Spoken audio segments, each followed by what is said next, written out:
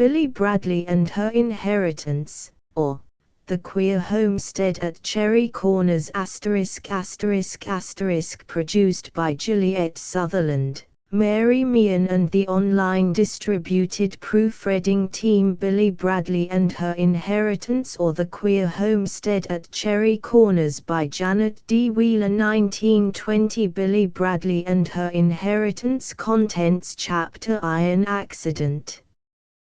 2 That $100. 3 Chit Helps. 4 The Last Hope.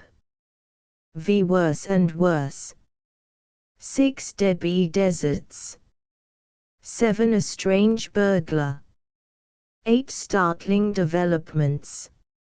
9 Ghosts and Things. X Old Furniture. 11 Billie Wins Out. 12 Great Plans. 13 Cherry Corners. 14 Weird Tales. 15 A Noise in the Dark. 16 Shadows and Mystery. 17 Only a Bat. 18 A Fish Story. 19 In the Dead of the Night. XX The Motor Again. XXI Both at Once. XXII A Thrilling Discovery. 23 The Wrecked Aeroplane. XXV Coins and Postage Stamps. XXV Large Fortunes.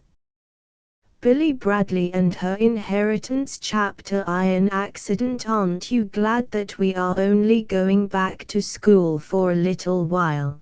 Cried Billie Bradley, as she gave a little exultant skip.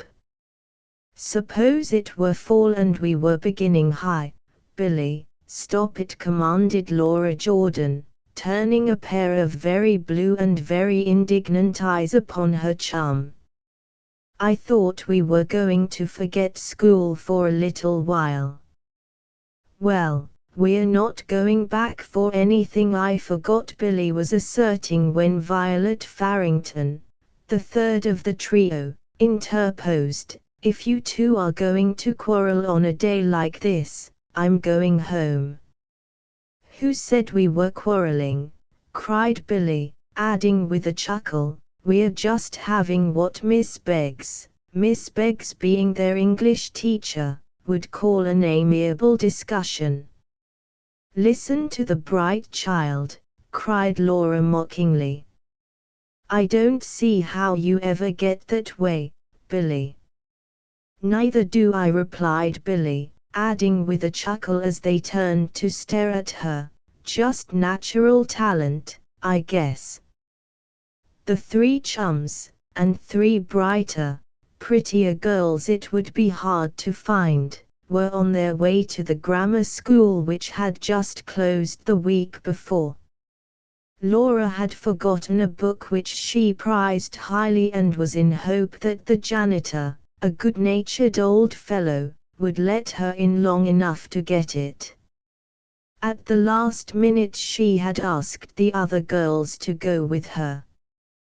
The 3 chums had lived in North Bend, a town of less than 20,000 people, practically all their lives. The girls loved it, for it was a pretty place. Still, being only 40 miles by rail from New York City, they had been taken to the roaring metropolis once in a while as a treat, and it was only with great difficulty that their parents had succeeded in luring them home again.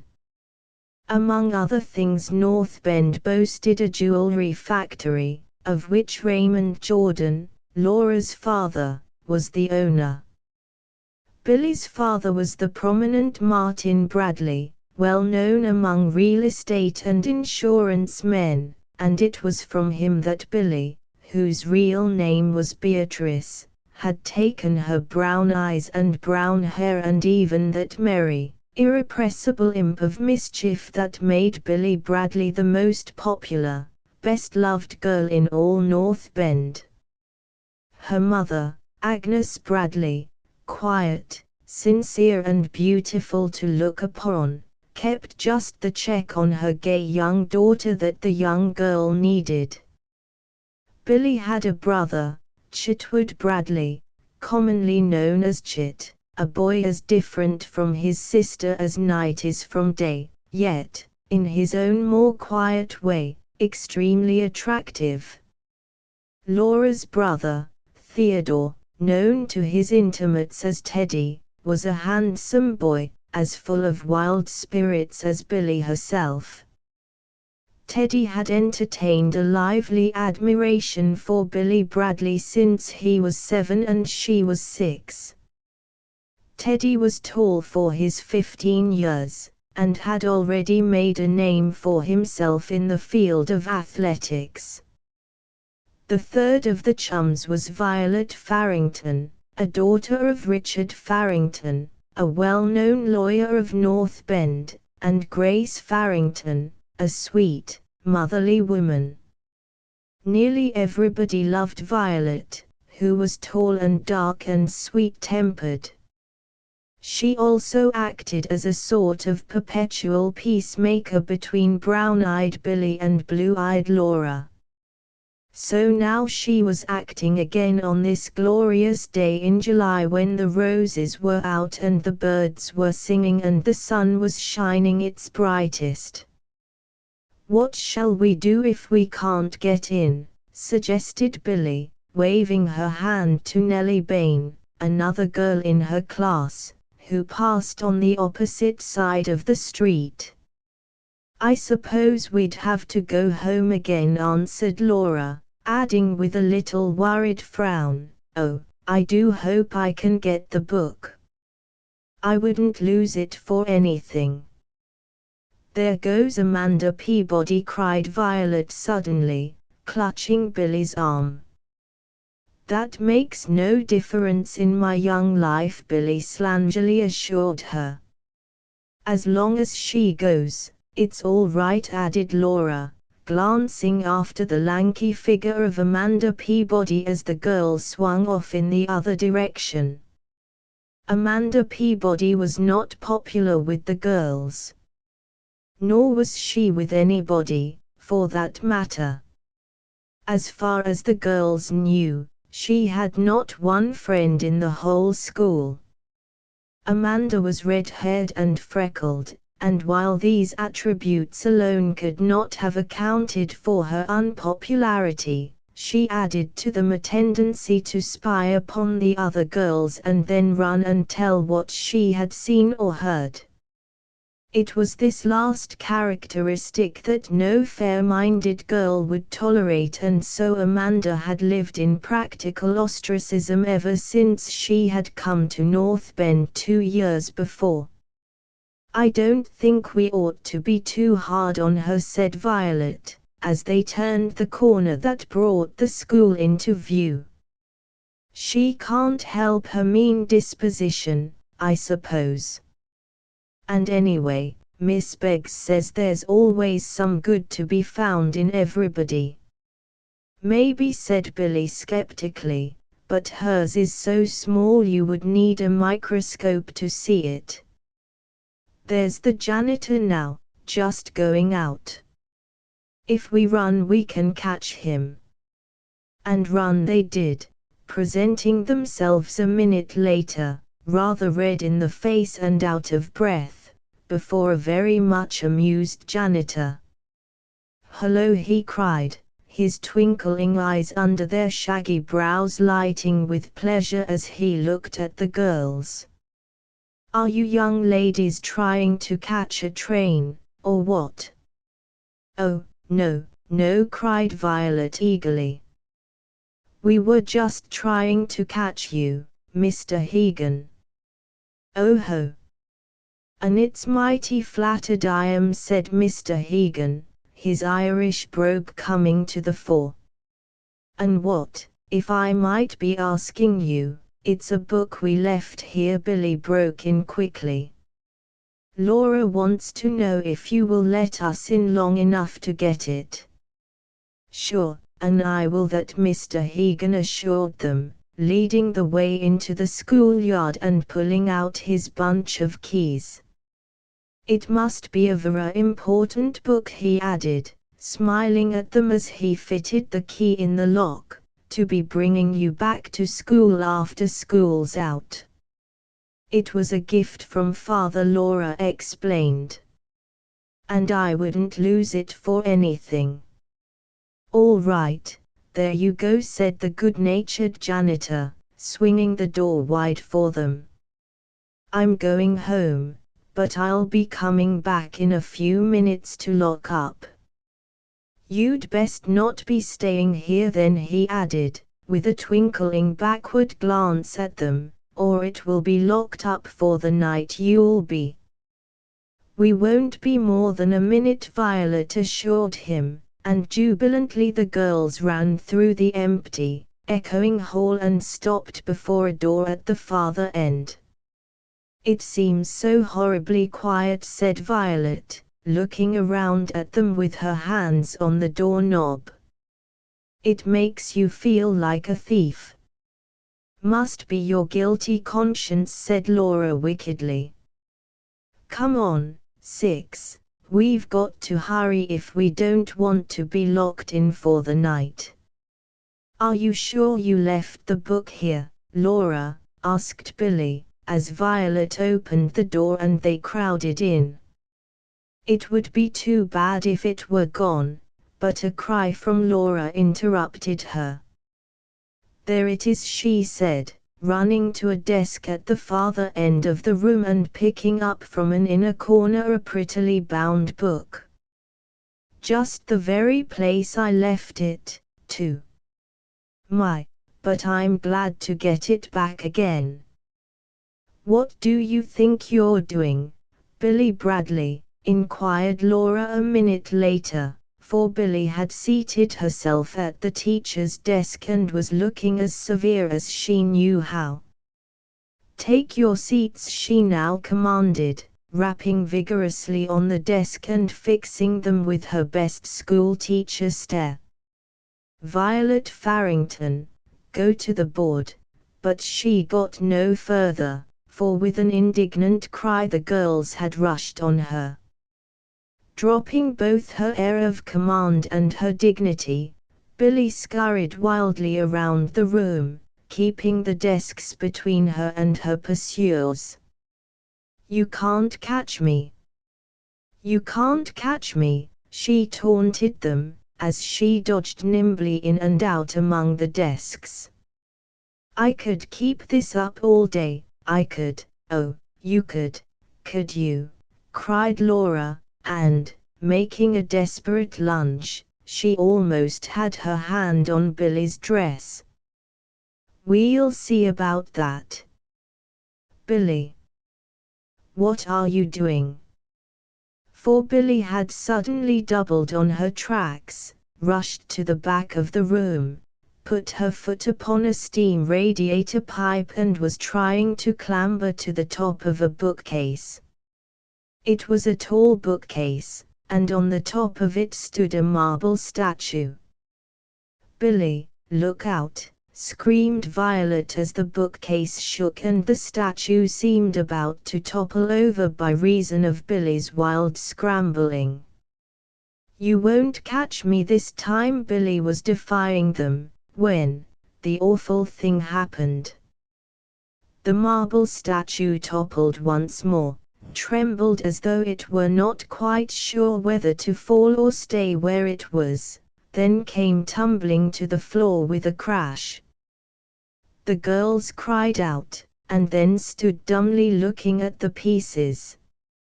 Chapter 2 That $100 Billie Bradley clambered down from her perch in awed silence.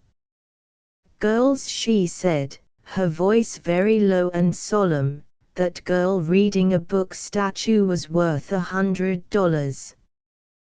The girls started, and Laura cried out, "How do you know it cost that much?" "I heard Miss Beggs say so," Billie replied dully. "Now I certainly have done it. Girls, what shall I do?" It couldn't be put together again, could it? Suggested Violet weakly, leaning down to examine the pieces. Of course it couldn't, sniffed Laura, adding suddenly, I suppose we could run away and nobody would know the diff. Look, cried Billie, excitedly pointing to one of the windows. Following the direction of her glance, the girls were just in time to see the freckled face and mean little eyes of Amanda Peabody disappear from the window. Oh, that sneak! Cried Laura in a rage, rushing across to the window while the other girls followed close at her heels. I wish I were a boy and she were another one. I'd just show her. Well, now she will tell, and we couldn't run away even if we wanted to, said Billie, sinking down on a bench and looking at them wistfully. Of course we wouldn't really have wanted to, she added, after a minute of uncomfortable silence. Only it makes me mad to have to do the right thing. Oh, I don't see why somebody doesn't run that Amanda person out of town, she went on, doubling up her fists and looking as if it might have been just as well for that Amanda person that she was not there at the minute. Teddy says he calls her nanny, said Violet, with a flash of humor, because it gets her goat. Sounds just like Ted, said Billie, with a smile. Then her face sobered again as she realized the gravity of the situation. Of course I'll have to make it good, she said, going over to the pieces again and regarding them mournfully. But how in the world am I ever going to get together $100? It might just as well be 1,000 as far as I'm concerned. The last was a wail. Won't your father give you the money? Asked Laura, for to Laura's father $100 was only a drop in the bucket. But Billie only shook her head while her face became still more grave. He would if he could, she said, but I heard him say only the other day that times are hard and everything is terribly expensive, and I know he is worried. Oh, girls, I'm in a terrible fix. I know you are, honey, said Violet, coming over and putting a comforting arm about her. But there must be some way that we can fix things all right. I'd like to know how, grumbled Laura, who had chosen to take the gloomy view. We might, she added generously, after a moment's thought, say that I broke it. Laura, dear, cried Billie, not quite sure whether to be offended or grateful for the generous suggestion. It's wonderful of you, of course, but you know I couldn't do that. And there's Amanda Peabody, added Violet. She wouldn't let us get away with anything like that. At which Laura nodded again, still more gloomily. Well, cried Billie, straightening up suddenly and trying to look hopeful, I suppose it won't do any good to stand here and look at the pieces. Besides, she added with a start, we've been here a terribly long time, and we don't want the janitor to lock us in. They started for the door on the run, but Billie suddenly turned, ran back and began gathering up the pieces of the broken statue. What are you going to do? Asked Violet, regarding her curiously. What does it look as if I were doing? Asked Billie, reaching for an old newspaper that lay in the forgotten paper basket. I might as well have the evidence of my crime. Anyway, I want to take them to Miss Beggs. Do you know where she lives? Asked Laura, stooping and helping Billie at her task. She sent me there one time to get some papers, Billie explained, as she rose to her feet, clutching the newspaper package. It's a boarding house on Main Street, only a few blocks from here. Shall we go there now? Asked Violet as they closed the door softly behind them and started down the hall. We might as well, answered Billie, with a sigh. The sooner I get it over with, the better I'll feel. But oh, that $100. Never mind, we'll get it if we have to steal it, said Laura firmly, as they came out into the flower-sweet air. That would be like jumping from the frying pan into the fire, remarked Violet, at which the girls had to laugh. As they swung out through the gate they met Mr. Hegan coming in, and he smiled at them from under his bushy brows. Did you get what you were after coming for? He asked them. Yes.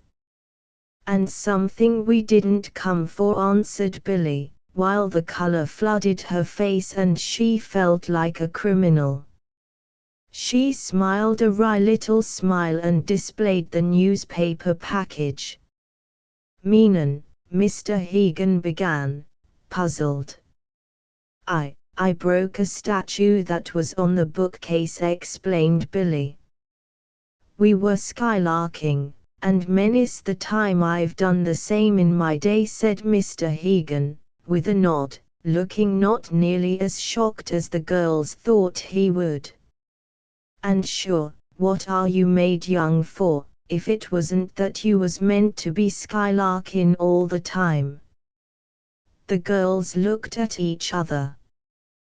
This strange sentiment had never occurred to them before, but they found it very comforting, nevertheless. But stammered Billie, this statue cost $100.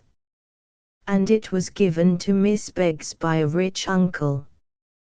Well, all I have to say is, that anyone who would spend $100 on a statue, said Mr. Hegan, deserves to have it broken on him. And having delivered himself of this surprising comment, the janitor saluted and ambled off into the schoolyard, leaving the girls to look after him with laughing eyes. You know I just love Irishmen, remarked Billie with emphasis, as they started on their way once more.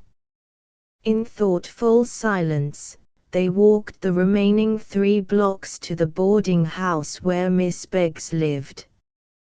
This is it, said Billie, as she came to a stop before a 3-story brick building that had all the respectable and uncomfortable appearance of a typical boarding house. Just like Miss Beggs, Billie was conscious of thinking. Well, let's go up, urged Laura, as Billie showed no inclination to move. We might as well get the agony over with. All right. Come on, cried Billie, running ahead of them and taking 2 steps at a time. As Dad says, a coward dies 1,000 deaths, the brave man only one. The end of this quotation brought them to the porch, and Billie looked for the bell. Now then, she said, and braced herself for the ordeal. A stout, middle-aged person, without any of the outward characteristics that are so often bestowed upon landladies in general, opened the door and looked at them inquiringly. Is there someone you wish to see? She asked them. Yes, replied Billie in a weak little voice. I would like to see Miss Beggs if she is at home. She isn't, said the middle-aged person. She went away for the summer 2 days ago. Did she leave any address? Billie managed to ask. No, she didn't, but I guess I could find out from one of the other ladies who is a friend of hers," the woman volunteered obligingly. "That is, if it's very particular," she added. "Oh, yes it is," said Billie earnestly. "I would be very much obliged if you could get me her address." "Well, I can't just now, because the lady that knows it isn't at home. But if you'll leave me your address I'll send it to you as soon's I find it out. Have you paper and pencil?" The girls had not. "Wait then, and I'll get something on which to write your address." The landlady went inside, closing the door after her, and in spite of herself Billie uttered a little sigh of relief. She felt very much like a reprieved criminal. A moment later the woman reappeared with a pencil and paper and painstakingly wrote down the address Billie gave her. "Thank you so much," said the latter, as she turned away. "You won't forget to send it just the first minute you can, will you?" The woman nodded and closed the door with a little bang. "I wonder why she didn't ask us in," said Laura, as they ran down the steps. "It was queer to keep us waiting outside." "Yes, it makes you feel like a book agent," chuckled Billie. "But oh, girls," she added, "I didn't know how much I dreaded facing Miss Beggs till I found out I didn't have to. I don't mind writing to her nearly so much." With somewhat lighter steps and lighter hearts they turned toward home. But Billie could not get the $100 statue which she had broken out of her mind. "I feel," said Laura, as they were turning the corner into her own street, "as if I ought to pay for that horrid old statue, Billie." "What do you mean?" queried Billie, while Violet regarded her with wide-open eyes. "Well, if it hadn't been for me and my old book," she explained, "we wouldn't have gone back to school, and then you wouldn't have gotten yourself into all that trouble. I really do feel guilty," she added earnestly. "I wish you would at least let me help you pay for it, Billie." Billie put an arm about the girl and squeezed her lovingly. "And I suppose you're to blame for my climbing the bookcase, too," she chided her fondly. "No, Laura dear, it's all my fault and you can't make me put the blame on anyone else." "But, oh," she wailed, "how in the world am I ever going to raise that $100? Chapter 3 Chit helps. The sun was flooding Billie Bradley's room when she awoke the next morning, and she sat up in bed with the feeling that it must be very late. She glanced at the little clock on the dresser and saw that its hands pointed to 8:30. "Oh, I'll be late to school," was her first thought. Then she checked herself and laughed. "School," she said, stretching her arms above her head with a delicious sense of freedom. As the old man said, "They ain't no animal. I guess I might just as well get up, though, for I feel as if I were starving to death." She was just putting her feet into very pretty bedroom slippers when she remembered the tragedy, or so it seemed to her, of the day before. The long night's rest had driven from her mind all thoughts of the statue. Was it really only yesterday that she had broken it? The thing seemed to have been on her conscience forever. "Girl reading a book," she said disdainfully, as she began to brush her hair vigorously. "Horrid old thing. I suppose she was a grind anyway, like Amanda Peabody. The thought of Amanda did not serve to lift her spirits any, and it was in a rather gloomy mood that she finally descended to the breakfast table. To make things worse, she found that all the rest of her family, including Chit, had breakfasted bright and early, which meant that she would have to eat her breakfast in lonely state. The room was cheerful with sunlight, for Mrs. Bradley had often said that a bright dining room had more to do with making a happy home than any other one thing. But this morning Billie did not even notice it. She opened the swinging door to the kitchen and peeped in cautiously to see whether Debbie, their black and much pampered cook, was in a good enough mood to cook her some breakfast. A cheerful aroma greeted her, and she sniffed at it longingly. Bacon and eggs, and was it cornbread that Debbie was just taking out of the oven? "Oh, Debbie, give me something to eat, quick," she cried. "I'm starving." Debbie turned and favored her with a large black stare.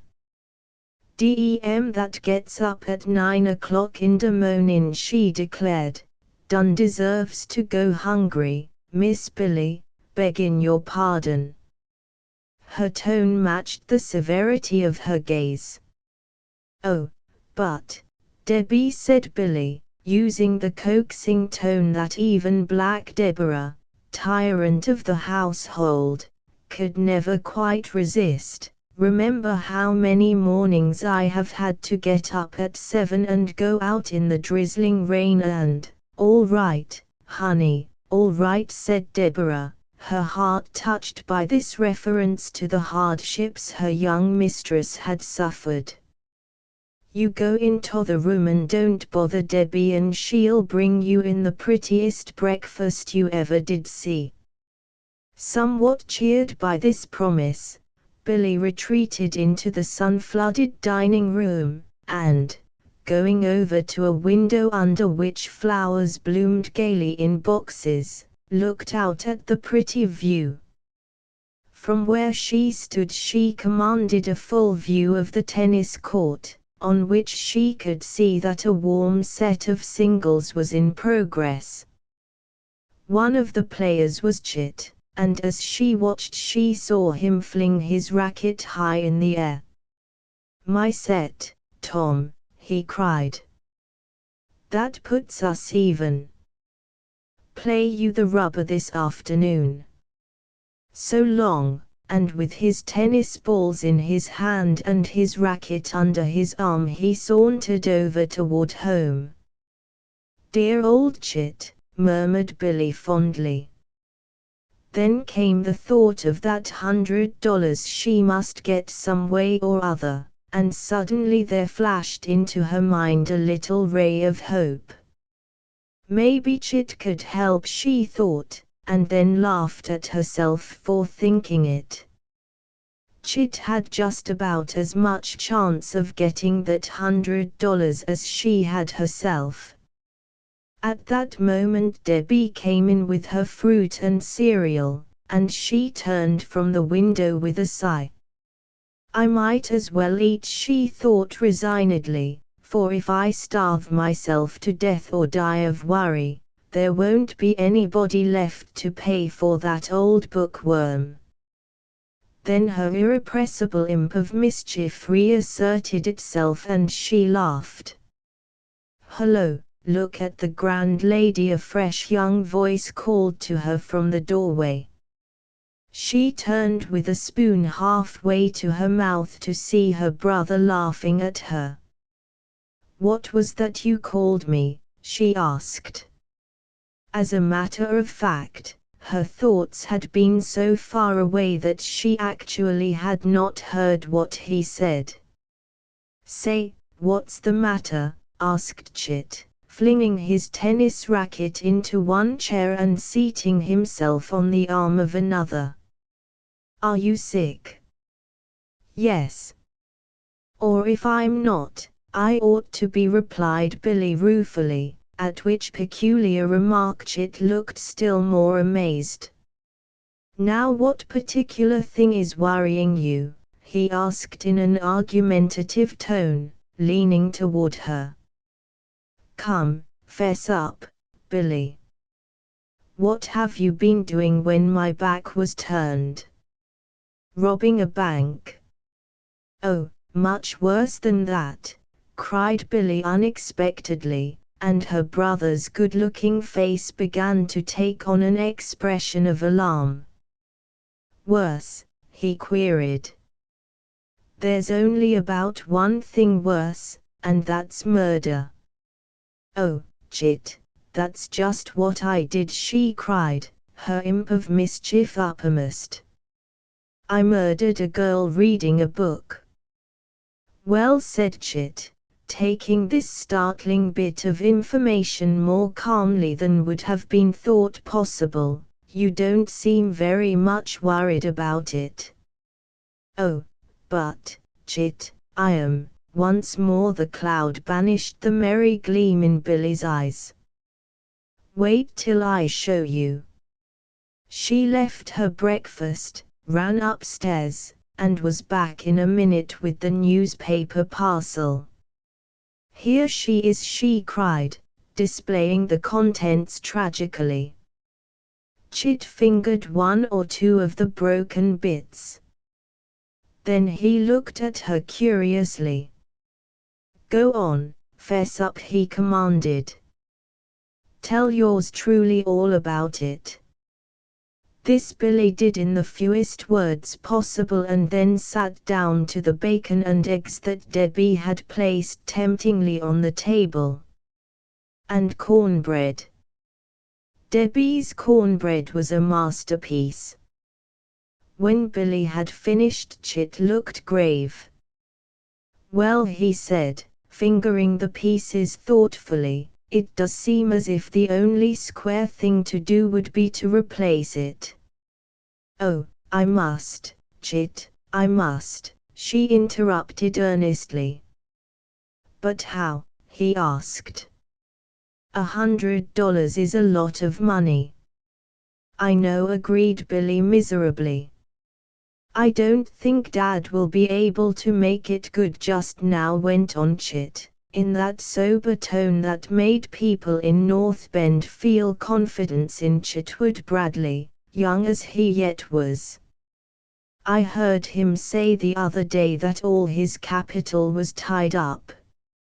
And then it costs so much to live. Oh, I know all that, broke in Billie desperately, then added, looking up at her brother appealingly, Chit dear, I've got to find the money to replace that statue some way. Won't you help me? You bet your life I will, cried Chit, with a hearty boyishness that made Billie's eyes glow. I'll do everything I can, sis. I tell you, he paused as a thought struck him. Oh, what? She cried, grasping his arm as he started from the room. Oh, Chit, tell me. I'll show you in a minute, he promised, and was off, up the stairs, taking them 3 at a time, judging from the noise he made. In what seemed to Billie no time at all he was back again, holding something in his hand that jingled. Here's $1.15, he said, holding out to her all his available wealth. I almost forgot I had it. You can use it to start the fund. Oh, Chit. Billie's eyes were wet and she hugged him fondly. You're the very darlingest brother I ever had. And the only one, Chit was beginning, when Billie interrupted him by breaking away and putting a finger to her forehead. Let me think. Impossible, he cried in a deep voice. Chit, she said, speaking quickly, I have 75 cents myself, and that with your $15, Chit corrected gravely. We'll make quite a respectable start to our fund. And she was off up the stairs in her turn, making almost as much noise as Chit had done. In a moment she was back again with the precious 75 cents and a small tin box. "Here's the bank," she cried gaily. "It will be real fun filling it up." "Yes, but where are we going to get the money to fill it up with?" Chit reminded her, and her bright face fell again. "Oh, we'll find a way," she said with a confidence she was far from feeling. "Maybe Dad will help a little." "Have you told him about it?" asked Chit. "No. But I will tonight," she said, with a little sinking feeling. "I hate to tell him, awfully, but I suppose I'll have to." "Well, don't worry anyway," said Chit, patting her shoulder reassuringly. "You know Dad says worry is a waste of time, because everything will all be the same 100 years from now." But Billie's shake of the head was very doubtful. "I don't see how that helps me any, now," she said. Chapter 4. The Last Hope. That afternoon Billie took herself and a book out on the porch and tried hard, but unsuccessfully, to forget her troubles. The more she tried to fix her attention on the printed page before her, the more the broken statue rose before her eyes, until at last she closed the book with a slam and bounced impatiently in her seat. "That horrid old girl reading a book has spoiled my whole summer for me," she said, her lips pouting rebelliously. "I wish I hadn't gone back to the old school anyway. I might have known it would bring me bad luck." "Oh, here comes Laura," and her face brightened as she saw the familiar figure of her chum swinging up the street. "I wonder what she wants. Whatever it is, she seems to be in a terrible hurry about it." "Hello, what's the rush?" she sang out, as Laura Jordan ran up the steps of the porch. It's that nanny goat Amanda Peabody," cried Laura, panting a little, for she had indeed been in a hurry. "What do you think the old sneak has been up to now?" "What?" queried Billie, as she moved over to make room for her chum in the seat beside her. "Telling tales again." "How did you guess it?" cried Laura, her face flushing with indignation. "And about you, Billie?" "Oh, I could have killed her." "Well, we expected it, didn't we?" Billie asked, in a matter-of-fact tone. "We knew when we saw her looking in at the window that was exactly what she would do." "Well, I know. But she went to the janitor about it." And Laura looked as if that in some way magnified the offense. "Well, there wasn't anyone else to go to," remarked Billie reasonably. "Goodness. Aren't you even mad about it?" asked Laura, her blue eyes snapping. "Not particularly," replied Billie, for she was beginning to be terribly tired of the whole subject. How she hated that imbecile girl reading a book, and Amanda Peabody and everybody. "I got all over being angry with Amanda Peabody long ago," she said in answer to Laura's incredulous look. "If I should get that way every time she did anything, I'd never live to grow up." In spite of her indignation, Laura chuckled. I never did think of it in that way, she admitted, adding, after a minute's thought, Billie, dear, haven't you thought of some way you might pay for the statue? I didn't sleep a wink last night for thinking of it. Neither did I, said Billie gloomily, forgetting that she had in reality slept very soundly. Chit and I have started a fund with $1.15 of his and 75 cents of mine. That's as far as we have got so far. I did think of Uncle Bill, she added slowly, mentioning a great-uncle who occasionally visited them. Great Uncle Bill, repeated Laura, pricking up her ears. The uncle who used to trot you on his knee and call you Bill's Billie. Yes, Billie nodded. Uncle Bill and I were always good chums, and I think if I told him what a fix I'm in, he might be able to help. He has loads of money too. Billie, cried her chum rapturously, why didn't you think of that before? Why, it's the very thing. But I hate to ask him, sighed Billie, not sharing Laura's enthusiasm in the least. I never had to ask anything of anybody before.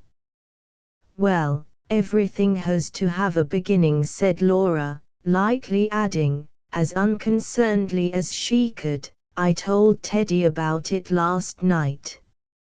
You did, cried Billie, turning upon her while the color flooded her face. Laura, what did you do that for? You don't mind, do you? Queried Laura, wide-eyed. I'm sure I never thought of your not wanting Teddy to know. Oh, I suppose it doesn't make any difference, sighed Billie, adding plaintively, only I don't like everybody to know how crazy I am. Teddy doesn't think you're crazy, said Laura, with a chuckle, regarding Billie out of the corner of her eye. In fact, if I should tell you what he does think of you, oh, don't be foolish, almost snapped Billie, and again Laura chuckled inwardly. Well, you needn't be so cross, she said. I can't help what Teddy does or thinks. Here he comes now, she added, glancing up the street. Oh, and I'm a perfect fright, cried Billie, her hands flying to her hair, by the way, which was arranged in the very best manner to set off Billie's sparkling prettiness. Laura, she turned accusing eyes upon her chum, tell the truth. Did you know he was coming? No, said Laura honestly, adding with a little chuckle, but I sort of had an idea that he might happen along. If ever a boy looked handsome, it was Teddy Jordan as he swung up the street to Billie's house. He was very tall, looking more like a lad of 18 than the 15 years he was. His fair hair waved back from a broad forehead, and his merry grey eyes sparkled with the joy of living. Hello, he greeted the girls, as he took the porch steps 2 at a time and seated himself on the railing. Laura has been telling me of your escapade, Billie Bradley, and I've come to find out what you mean by going about busting busts. That isn't good English, is it? It doesn't sound just right, agreed Billie, dimpling adorably. You speak as if I were pardon me, breaking busts for a living. And it wasn't a bust, but a whole statue. No part-way things for me. There's Nellie Bain, I must speak to her, cried Laura, and before either of the others realized what she was up to, she was gone, leaving them alone. Quite naturally Teddy came over and took the seat his sister had vacated. "I say, Billie," he said, his handsome eyes regarding her frankly, "you know, I'm really awfully sorry about that business. It makes me mad that you should be troubled with it. You and I have always been pretty good friends, haven't we?" he finished unexpectedly. Surprised, Billie answered warmly, "The very best of friends, Teddy." "We ought to be," she added with a little laugh. "We've known each other pretty nearly forever." "Then let me help," begged Teddy earnestly. "You know my allowance is a way more than I need," but Billie stopped him, shaking her head decidedly. "You're a perfect angel, Teddy, to want to do it," she said. "But I really couldn't let you." "Don't you know I couldn't?" "I don't see why," grumbled Teddy, for after all he was only a boy, and just now a disappointed one. "Laura says you're set on replacing the thing." "Of course I'll have to," Billie said. "And if you are going around getting yourself sick with worry, what sort of good time do you think the rest of us are going to have?" he burst out indignantly, and for the life of her Billie could not help smiling. For a moment Teddy seemed undecided whether to laugh or be angry, but ended, as he nearly always did, by laughing. "But it really isn't very funny," he reminded her when they had finished. "Goodness. You don't have to tell me that," said Billie ruefully. "This is the first good laugh I've had since I broke the old thing." Teddy looked penitent.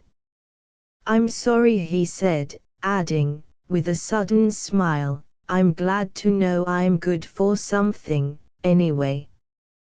I can still make you laugh." "You very foolish boy," said Billie, patting his hand affectionately. "As if that were all you were good for." "Well, if you feel that way, I don't see why you won't let me replace the statue," said Teddy, still nursing his disappointment. "Girls are funny, anyway." "We know it," said Billie lightly. "But we can't help it.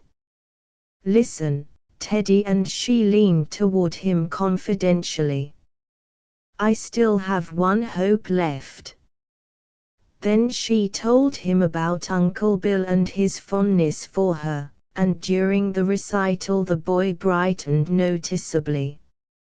"Well, I hope the old boy comes up to the scratch," he commented disrespectfully, adding hurriedly as Laura said goodbye to Nellie Bain and started toward them, "And, Billie, if you change your mind about what I asked you, let me know." "Promise." Billie promised, and a few minutes later said goodbye to the brother and sister and watched them down the street with a very warm feeling somewhere in the region of her heart. "Isn't it great to have friends?" she asked a robin that had perched itself on the edge of the porch and was looking at her knowingly. "And isn't Teddy the handsomest boy you ever saw?" To which the robin, knowing little rascal that he was, nodded not once but twice. Chit came up on the porch a few minutes later and enticed Billie out for a game of tennis with him, hoping to get her mind off the broken statue.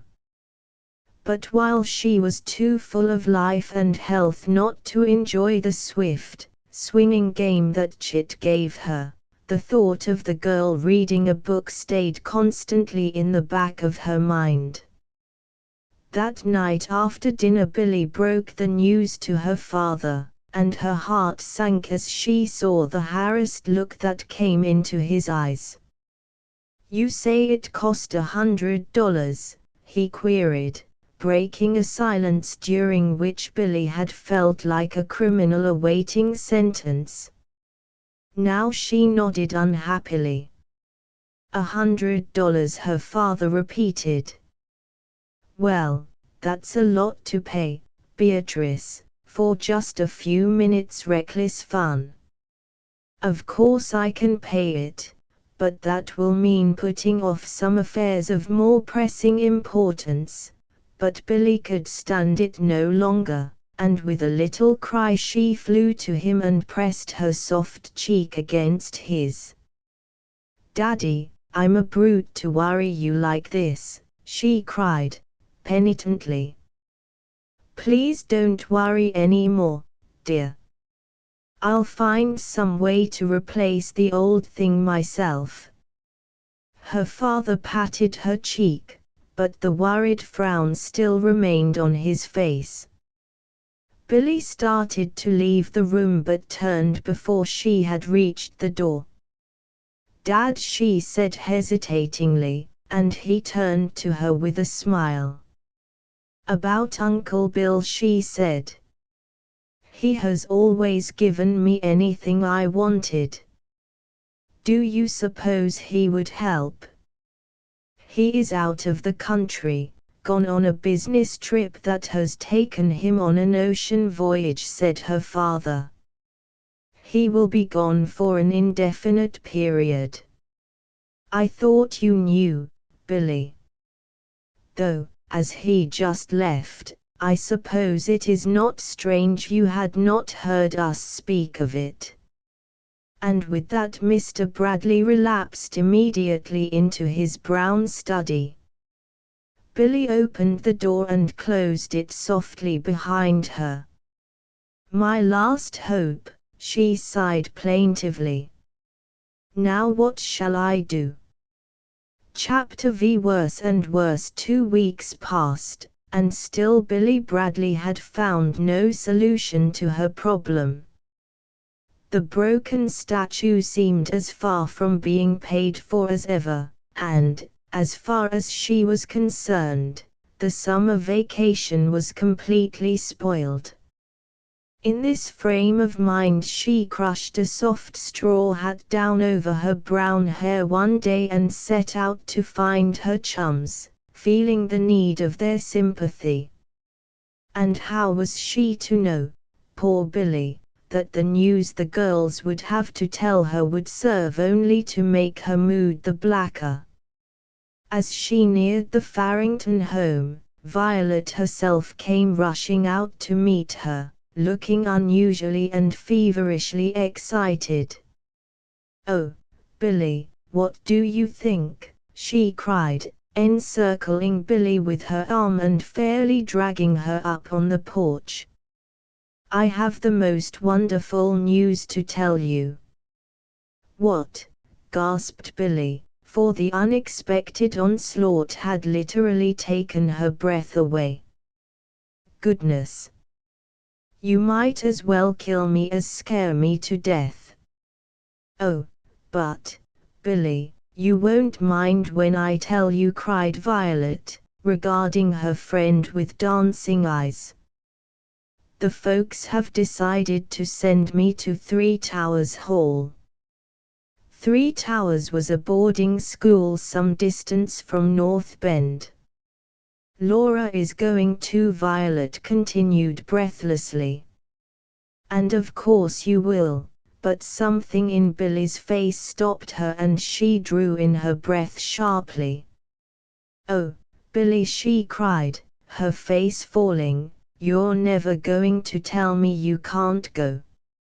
"I guess that's just what I am going to tell you," said Billie, her fists clasped so tightly that the knuckles showed white.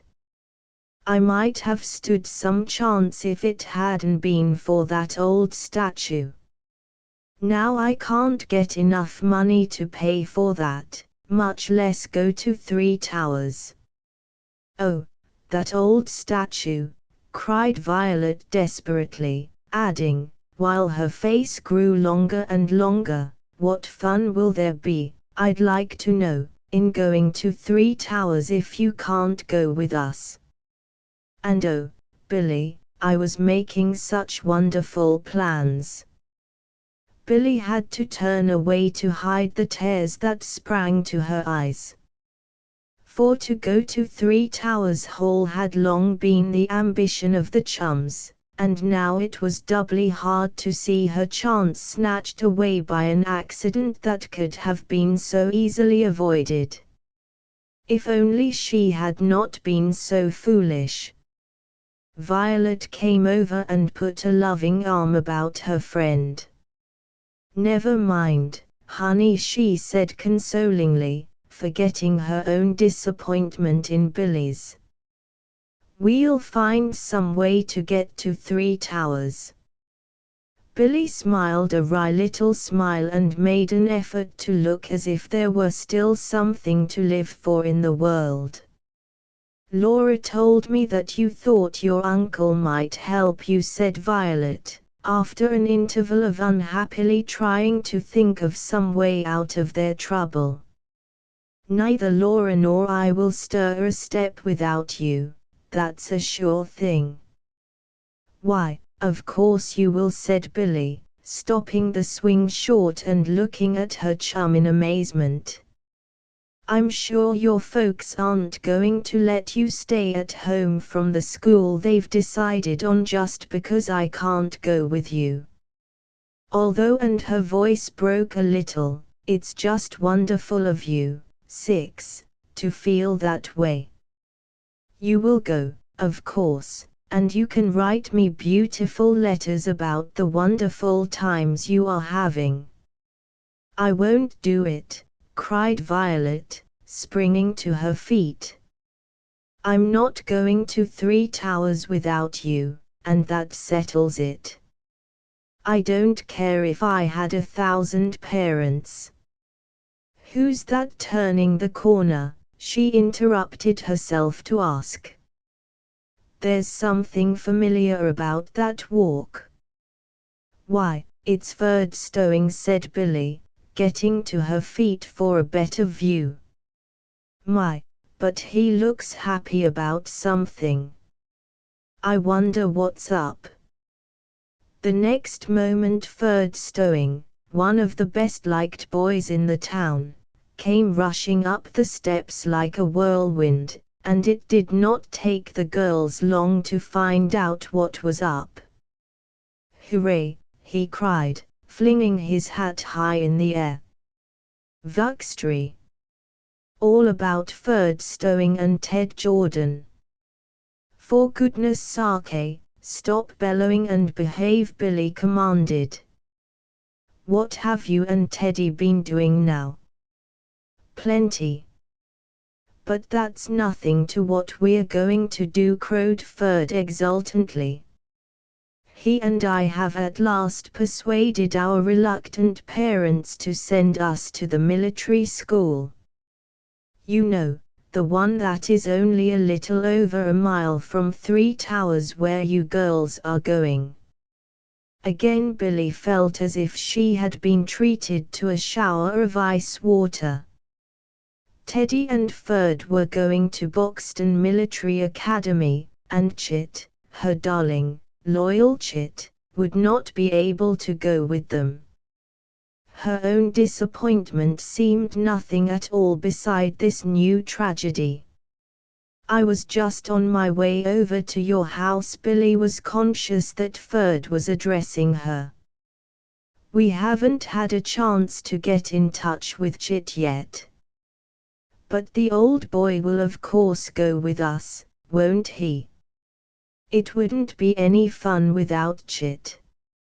Almost the very words Violet had said to her, thought Billie, as she tried to swallow a sob and only succeeded in turning it into a funny little cough. "He will, won't he?" Ferd was insisting, while Violet watched them with troubled eyes. Why, I don't know," Ferd Billie stammered, trying to make her voice sound natural. "I do know one thing, and that is that Chit is crazy to go and will if he gets half a chance. Then I guess it's all right, said Ferd, leaning back with a sigh of relief.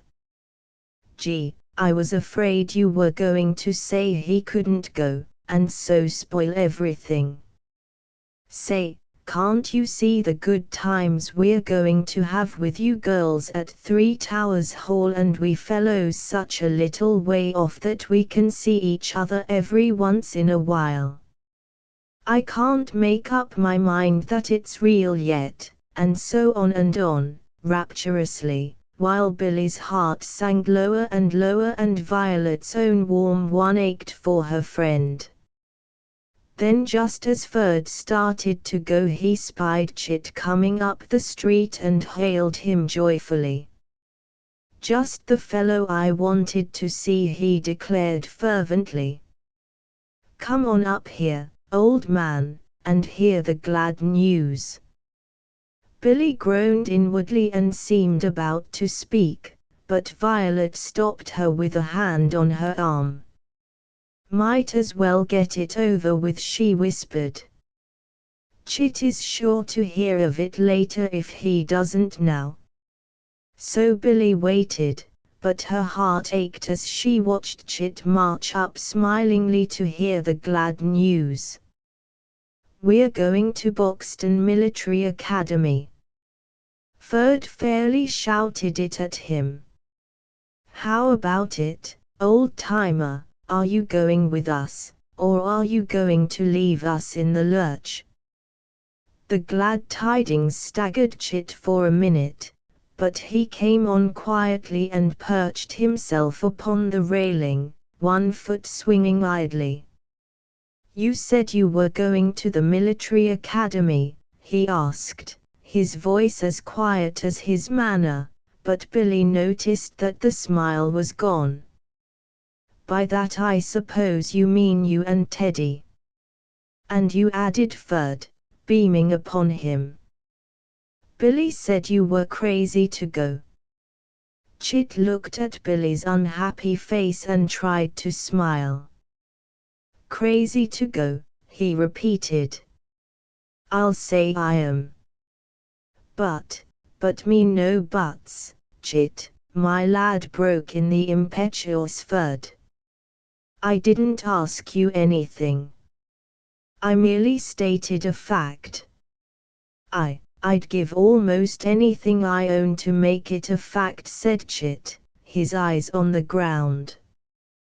But I'm very much afraid you'll have to guess again, old man. Guess again? Well, I should say not, cried Ferd, getting to his feet indignantly. Why, the thing can't be done without you, Chit. Didn't Billie say? Billie only said, interrupted Violet, coming to Billie's rescue, that Chit was crazy to go and would if he had half a chance. Ferd sank back in his chair, too dismayed to speak. Well, of all, say, old man, you've got to go, and he turned to Chit pleadingly. What sort of a party do you think this is going to be anyway, with Billie at Three Towers Hall and you back here in North Bend? It's not fair. Not fair, flared Billie. You don't suppose I'd go to Three Towers and leave Chit here, do you? Then you're not going either, cried Ferd, seeing all his castles in the air coming down about his ears with a crash. Billie shook her head unhappily. No, I'm not going either, she said. Chapter 6 Debbie Deserts. Billie Bradley really tried to be cheerful in the days that followed, but try as she would, she could not altogether keep out the vision of Three Towers Hall, the boarding school to which she had wanted to go ever since, well, almost since she had wanted anything. Laura and Violet would go without her. They would have to go, even in spite of their loyal determination not to. Their parents would have something to say about that. And Chit was in just as bad a fix, for Boxton Military Academy had been his dream even as Three Towers Hall had been Billie's. Oh, if only they could all go, what a wonderful time they could have. Oh, well, and Mr. and Mrs. Bradley, sensing something of all this, were very unhappy and cast about desperately for some way to give their boy and girl the advantages that the others would have.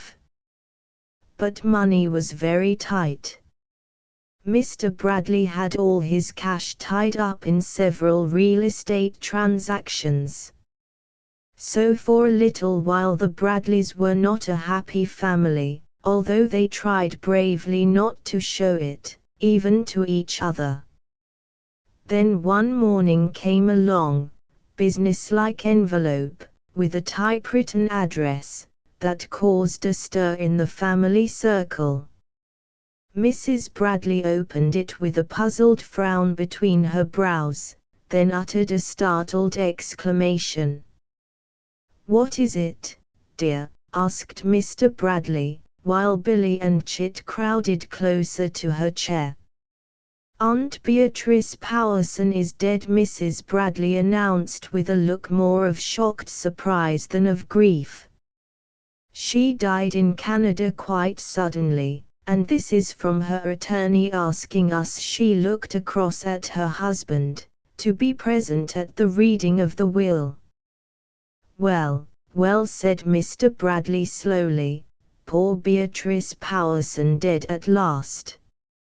I suppose she got as much out of life as any of us, though, in her eccentric way."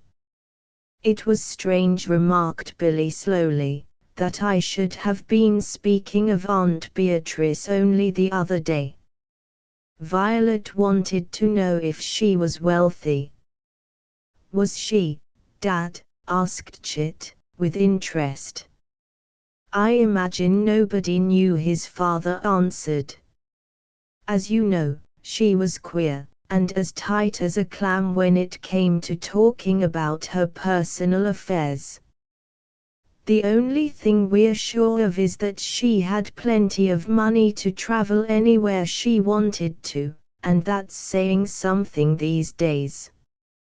"I say, Billie," cried Chit, his eyes shining with the thought, "dear, unselfish Chit." His first hope even then was more for Billie than himself. "You are Aunt Beatrice's namesake, you know. Maybe she left you something in her will." "Chit," his mother chided gently, "don't you think it is rather heartless to be counting on what Aunt Beatrice has left when we have just heard of her death?" "I suppose so," said Chit, rather abashed. "But then you know we only saw her about once in every 3 years, and then she wasn't very friendly." "Are you really going, Mother, you and Dad?" asked Billie, for it seemed impossible to her that her father and mother should go off on such a long journey and leave her and Chit behind. "Are you?" she asked again anxiously. "Yes, I suppose we must," said Mrs. Bradley, looking across at her husband, who answered her with a smile. "I don't see what else we can do," he replied, as he looked at his young daughter. "You can keep house while we're gone, Billie, just to see how you like it." "Me keep house?" cried Billie, dismayed. "Why, I don't know the first thing about it." "That's the best way to learn," returned her father, while Mrs. Bradley began to smile. "Experience is the very best teacher, you know." "That's all right, but you don't seem to realize that she will be learning at my expense," groaned Chit, adding as a horrible thought struck him, "Billie won't have to cook anything, will she? Of course not, laughed Mrs. Bradley, and Chit sighed with relief. Debbie will be here as usual to do the cooking. And, of course, she added to Billie, putting an arm about her and drawing her close, Debbie will help you with anything you want to know. We probably won't be gone more than a week, anyway. So it was arranged, and a couple of days later, with a wildly beating heart and a rueful smile upon her lips, Billie stood with Chit upon the station platform and waved goodbye to her father and mother. When the train had rounded the curve and disappeared with one last challenging blast of the whistle, Billie and Chit turned to each other, feeling as lost and forlorn as the babes in the wood. Now, what do we do next? Breathed Billie, breaking the silence at last. I feel helpless, Chit. Well, I don't think you have anything on me, admitted Chit slangily. I suppose the most sensible thing to do would be to go home and see how Debbie is getting on with the lunch. Goodness, that's the first time I ever had to be reminded that I was hungry, said Billie, and with that they laughed and felt more natural. The rest of that day went off beautifully, and Billie was beginning to feel very confident when suddenly Debbie threw a suggestion bomb like in the midst of her contentment. I hate to bother you, miss, said the black cook, approaching her mistress the next morning. Billie, by the way, was busily dusting the living room with a very becoming dust cap perched on top of her pretty hair. But this is my day out. Your day out, gasped Billie, sitting down hard on the chair she had been dusting and regarding Debbie's black face with dismay. You never can mean that you are going to desert me, Debbie. Leave me to do all the cooking and everything. The awful vision was too much for her and her voice died down to a whisper. I'm terrible sorry, Miss Billie, said Debbie, gently but very, very firmly.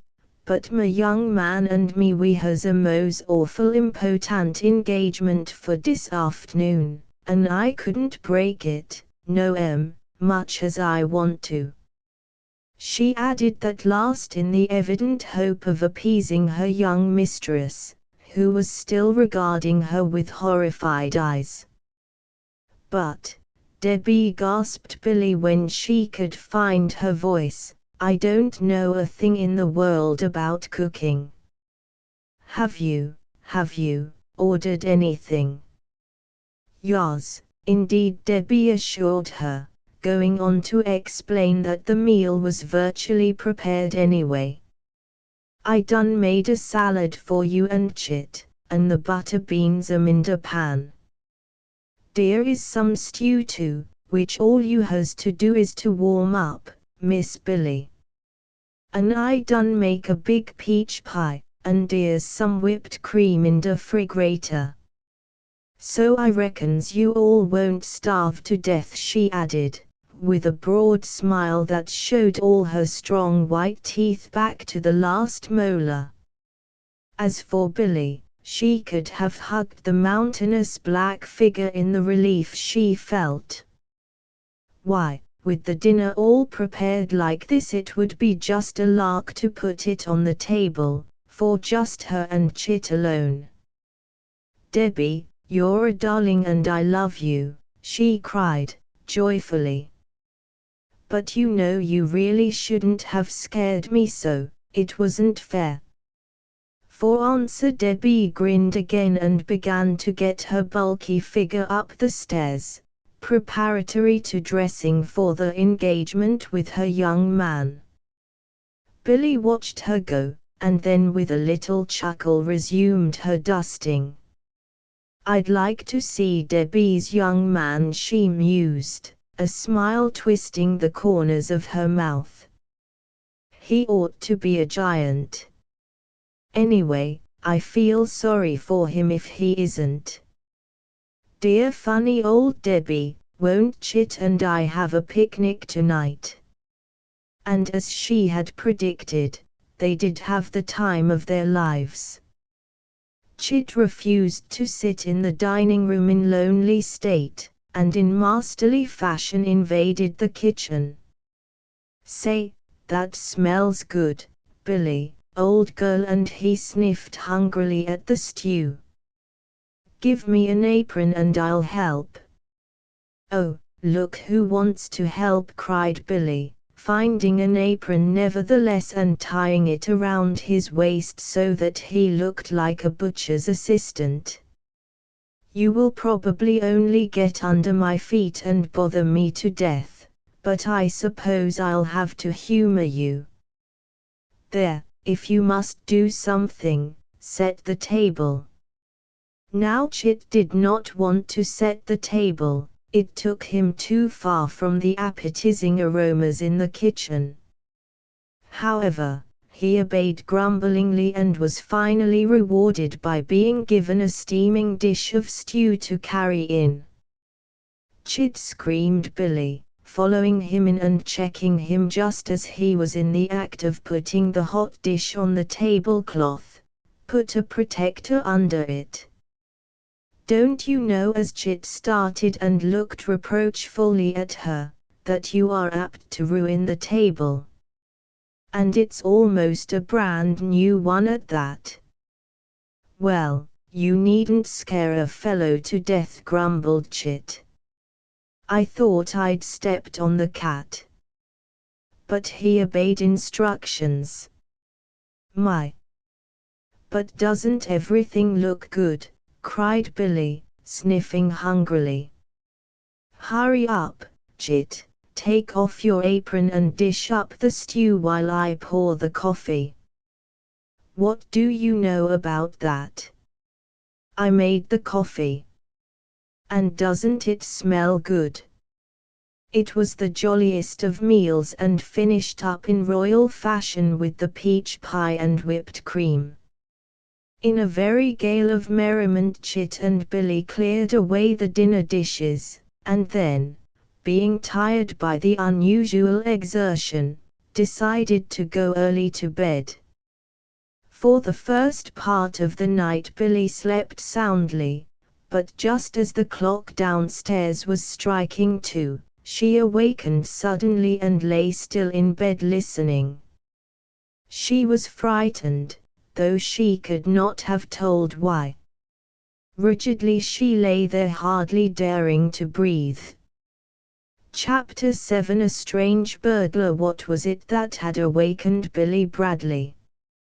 Hardly had the girl asked herself that question when she heard it, a padding, stealthy, creeping noise that made her clutch the bedclothes and draw them tighter about her. Then in a panic she realized that whatever it was had started upstairs. Nearer, nearer came the stealthy padding, till Billie realized it had reached the landing. Her scalp crept and her hair began to stand on end. Her door was the nearest to the stairs, and she was all alone in the house with Chit. Swiftly, she threw off the covers, jumped out of bed, and with her limbs trembling under her, ran to the door and softly turned the key in the lock. Then she leaned weakly against the door and listened for the noise, but it had stopped. Evidently the burglar, if burglar it was, had paused to get his bearings. Then another horrible thought struck her. Chit was sleeping in the next room, and Chit's door was unlocked. On feet that seemed too weak to hold her she crept into Chit's room. Luckily there was a connecting door between, and softly turned the key in his door also. Evidently she was just in time, for as she listened the stealthy noise began again and it was coming toward the very door she had just locked. She uttered a little involuntary sound, and Chit sat up in bed with a start. What's up? He demanded sleepily. Oh, hush, cried Billie. Scurrying to his bed and leaning over, she whispered the awful words. There's a burglar in the house, Chit. A burglar, repeated Chit, wide awake by this time. Who says so? Don't be foolish. Didn't I hear him myself? Cried Billie in a desperate whisper. Oh, Chit, he's on the stairs outside. Well, why doesn't he come in? Is he bashful? Queried Chit, seeming not in the least alarmed. Billie shook him impatiently. He probably would have come in if I hadn't locked the doors, she told him impatiently. For goodness sake, Chit, wake up and tell me what to do. He may have stolen everything we own by this time. Hush, cried Chit, grasping her arm, and in a tense silence they listened. Yes, they could not be mistaken. Something was surely brushing against the door. Thank heaven, she had locked it, thought Billie, as she began to feel her hair stand on end again. Once more came that brushing sound. And then, very distinctly, a sniff. Oh, Chit, cried Billie, clutching her brother's arm spasmodically. Nervy beggar, muttered Chit. If I had a gun I'd know what to do. But say, he added, as a happy thought struck him, there's Dad's.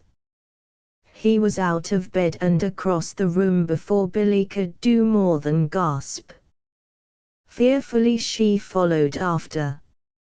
Luckily Chit had elected to sleep in his parents' room during their absence so as to be nearer Billie, and he had happened to remember the secret hiding place that his father had shown him not long before, where he kept his revolver always loaded and ready for action.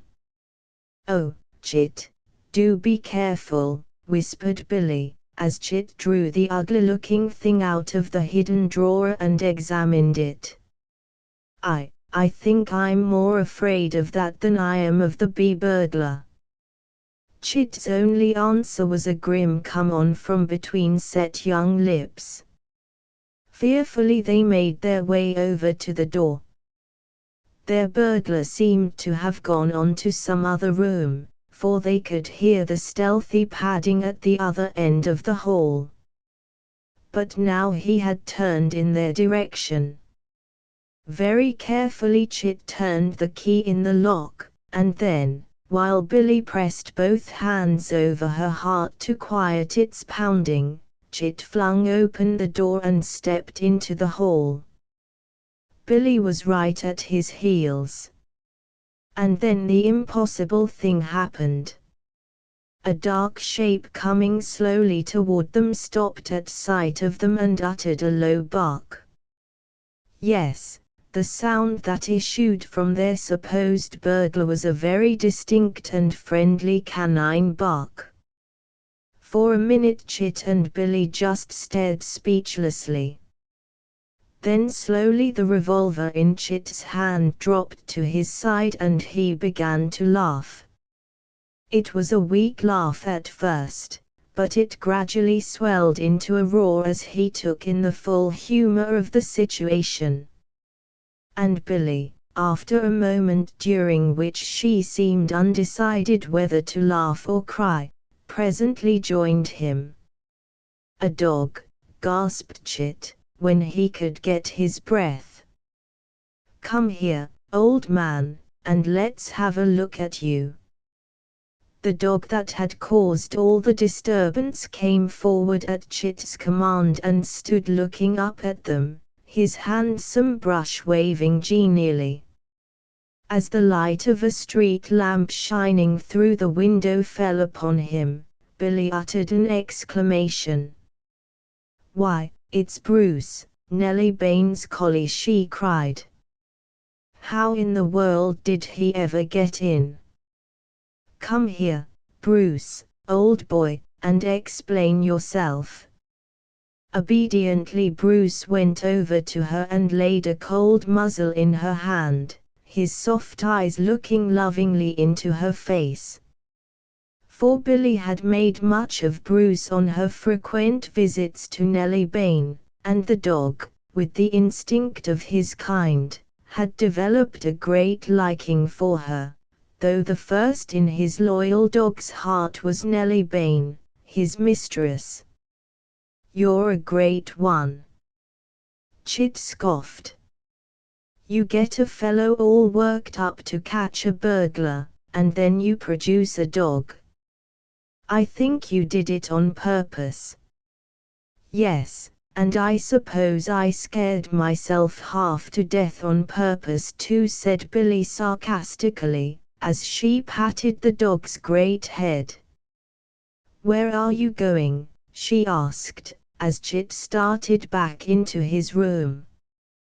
To put this thing where I got it, he explained, holding up the pistol from which Billie shrank back. Don't imagine we'll have any further need of it tonight. Wait a minute, ordered Billie, and Chit turned back surprised. We haven't found out yet how Bruce got in, she explained, looking fearfully over her shoulder, for the effects of her fright had not quite left her yet. Don't you think we'd better take that along while we look through the house? We must have left a door or a window open somewhere. Bruce couldn't have come through the wall, you know.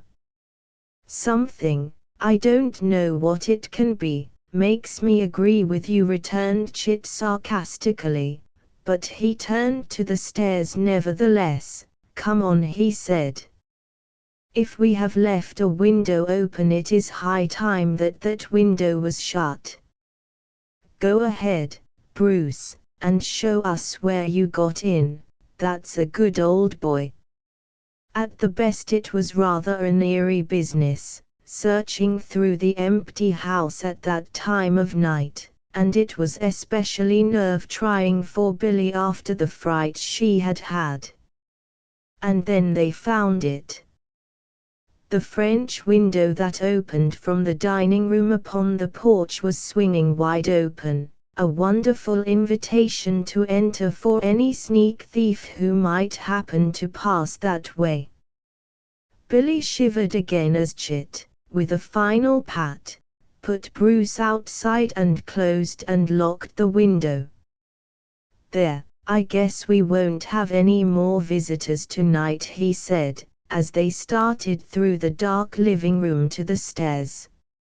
Let's hope not, returned Billie fervently.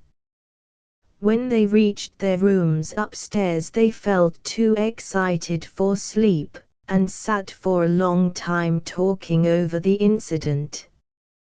They could laugh now at their surprise in meeting friendly Bruce instead of a very unfriendly housebreaker, but more than once both of them caught themselves listening for sounds in the silent house below. It was just luck, said Billie, as she rose at last to go to bed, that it was Bruce that happened to find that open window instead of someone else.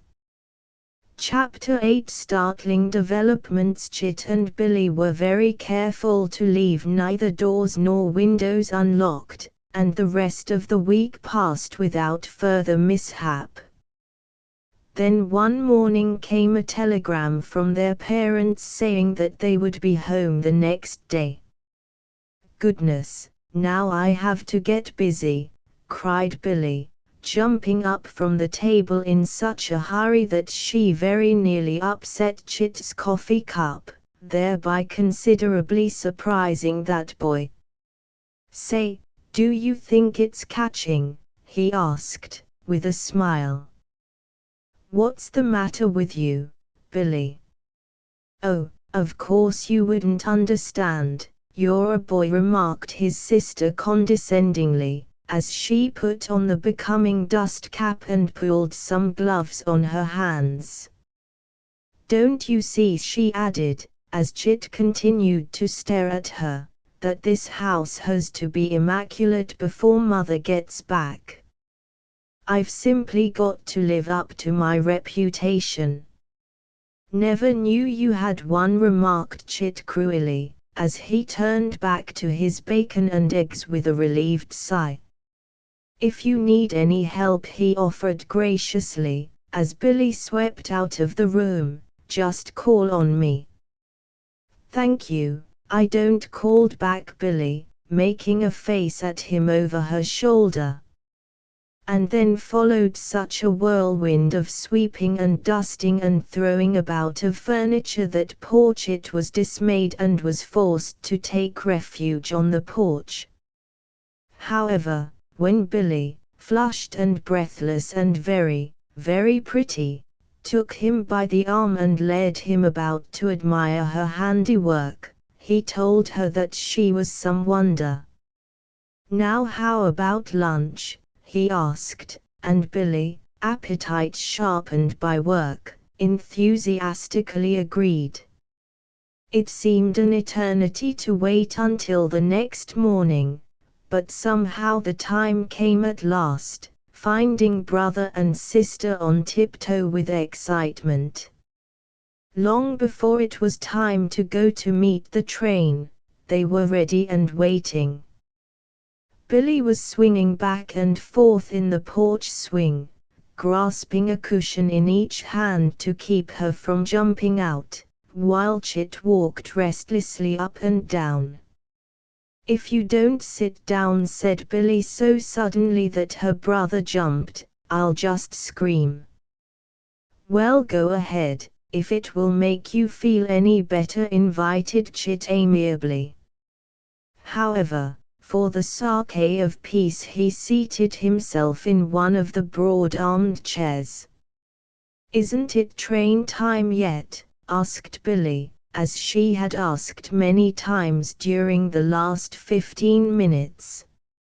"Here," said Chit, handing over his watch, "take this and keep looking at it." "My voice is getting hoarse saying no, but I don't see why we can't go down to the station anyway," argued Billie. "Only that it's about 100 times more comfortable to wait here." "But we might miss the train," wailed Billie, and Chit jumped to his feet with a chuckle. "Oh, come on," he cried. "We've missed the train several times according to you. In a minute you will almost have me worried."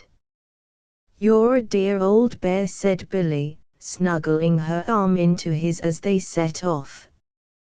"You certainly do have a way with you, Billie, that gets you what you want," he admitted, adding meaningly, "Besides, I'm thinking I'd better keep on the right side of you just now." "Why?" asked Billie, puzzled. "In case Aunt Beatrice left you something. You were her namesake, remember?"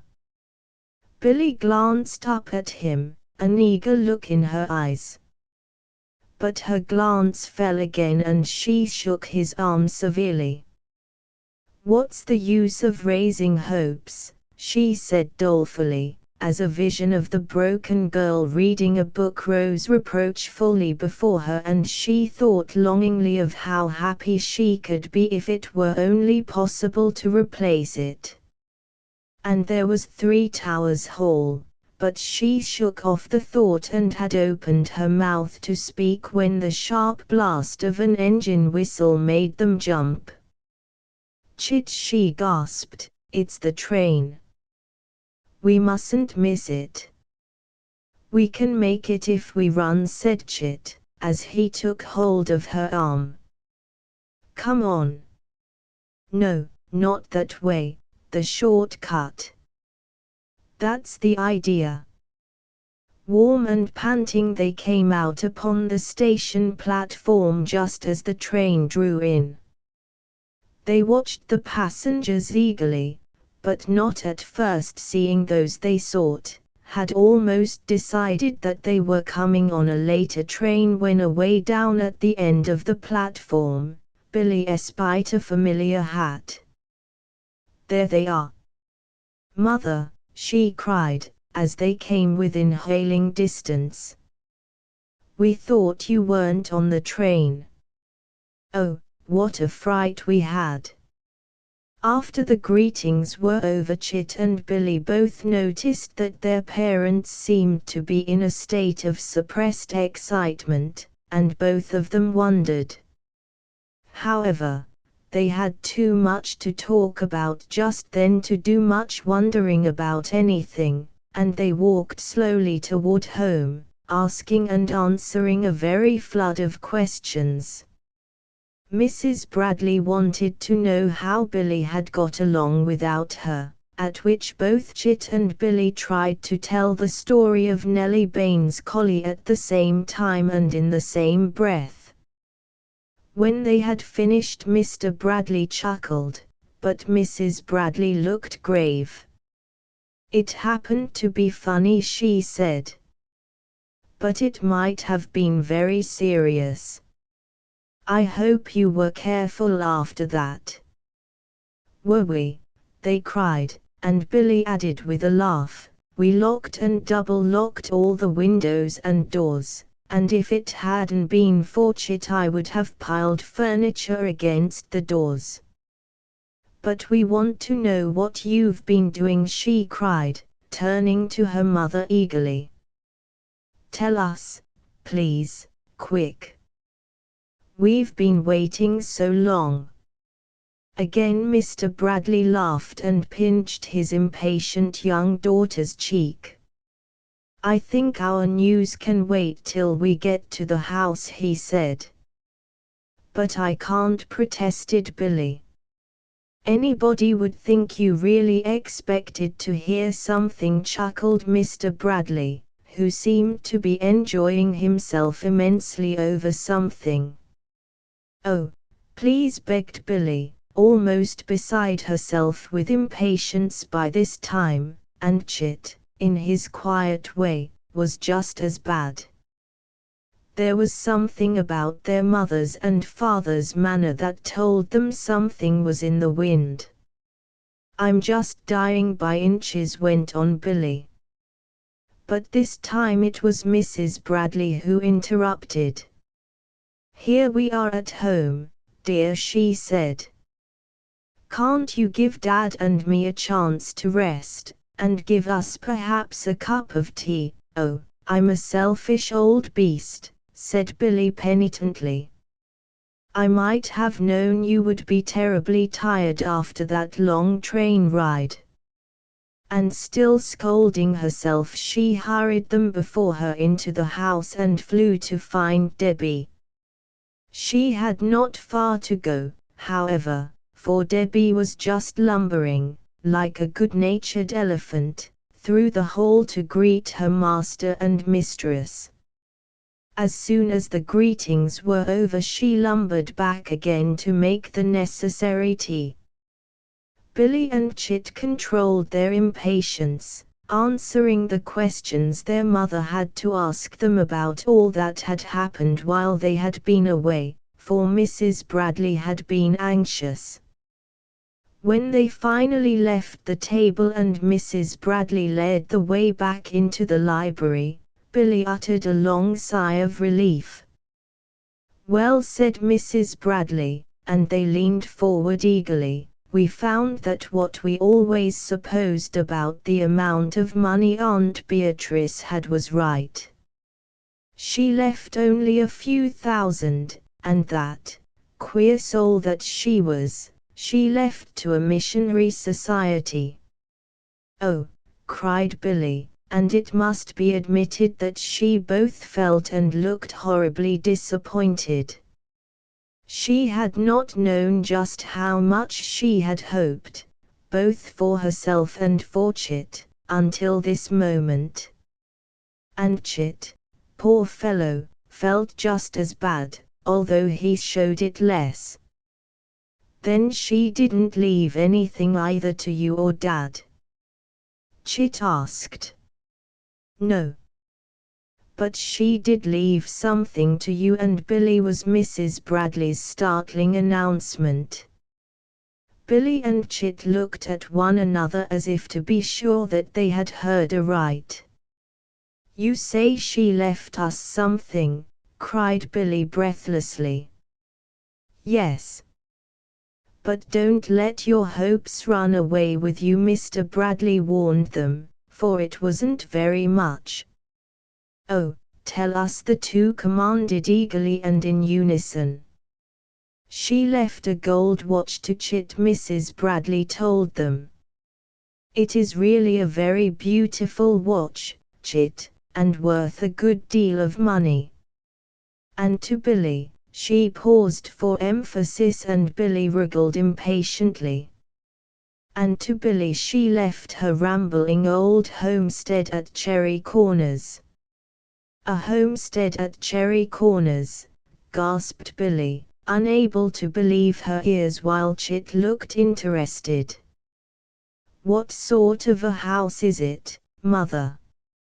I haven't been there for a number of years, replied her mother, knitting her brows in an effort to recall the details of Billie's queer inheritance. As I remember it, it is an old-fashioned rambling affair. It must have been considered rather handsome in its palmy years, and it has been in the Powerson family for generations. In fact, I believe it dates back to Revolutionary days. It has great large rooms, and rather spooky, dark hallways. I'm afraid I wasn't very much impressed with it the first time I saw it, she finished, with a smile. What a funny thing to leave me, said Billie, her eyes big and round with wonder. Then she added, without thinking, as Billie always did, oh, don't I wish she had left me $100 instead. It would have been much more useful. Chapter 9 Ghosts and Things. Billie was instantly sorry for her speech, as she saw the old troubled expression cross her father's face. Forgive me, please, she pleaded. I think I must be the most ungrateful girl alive. Well, I should say so, cried Chit, to whom the description of the queer old house, while dismaying his sister, had appealed immensely. Say, I'd like nothing better than to go out right now and look your property over, Billie. Big rooms and spooky halls, and, say, Mother, it must have a cellar and an attic. What are they like? I suppose, said his mother, smiling at his enthusiasm, that since you seem to like the ghostly part, you would be more than ever pleased with the attic and cellar. As I remember it, the cellar was the most peculiar part of the whole queer place. Aunt Beatrice took me through it, and seemed immensely proud of the funny old tunnels and storerooms that were tucked away in all sort of odd corners. The only thing I liked about it, she finished, with a reminiscent smile, was the shelf-lined, icy room where she kept her fruit preserves. This gets better and better, fairly crowed Chit. A damp, gloomy old cellar with tunnels and storerooms in queer corners, and, but you were going to tell us about the attic. Yes, the attic, cried Billie, for by this time Chit had made her as much interested in her strange inheritance as he was. Did it have trunks in it, Mother, and cobwebs? Trunks, yes, but not cobwebs, smiled her mother, for Aunt Beatrice was an excellent housekeeper, when she was at home. Then the attic wasn't spooky, queried Chit, disappointed. I should say it was, returned his mother, with an emphasis that set all his fears at rest. It was the creepiest place I have ever been in, and I was never gladder in my life than when we left it for the more cheerful lower floor, though goodness knows that was dreary enough. Say, when are we going? Cried Chit, jumping to his feet, his face flushed with eagerness. Where? Asked Mrs. Bradley. To Cherry Corners, of course, answered Chit in a tone which very plainly meant, why ask such a foolish question? To the ghosts that inhabit the garret and cellar of Billie's new house. Hold on there, cried Mr. Bradley, who had been listening to the proceedings in amused silence. Do you happen to know how far Cherry Corners is from here? Very far, asked Billie. A whole day's ride, that's all their father answered. Say, Dad, cried Chit suddenly. What do you suppose the old place is worth? I can't say, Chit answered Mr. Bradley. Being so far from good roads and the railroad, I am afraid the land is not worth much. But it must be worth something, persisted the boy. Mr. Bradley smiled faintly. For Billie's sake, let us hope so. But you must remember, in this state there are thousands of abandoned farms. Folks simply can't make a living on them, and so they move away. But the buildings must be worth something. To live in, yes, but that is all. You can't move an old stone house to some other spot. Why do they call it Cherry Corners? Asked Billie, for she had been following a little train of thought all her own.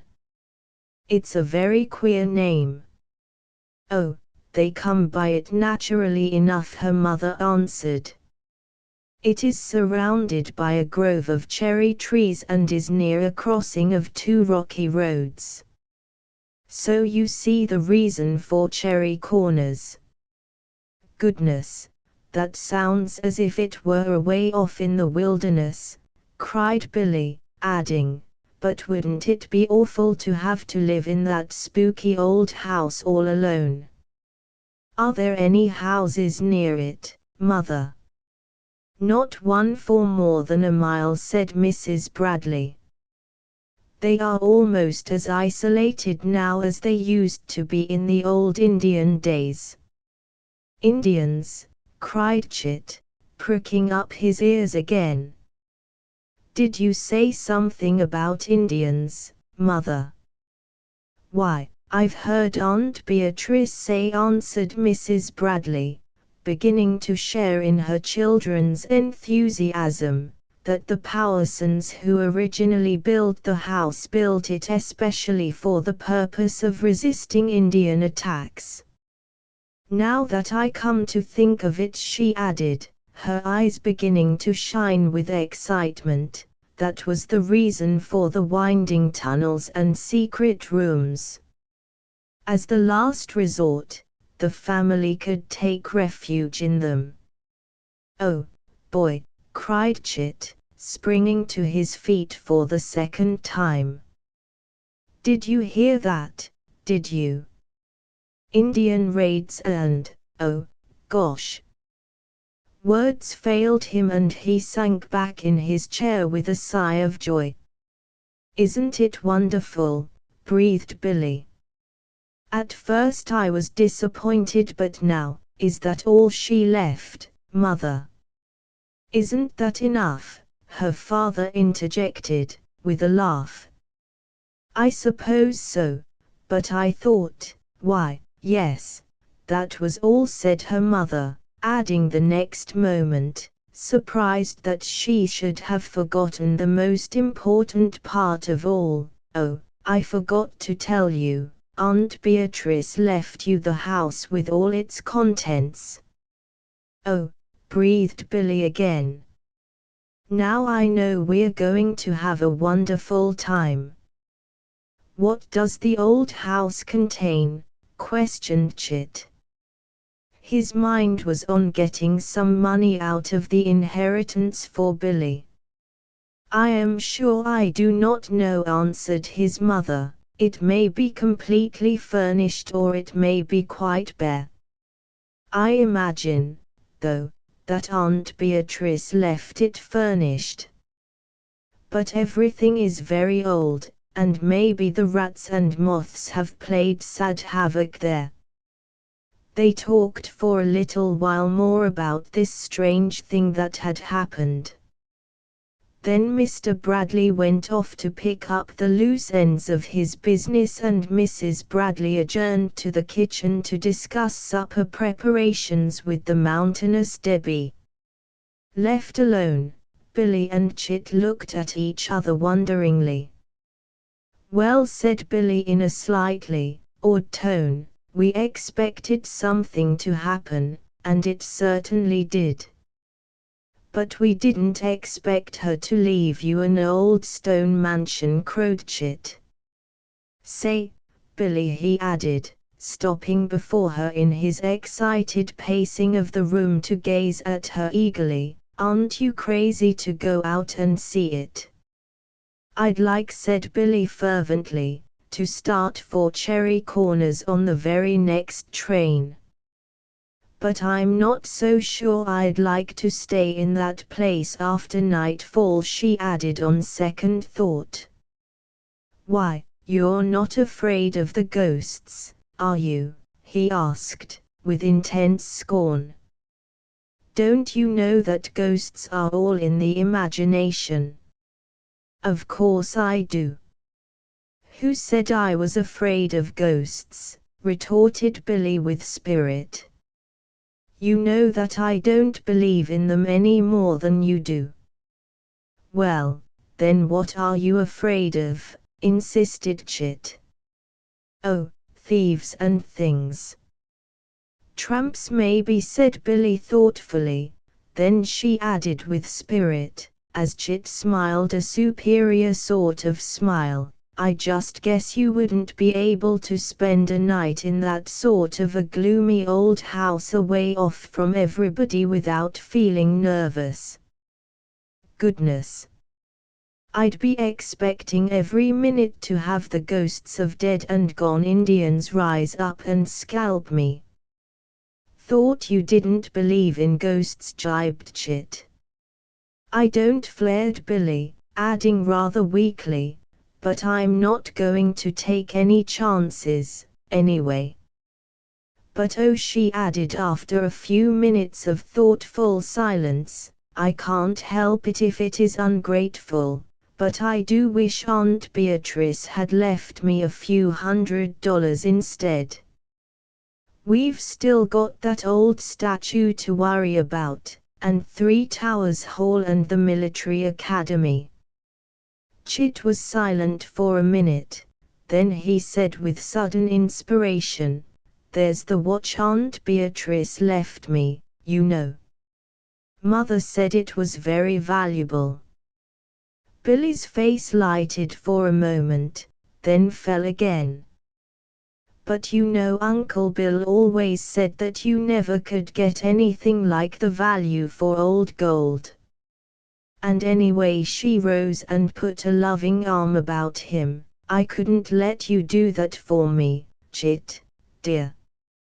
I think you're the dearest brother in the world. A few hours later Laura Jordan and Violet Farrington came over, trying their best not to look curious. They had waited as long as they could, but knowing about the death of Billie's queer old aunt and knowing also that Billie, as her namesake, might expect some share of the fortune, if there was one, they had been filled with excitement, and now as they ran up the steps to Billie's porch it was all they could do to keep from blurting out the question. for both Laura and Violet had been perfectly certain that Billy's Aunt Beatrice had been some sort of miser who had piled up an immense fortune simply for their chum's benefit. Just think, Violet had said in one of their excited conferences on the subject, what a wonderful thing it will be for Billie just now when she is so worried about that miserable old statue. And for Chit too. Yes, it would mean they could both go to school and we'd all have such a good time, Laura had chimed in. Goodness, she had added with a chuckle, I feel almost as much obliged to Aunt Beatrice as Billie will. But now that the great moment had come, they sat decorously in Billie's porch swing and tried to appear not at all curious as to whether Billie had gathered in a fortune since they last had seen her or not. And Billie, her little imp of mischief at work again, guessed the object of their visit and decided with an inward chuckle to keep them guessing. She managed to accomplish her purpose for just about 5 minutes. Then Laura, unable to stand the suspense a moment more, took the bit in her teeth and bolted. For goodness sake, Billie, she cried desperately, why don't you tell us? Tell you what? Asked Billie, trying to look innocent. Haven't I been telling you? Yes, about the way Debbie makes potato salad, cried Laura disgustedly. You know well enough why we came. Why you came? Billie repeated, looking still more surprised. Why, naturally, I thought you came to see me. Billie Bradley, if you don't tell us what we want to know this instant, cried Laura, jumping to her feet and making a threatening movement toward Billie's mischievous head. Oh, I don't know what I'll do. Are you going to be good? Are you? Yes, cried Billie, pretending immense fright, while her eyes danced with mischief. Tell me what it is you want to know and I'll do my best. Your Highness, this last in such a very humble tone that Laura chuckled. All right, go ahead then, she said while Violet leaned forward eagerly. What did your aunt leave you? Straight from the shoulder, Billie murmured. Then as Laura made another threatening gesture toward her, added hurriedly, all right. Don't shoot and I'll tell you everything. Only it will take time. Billie paused, to allow the proper amount of emphasis, then said, in a deep whisper, she left me a haunted house. Chapter X Old Furniture. Laura screamed and Violet jumped clear out of her seat. They stared at Billie, wide-eyed and open-mouthed. What did you say? Asked Laura when she could get her breath. I said Billie, speaking very distinctly and enjoying the sensation she had caused, that Aunt Beatrice left me a haunted house. Then I wasn't dreaming, stammered Violet, while Laura just continued to stare. Is that all, Billie? Isn't that enough? Asked Billie, just as her father had done a few hours before.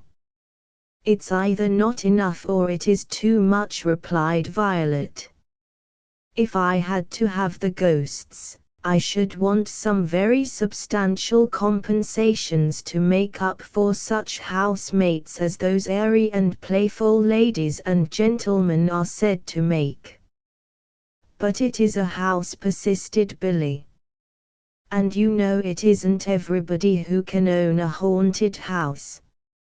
A haunted house, said Laura, speaking in a hushed tone. Is it a real haunted house, Billie, or are you fooling? Well, I don't know that it is a regular honest-to-goodness one, admitted Billie reluctantly.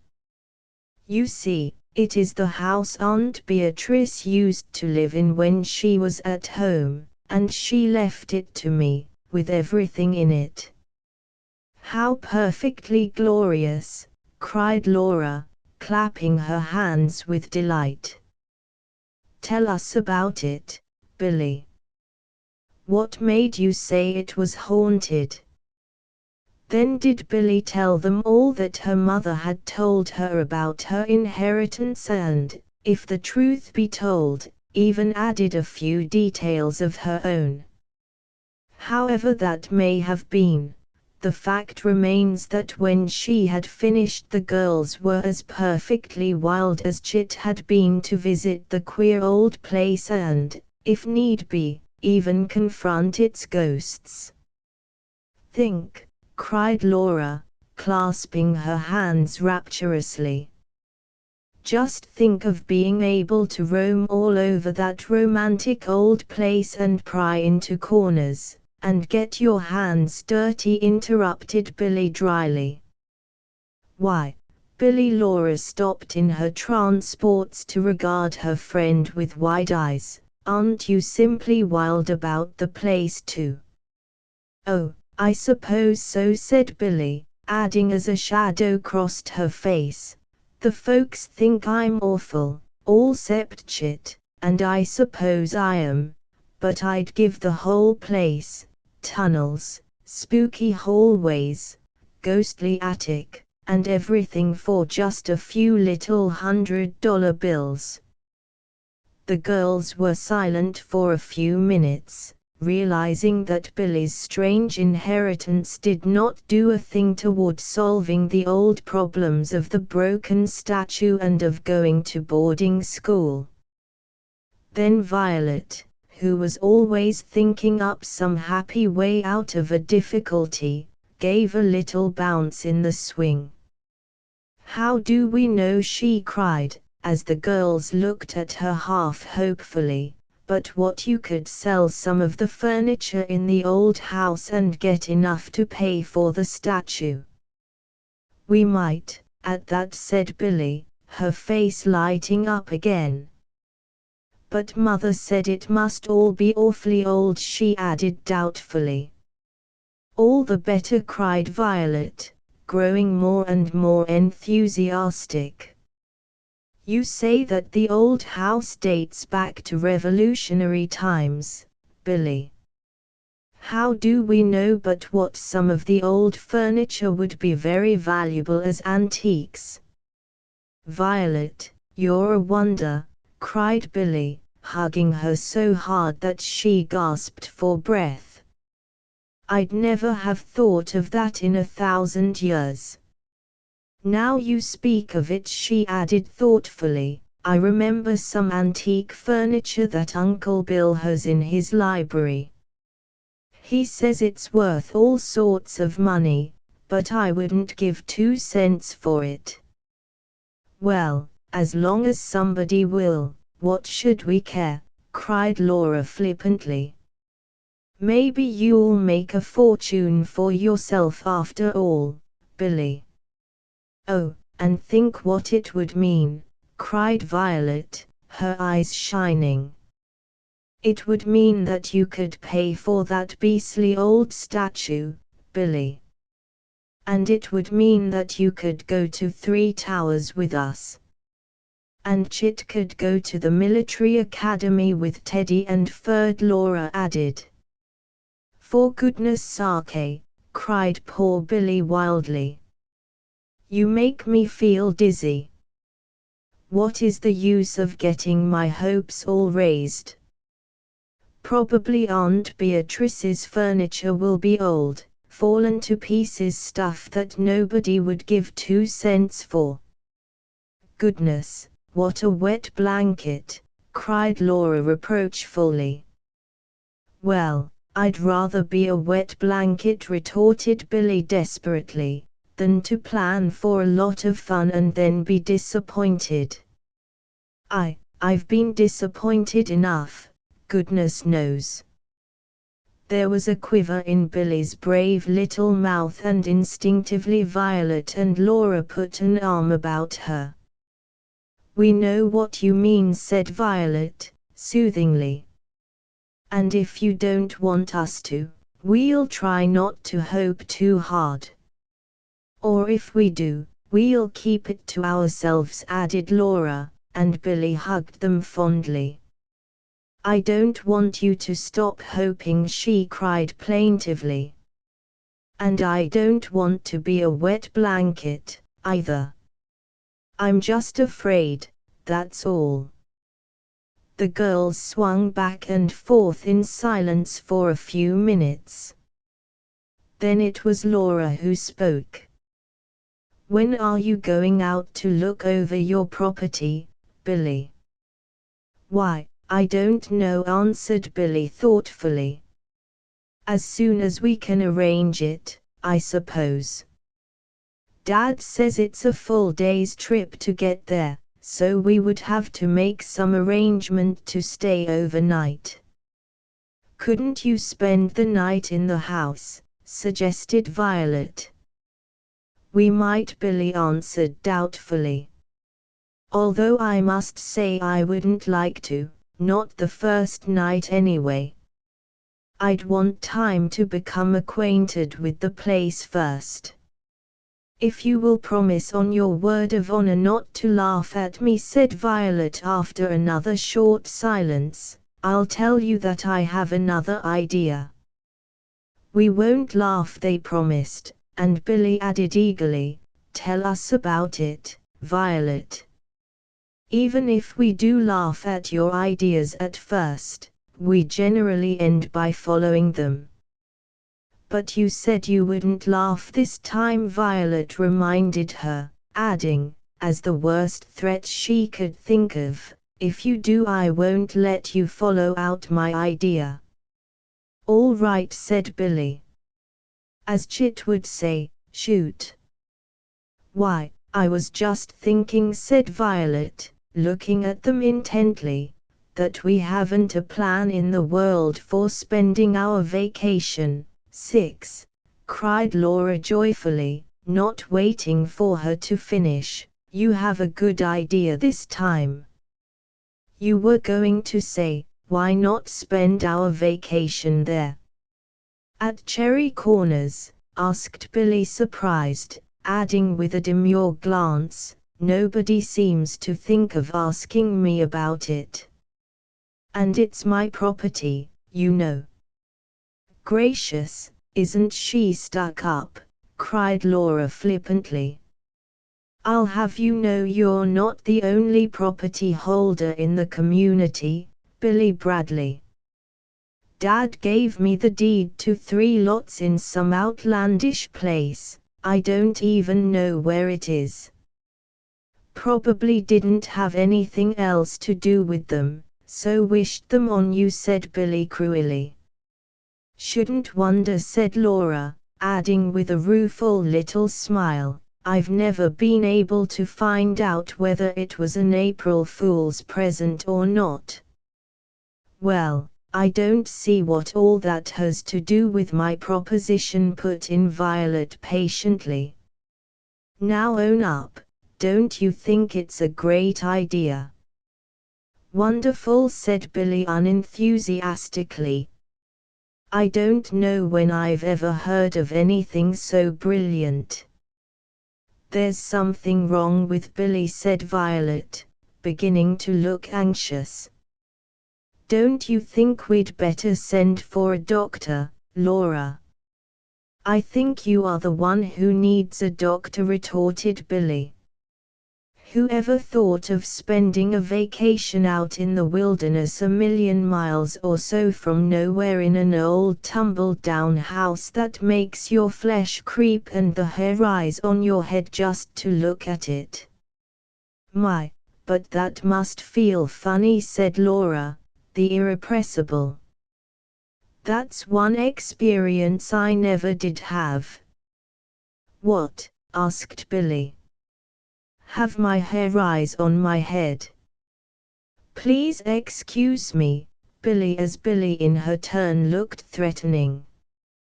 What was it you were about to say? Goose, commented Billie, and then turned to Violet. Did you really mean that about spending our vacation there? She asked.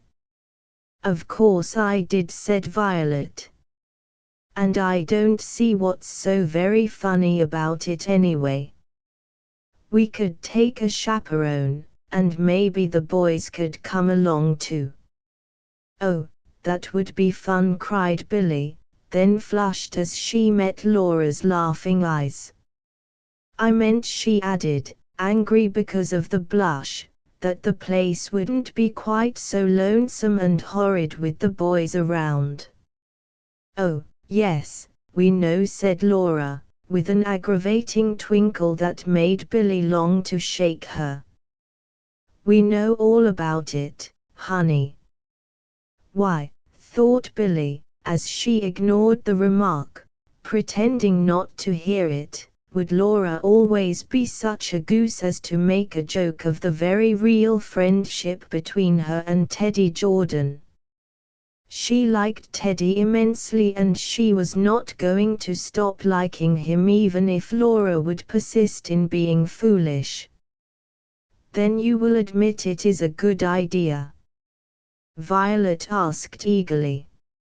I liked it all, but Billie only likes the last part, about the boys, said Laura, and again Billie had a wild desire to shake her. It will be lots of fun, she said, beginning to see the possibilities in a vacation spent at Cherry Corners. Mother says the rooms are large and there are plenty of them, so we could have as big a party as we wanted. But I don't know how comfortable you would be, she warned them. Who cares about being comfortable on a lark like that? Cried Laura airily. The more uncomfortable we are, the more fun we'll have. I say, Billie, don't you think we'd better take GYP along? GYP was a thoroughbred bull terrier of which Laura was the proud owner. He might come in handy if any ghosts showed up. The girls laughed at her. As if GYP would be any good against ghosts, scoffed Violet. Why, they would walk right through him. Well, said Laura, with a little chuckle, he could at least bark and let us know when they were coming.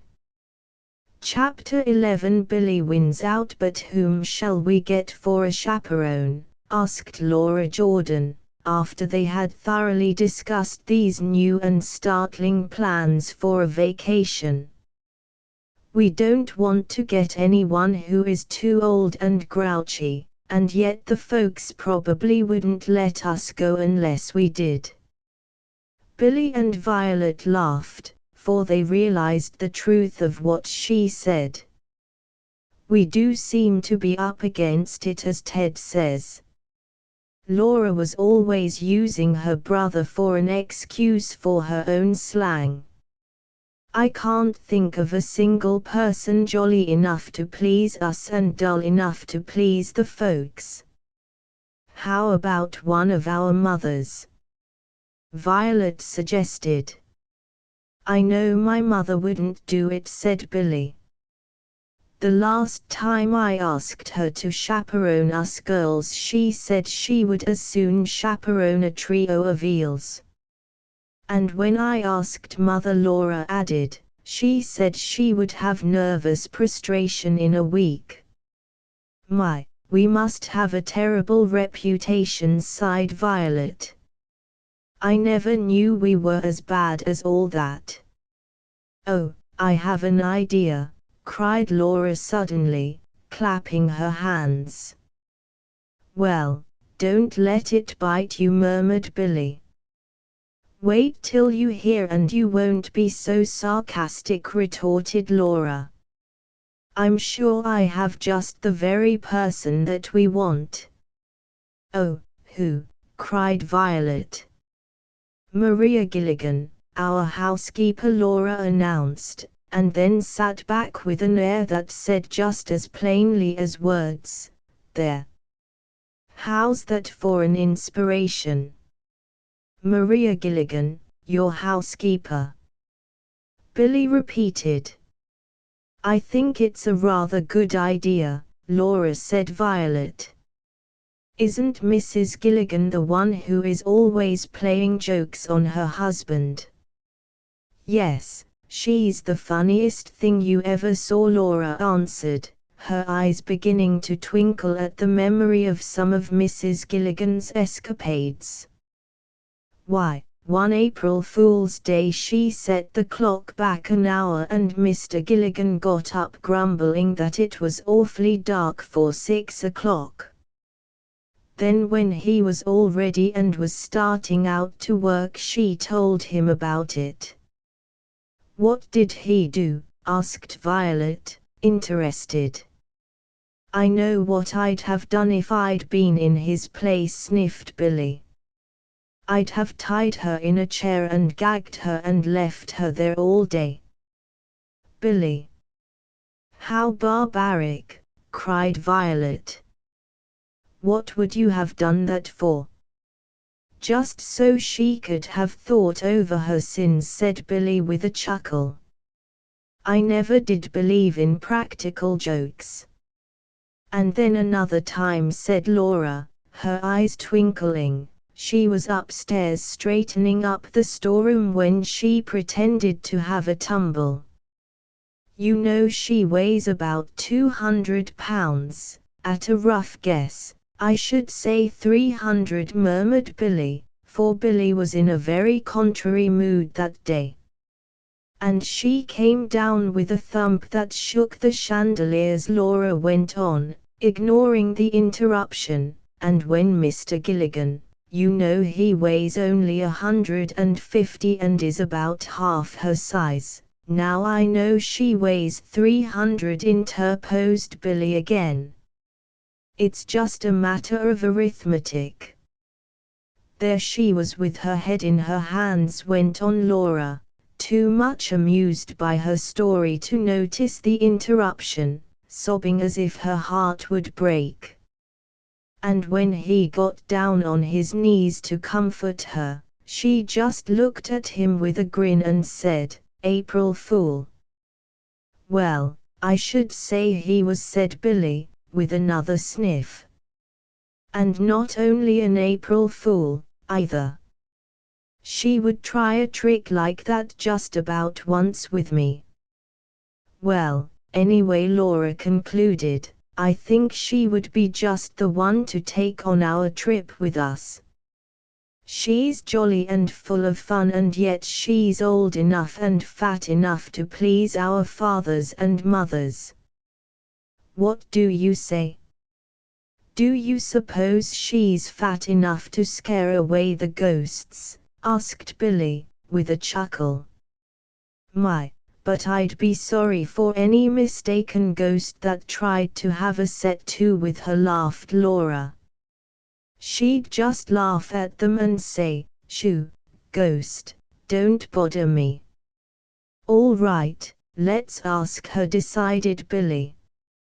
"Now that we have made up our minds to change Cherry Corners into a summer resort, I can't wait to get started." "If only the folks will be willing," said Violet, looking worried. "Mother is funny about letting me go anywhere away from home without her." "I guess all our parents are," said Billie, then added, with a sudden inspiration, "I tell you what. Let's all go together and ask them. 3 are always stronger than 1. "You do have a good idea once in a while, Billie," exclaimed Laura, jumping out of the swing and holding out a hand to each of them. "Come on, we can't afford to waste any time." "Where shall we go first?" asked Violet.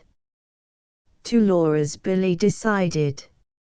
If we can get her mother and father to consent and then can get Mrs. Gilligan to go with us as chaperone, we'll have a pretty good argument to give our folks.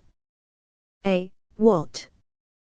Gaily the girls set off to win Laura's parents over to their side, and they were lucky enough to find Mrs. Jordan at home. Also Teddy was there, sitting beside her on the veranda. At sight of Billie the boy jumped to his feet and came running down to her. "Hello," he cried. "I was just coming over your way, to see if Chit didn't want to fight out our singles tournament. He's 2 sets ahead of me now, and I'm thirsting for our revenge."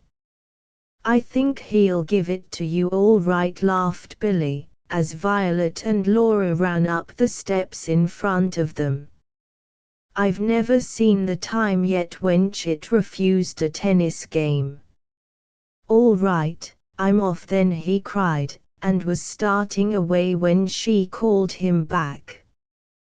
"Don't you want to know about my inheritance?" she asked him, with a demure little glance. "Your what?" he cried. Then suddenly he grasped her 2 hands and swung them joyfully back and forth. "Do you mean to say," he cried, "that your aunt really left you something?" "What is it, Billie? Go on, tell me. If you want to hear all about it, just stay around for a little while," she laughed, leading him toward the group at the other end of the porch, 2 members of which were already in animated conversation. "May we get in on this?" she called, interrupting an eloquent appeal on Laura's part. "Oh, yes, come here, do," cried Laura, clutching at her dress and dragging her into the circle. "Mother's beginning to shake her head, and you mustn't let her, Billie. She'll do anything for you." Mrs. Jordan laughed and made room for Billie on the divan beside her. "Now perhaps you'll tell me," she said, "what this crazy daughter of mine is talking about. So far I've got a sort of confused jumble of a haunted house and vacations and Mrs. Gilligan. I must confess I don't see how the 3 can possibly be connected." Then Billie told all over again the story of her strange inheritance, while Mrs. Jordan and Teddy listened with interest and Violet and Laura now and then put in a word to plead their cause. As for Teddy, he was so busy watching Billie's flushed, excited and altogether charming face that he more than once lost the trend of the conversation. "I don't wonder Laura said Mother couldn't refuse her anything," he thought. "I don't see how anyone could refuse her when she talks and looks that way. Billie's a wonder, that's all." And in this case Billie did indeed prove herself to be a wonder. Within half an hour she had not only won Mrs. Jordan over to their side, but had persuaded her to let the girls borrow Mrs. Gilligan for the time of their vacation. Of course Mrs. Jordan warned them, as the girls were hugging each other triumphantly, "We aren't at all sure that Mrs. Gilligan will want to undertake such an expedition. I couldn't blame her very much if she didn't," she added, with a rueful little smile, "knowing you girls as she does." "I'll get her," cried Laura, and promptly put her words into action. She appeared the next minute, dragging a very much astonished housekeeper after her, and proudly presented her prize to her mother. "She said she was busy, Mother, and couldn't stop," Laura said, adding, with a bright smile, "but I told her it was something awfully important you wanted to say to her." Sure, and I suppose the young girl is up to some of her tricks, said Mrs. Gilligan, beaming fondly upon her captor, but I came with her, thinking it possible you might really have something to say to me, Mrs. Jordan. Yes, I have, Mrs. Gilligan. Sit down, won't you please? It may take some time to persuade you. And there began another campaign. However, with Mrs. Jordan as a powerful ally, the girls had little trouble in overcoming Mrs. Gilligan's objections, and in the end came off with colors flying. Now to see Billie's mother, cried Laura. The girls hugged Mrs. Jordan, waved to their new chaperone, and ran gaily down the steps. Teddy, with a whispered word to his mother, followed them. Say, wait for a fellow, can't you? He cried, and they turned to wait for him. Come on, Six, cried Laura, catching hold of Violet's arm and hurrying forward. Ted and Billie will get there sometime. We can't wait for them. How do you like our new plans? Asked Billie, looking up at him with sparkling eyes. I think you ought to have all sorts of fun, he told her, adding with a funny little smile, but I can't quite make out yet where we fellows come in. Oh, didn't I tell you? She asked, surprised. Why, you are going with us. Chapter 12 Great plans. After permission for the outing was gained from all the parents concerned, everything was bustle and excitement.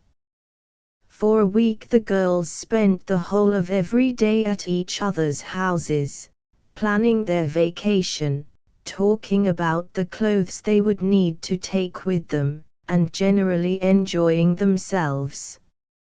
As the time drew near they could hardly contain their excitement, and the boys, who had decided they would follow the girls some days later, were almost as bad.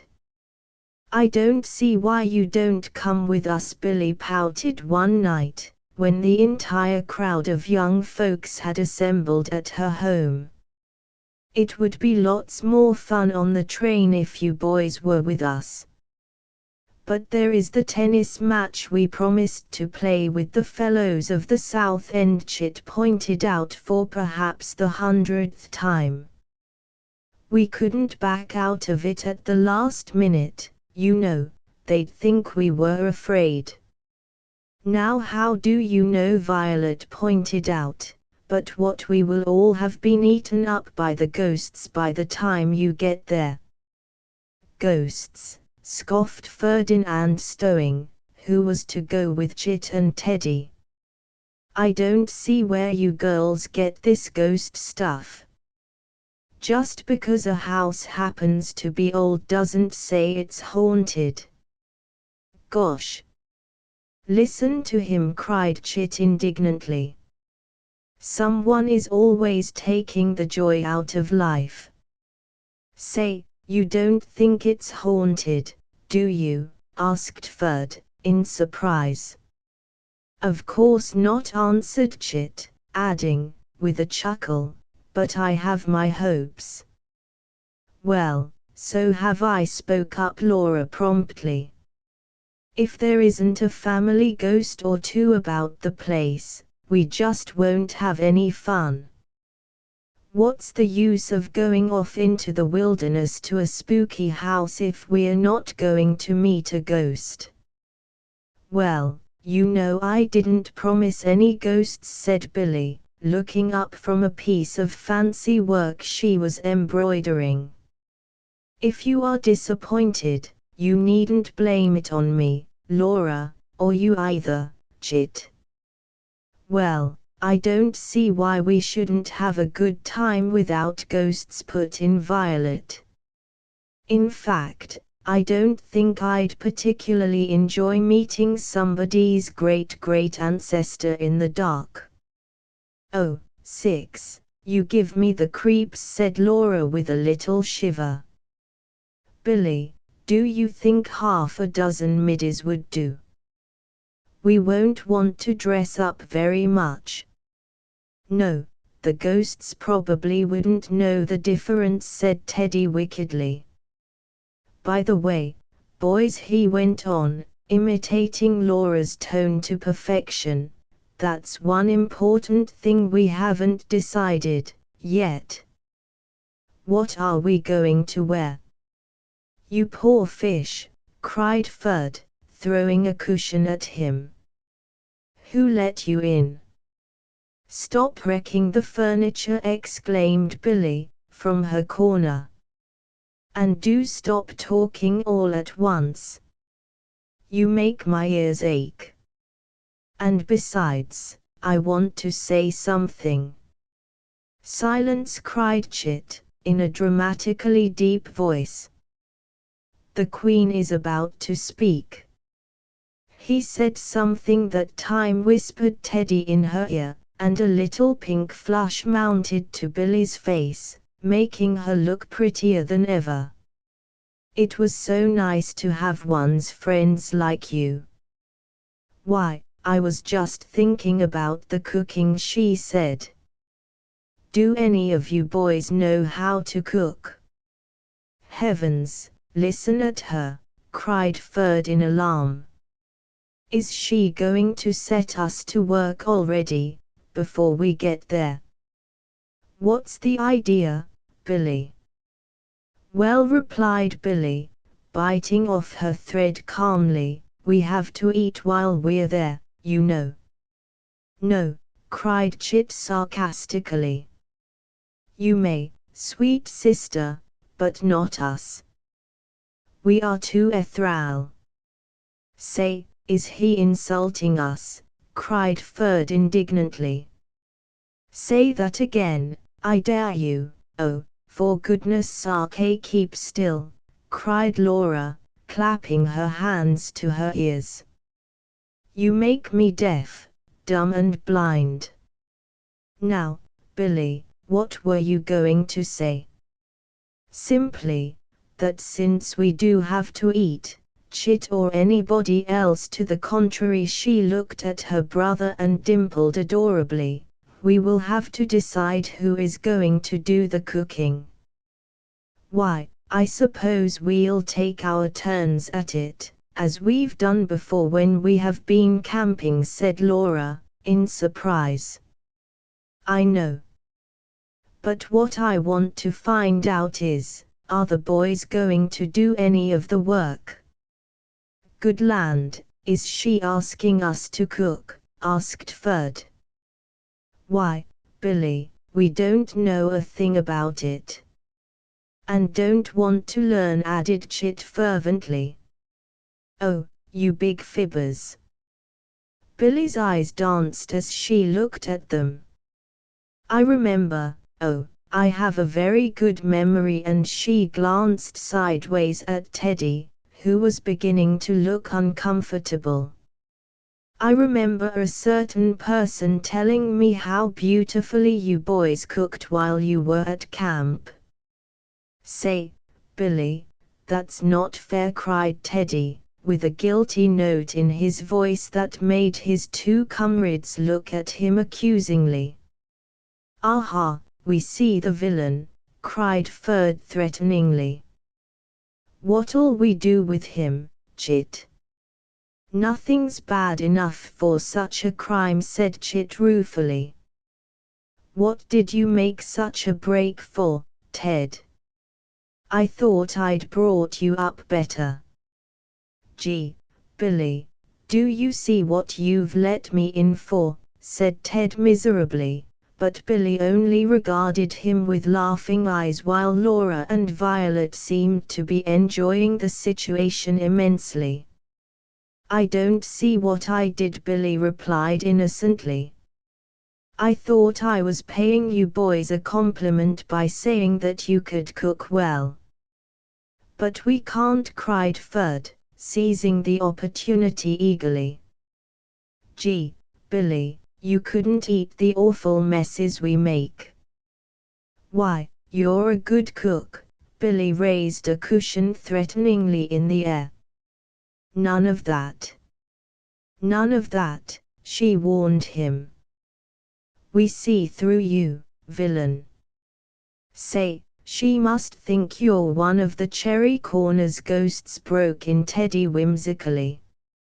It's pretty hard on a fellow when you can see through him, Billie. But honest, you couldn't. Ferd insisted, not to be defeated in this one last hope. Really, I don't know enough about an egg to take the shell off when I fry it. Idiot, cried Billie, throwing the pillow at him in earnest. Who ever heard of fried egg in the shell? I did, cried Ferd, unabashed by the laughter and the scornful glances turned his way. Ladies and gentlemen, you see before you tonight the man that invented it. Well, but nobody has answered my question, said Billie demurely, after the laughter had subsided. Are the boys going to help cook or are they not? I tell you what, said Chit desperately. We'll cook if you will promise to eat it. Billie, cried Laura in alarm, don't make any rash promises. They would probably put some awful thing into the food on purpose. Laura, that's some idea, cried Ferd, looking at her admiringly while Teddy and Chit chuckled. Thanks. We never would have thought of that ourselves. Well, said Billie with a little chuckle, I imagine we would rather eat our own cooking anyway, so you needn't worry. Only, she added warningly, as they sighed with relief, there is one thing you will have to do. And what's that? They cried fearfully. Help wash the dishes, she said, and in her tone was no relenting. And so, even to the impatient girls, the time passed quickly until at last the great day arrived. It was a wonderful day, sunshiny and warm without being too hot, and all three of them were up with the birds. They were to catch the 8 o'clock morning train, and so they had no time to waste in bed. Billie was in a joyful mood as she got herself into the pretty new dress she was to wear on the trip. She ran around the room, humming to herself and every once in a while doing a little dance step as she realized that they were at last to embark upon their adventure. And an adventure she somehow felt sure it was to be. For even though, contrary to Chit's hopes, and she smiled as she thought of him, they did not meet with ghosts at Cherry Corners, there would be the fun of seeing for the first time her inheritance.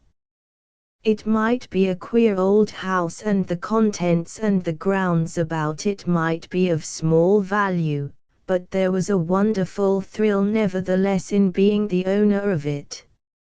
And there was the fact that it dated back to Revolutionary times, it was really historic and it all belonged to her. No wonder she sang as she gave a last fond pat to the pretty dress and tucked a wandering little strand of hair into place.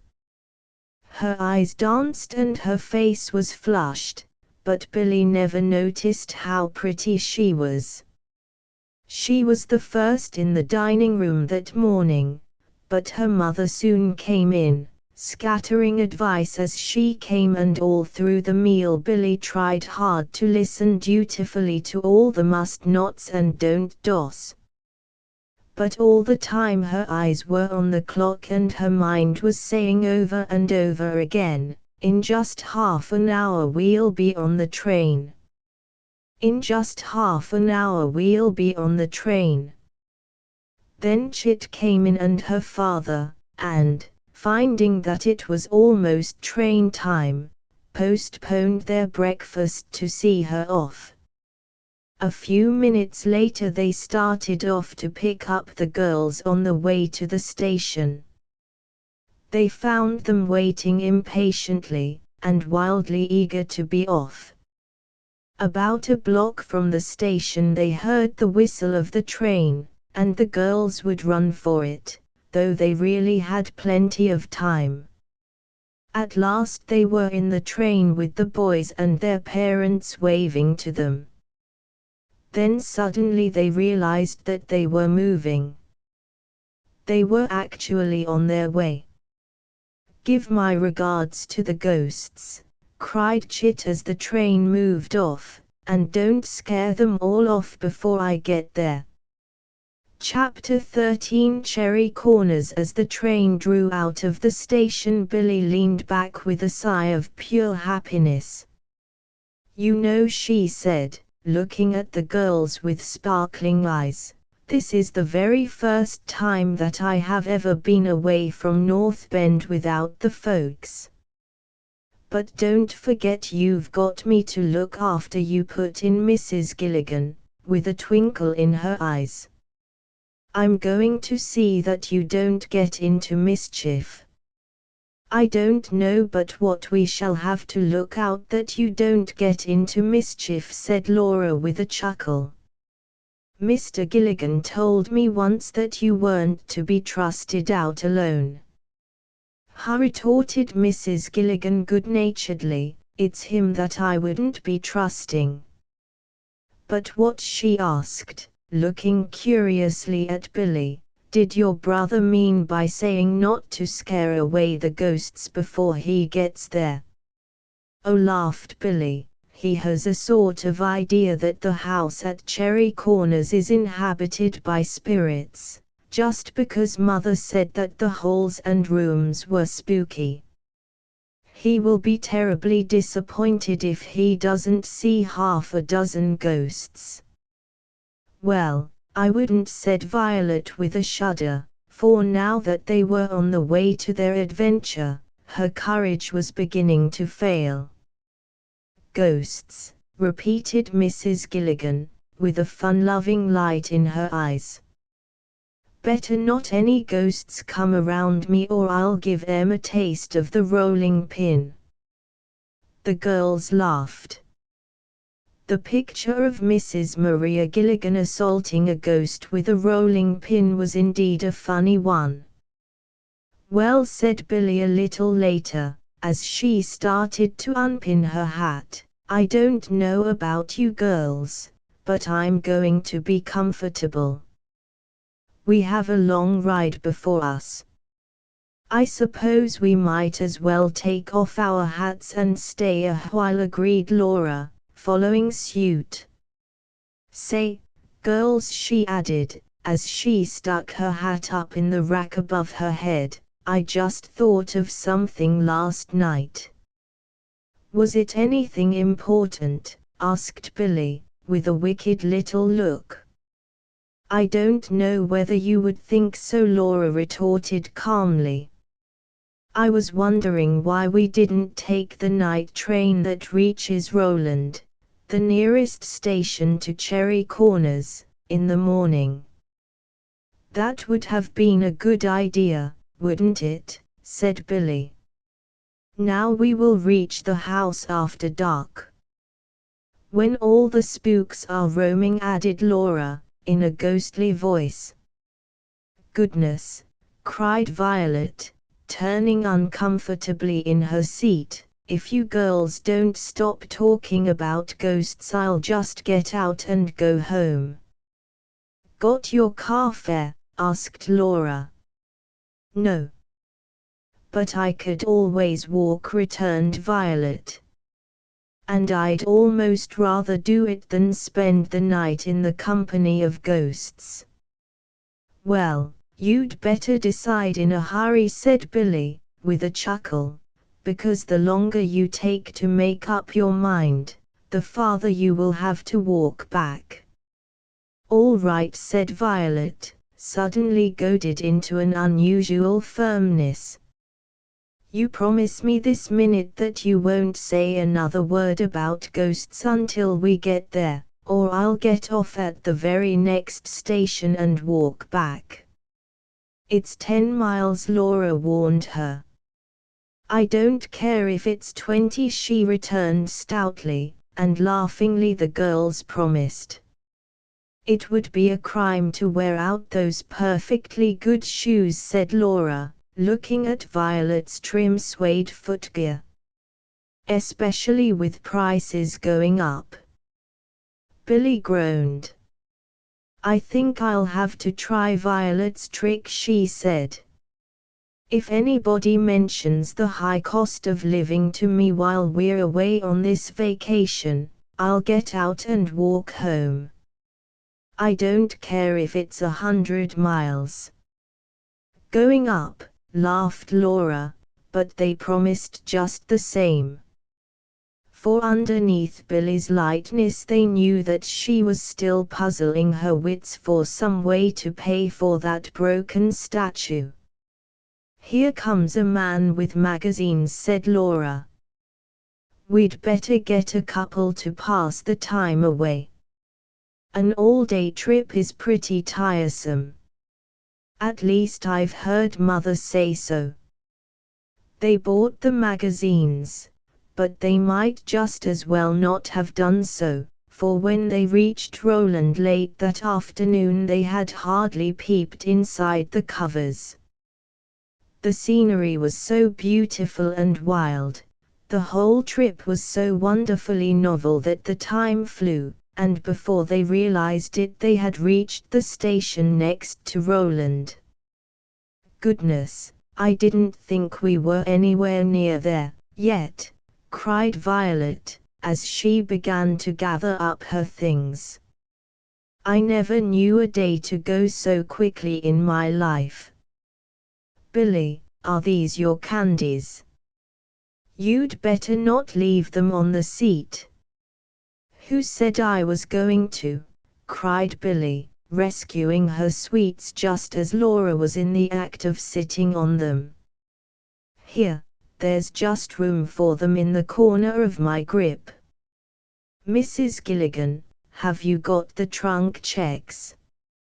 I hope so, said the woman, opening her handbag. The girls watched her breathlessly and sighed with relief when she drew out the checks. All safe and sound, she said. Now get on your hats and coats, girls. We're apt to have a wild scramble at the last if you aren't ready beforehand. So, laughing and excited, the girls obeyed her, putting on their wraps hurriedly and laughing at Laura when she got her hat over one eye. Here, put it on straight, cried Billie, performing that service for her friend. We don't want to have our reputations ruined the minute we step on the platform. Who ever heard of a perfect lady with her hat over one eye? Well, if you don't like my company, Laura began good-naturedly, as she squinted at her distorted reflection in the little 2x4 mirror set in the tiny space of wall between the windows. Gracious, Billie, you took it off of one eye to put it over the other.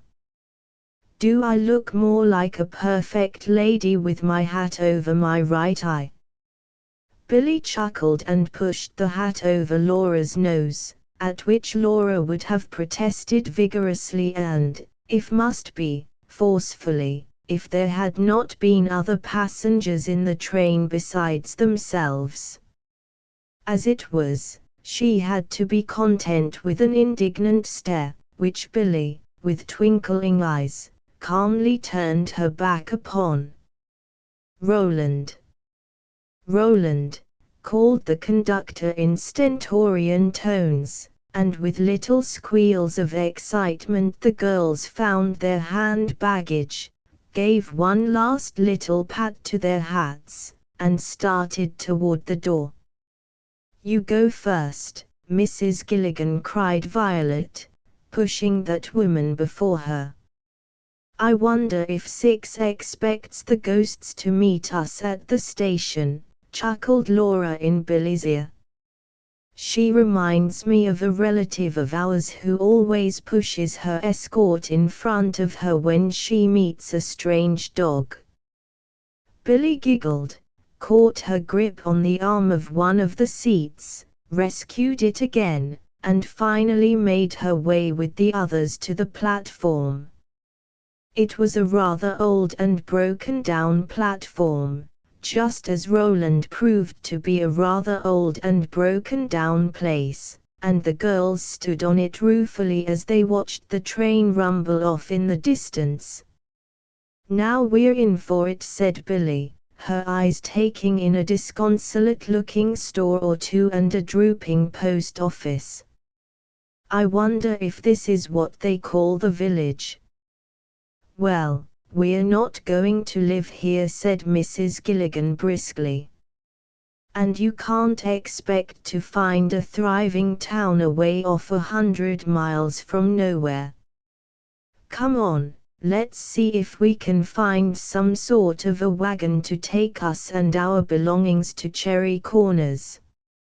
I don't suppose," she added, as they crossed the street toward a building a little more dilapidated than the rest that had the words livery stable painted on a blurred sign over the door, "that there is any sort of hotel or boarding house where we might put up for the night." Mother didn't remember about that. "You see, she had been here only once," said Billie. "But I don't imagine there is any place that we would want to stay at," she added, making a wry little face. The place, in truth, was not attractive, nor did it promise much, outwardly at least, as a refuge for the night. Besides the street on which were the forlorn-looking stores and the post office and a few other nondescript-looking buildings that might have been used for almost any possible purpose, there seemed to be but two streets on which were built the dwelling houses. These, for the most part, were simple and plain enough, each with its yard, well or ill kept, in front and a garden and chicken yard behind. Only one was a little more pretentious in appearance, but that, too, had attached to it its garden and chicken yard. However, they found that there was no necessity for their finding a place, if place there was to be found to stay for the night. They found the owner of the livery stable with two old but well-preserved vehicles which he was eager to place at their disposal. They spent some time in getting enough provisions to last for a time and to supplement what had been sent from North Bend. Then, in half an hour more, with their luggage coming on behind, they were lumbering off over a very rocky road toward the house at Cherry Corners. Mrs. Gilligan was sitting in front with the driver while the three girls were wedged uncomfortably in the back seat. It's lucky we're not fat," gasped Laura, as a particularly rough place in the road fairly shook the breath out of her. "I don't know where we would have put ourselves. One of us would have had to sit on the trunks on the cart," chuckled Billie. "Ouch," she cried, as they bounced over another "thank you, I'm glad we haven't any more than 5 miles to go. There wouldn't be any of us left alive." 5 miles, grumbled Violet. "And my foot's asleep already." "Here, have some candy," offered Billie soothingly, fishing one out of her pocket. "It may make you feel better." "Well, it couldn't make me feel worse," said Violet, accepting the offering. Although she added, with a laugh, "I don't see how it is going to help my sleepy foot." "Well, Get up and stretch, advised Laura. 7th inning. Violet started to follow her advice but was flung back full force into Billie's lap, thereby squeezing out a startled umph from the sufferer. "Say, you needn't take it out on me," cried Billie indignantly. "I didn't put your foot to sleep." "She's no nurse girl," murmured Laura. The girls laughed and forgot their discomfort. After a long time of jostling and squeezing, they rounded a turn of the road and Billie cried out. "There it is," she said, standing up in the jolting vehicle. "Over there through the trees. Oh, girls, doesn't it look gloomy?" Chapter 14 Weird Tales and it is gloomy. Startled, the girls looked around for the voice, then realized that it was their driver who had spoken. He had been silent all the way from the station, and they had all but forgotten him.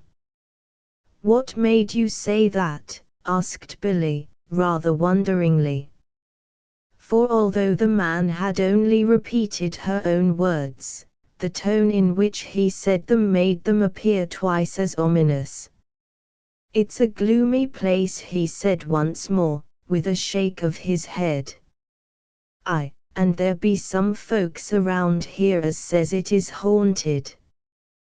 Do they really think so?" stammered Violet Farrington, beginning to wish herself back in North Bend. "Aye, they think so," he answered, in the same monotonous voice. "And there be some times that I don't blame 'em for what they thinks."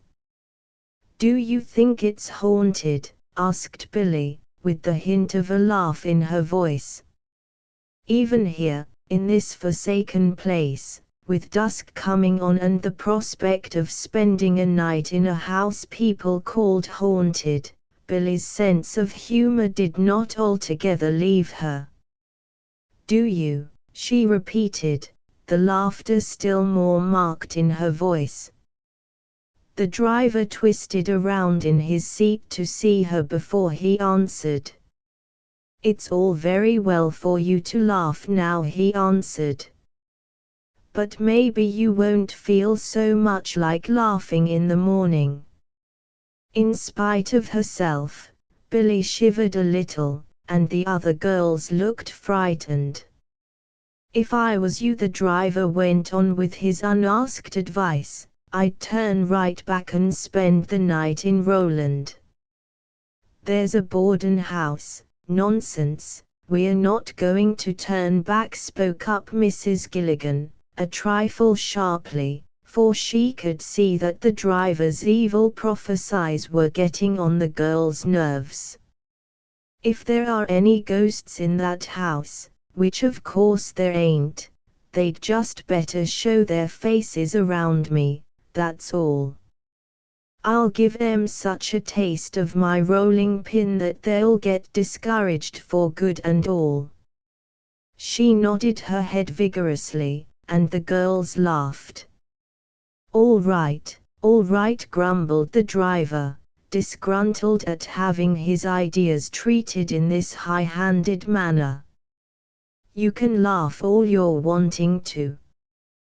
But I tell you, if it was me, which it isn't," Mrs. Gilligan interrupted shortly, "I wouldn't stay in that there haunted place for a farm, I wouldn't."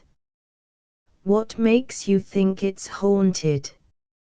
Laura persisted, for, of the three girls, Laura was by far the most curious. "Do people see lights and hear funny noises and such things?"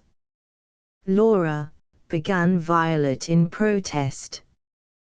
"Why no, miss," said the driver reluctantly. "I don't know as they actually seen things, but they has heard queer noises.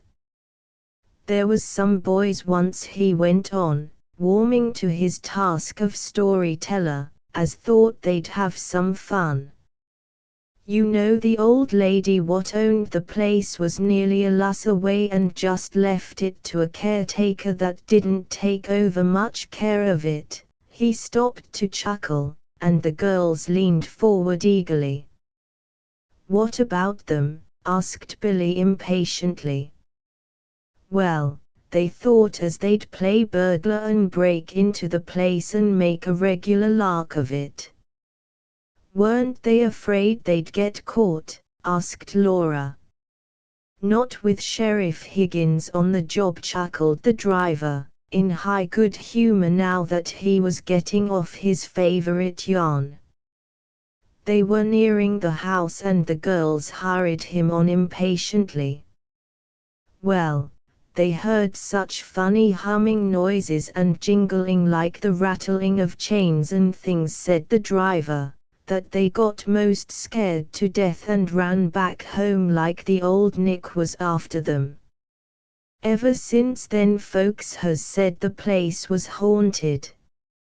Stuff and rubbish, said Mrs. Gilligan, as the team came to a stop before the house. A nice lot o' talk I call that to fill the girls up with. Rattling of chains and hummin' noises. Ha! And with her nose in the air to show her contempt of all such notions, she swept out of the carriage. The girls followed, and ran back to the wagon that contained their luggage and some provisions. The boy who had been driving this wagon was already unloading it, and the old fellow who had told them such gloomy tales came hobbling back to lend a hand. Billie fished in her pocketbook for the key to the house which was supposed to be haunted, and, finding it, held it up with a hand that was not quite steady. "Come on," she said. "We've got to do it, I suppose." Who's going first?" asked Violet, regarding the gloomy bulk of the rambling old house, now half hidden in the dusk, with troubled eyes. "I am, of course," said Billie stoutly, adding with a gay little laugh, "I guess it's my right, isn't it? Why, this is my house, the first I've ever owned." "And welcome you be to it," murmured the old man, to be promptly cowed by a withering look from Mrs. Gilligan. "Come on," cried Billie again. "I'll go first, but you'll have to promise to follow me in." "Why, of course we'll follow you in," said Violet, loyal through all her fear. "You don't suppose we'd let you go into that awful place alone, do you?" "Well, I like that," cried Billie, leading the way up the stone-paved walk. "Calling my beautiful old homestead an awful place. Yes, I'm surprised at you, added Laura, as she followed close at Billie's heels. "Don't you know you should have some tact? Even if it is awful, you shouldn't talk about it." Billie stopped and stared indignantly. "If you say another word," she threatened, "I'll make you go first." The threat had the desired effect, and both Violet and Laura protested that it was the most beautiful place on the face of the earth, or words to that effect. "You'd better be giving the key to me," said Mrs. Gilligan. "We can't stand out here talking all night. Besides, the door probably has an old-fashioned lock on it, and they ain't a lock anywhere that can fool me." Billie meekly handed over the key, and Mrs. Gilligan marched majestically before them up to the front door. She bent down to examine the lock, then fitted the key into it. With a groaning and squeaking of rusty hinges, the heavy door swung inward, and the girls found themselves staring into a black well of hallway that seemed to have no windows anywhere. Gracious!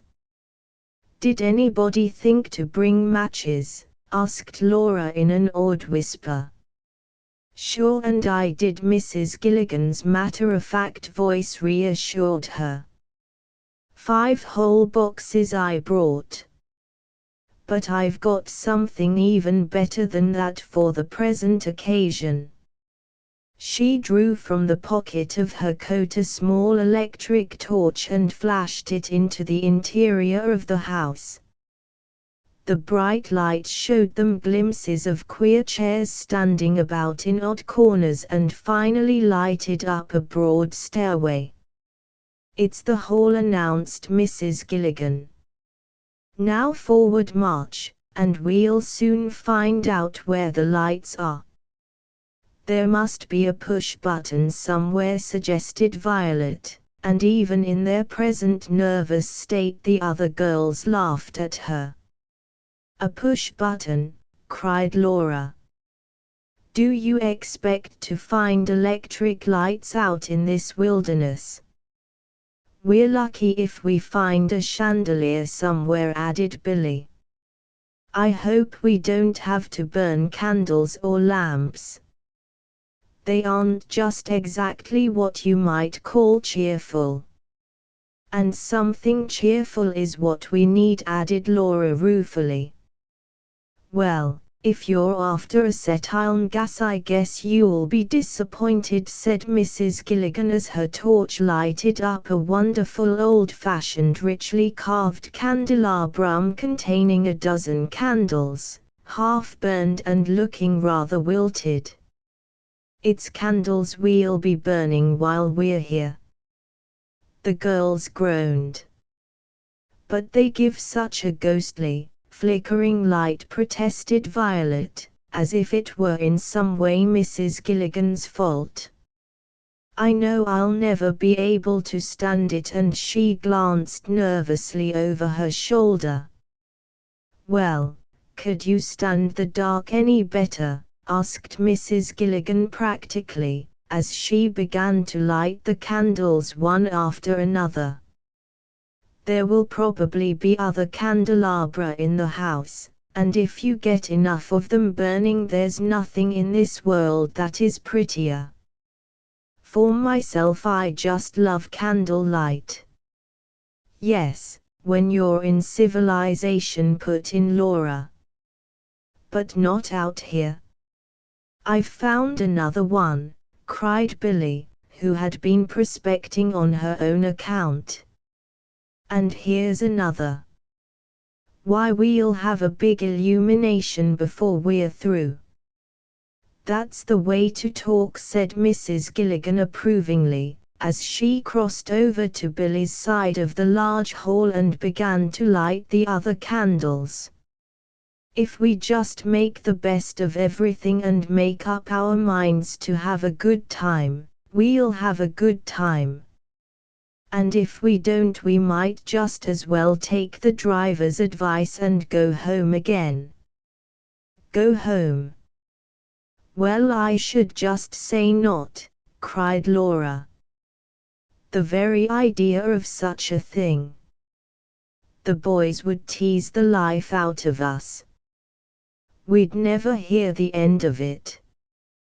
Well then, we're going to have a good time, Mrs. Gilligan decided, adding, as she turned toward the door, where have those men gone? I told them to bring in the things. She went out to see about it with the girls at her heels and found the old man and the boy in a heated argument over something. Well, if you want to go into that there haunted house, it's your concern, the old man was saying in a querulous voice. As for me, I wouldn't step a foot inside of it, no sir, not if you was to give me a farm. Chapter 15 A noise in the dark. Maybe you wouldn't do it for a farm, said Mrs. Gilligan, striding resolutely toward the man and the boy, while the two drew apart and stared at her in surprise. "But you're going to do it for me? If you think I'm going to lug those trunks and provisions and things into the house all by myself, you never was so much mistaken in your life. What do you suppose I'm paying you my good money for? Now, get a move on and hurry those things inside, or I'll have to take a hand in the matter myself." Trunks first. And too much surprised by this deluge of words to refuse, the old man turned to the trunks, and, assisted by the boy, carried them into the hall. "This is far enough," he said, but Mrs. Maria Gilligan, accustomed to having her own way, would have none of it. "Upstairs," she ordered. "You don't suppose we are going to sleep on the ground floor, do you? And we're not going to carry them ourselves, either." And once more the old man obeyed her, while the boy, wicked youngster, laughed at him behind his back.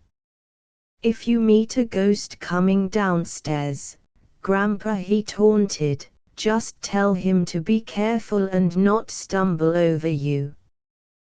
There now, be careful, will you? You almost dropped the thing on my foot."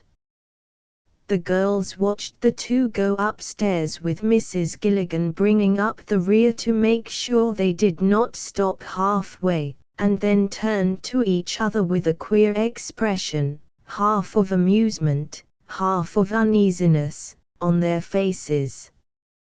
"Well, we always wanted an adventure," said Laura, as they turned back to the open door, feeling an instinctive need of getting out of the house, "and now we're having one." "A regular one," agreed Billie, adding decidedly, "and I'm going to enjoy myself."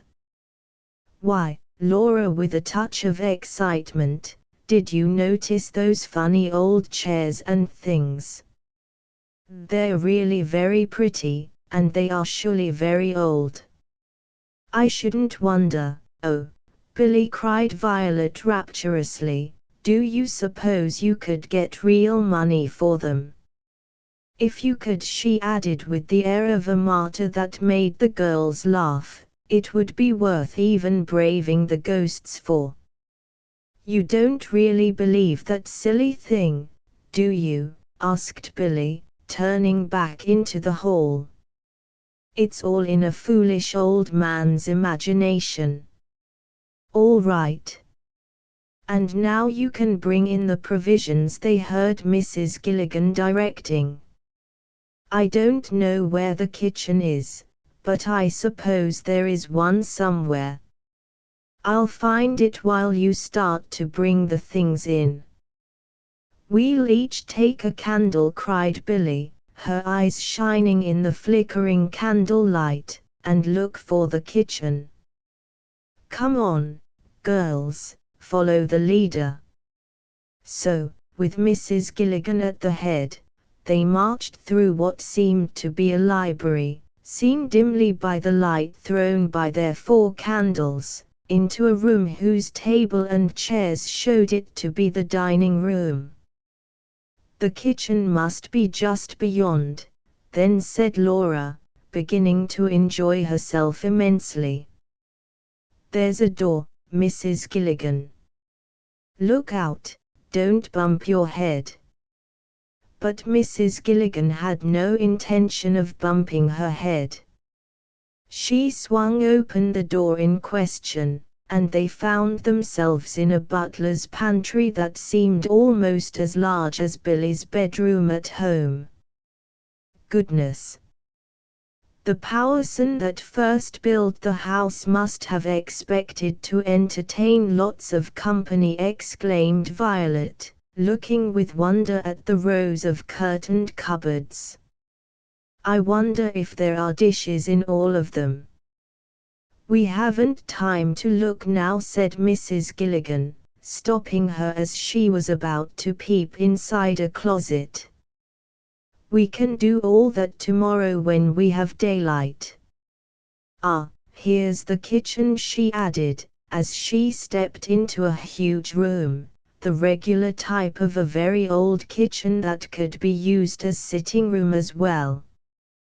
Gracious, it's a house, cried Billie, moving her candle about in an effort to light up the corners of the place. There isn't any end to it.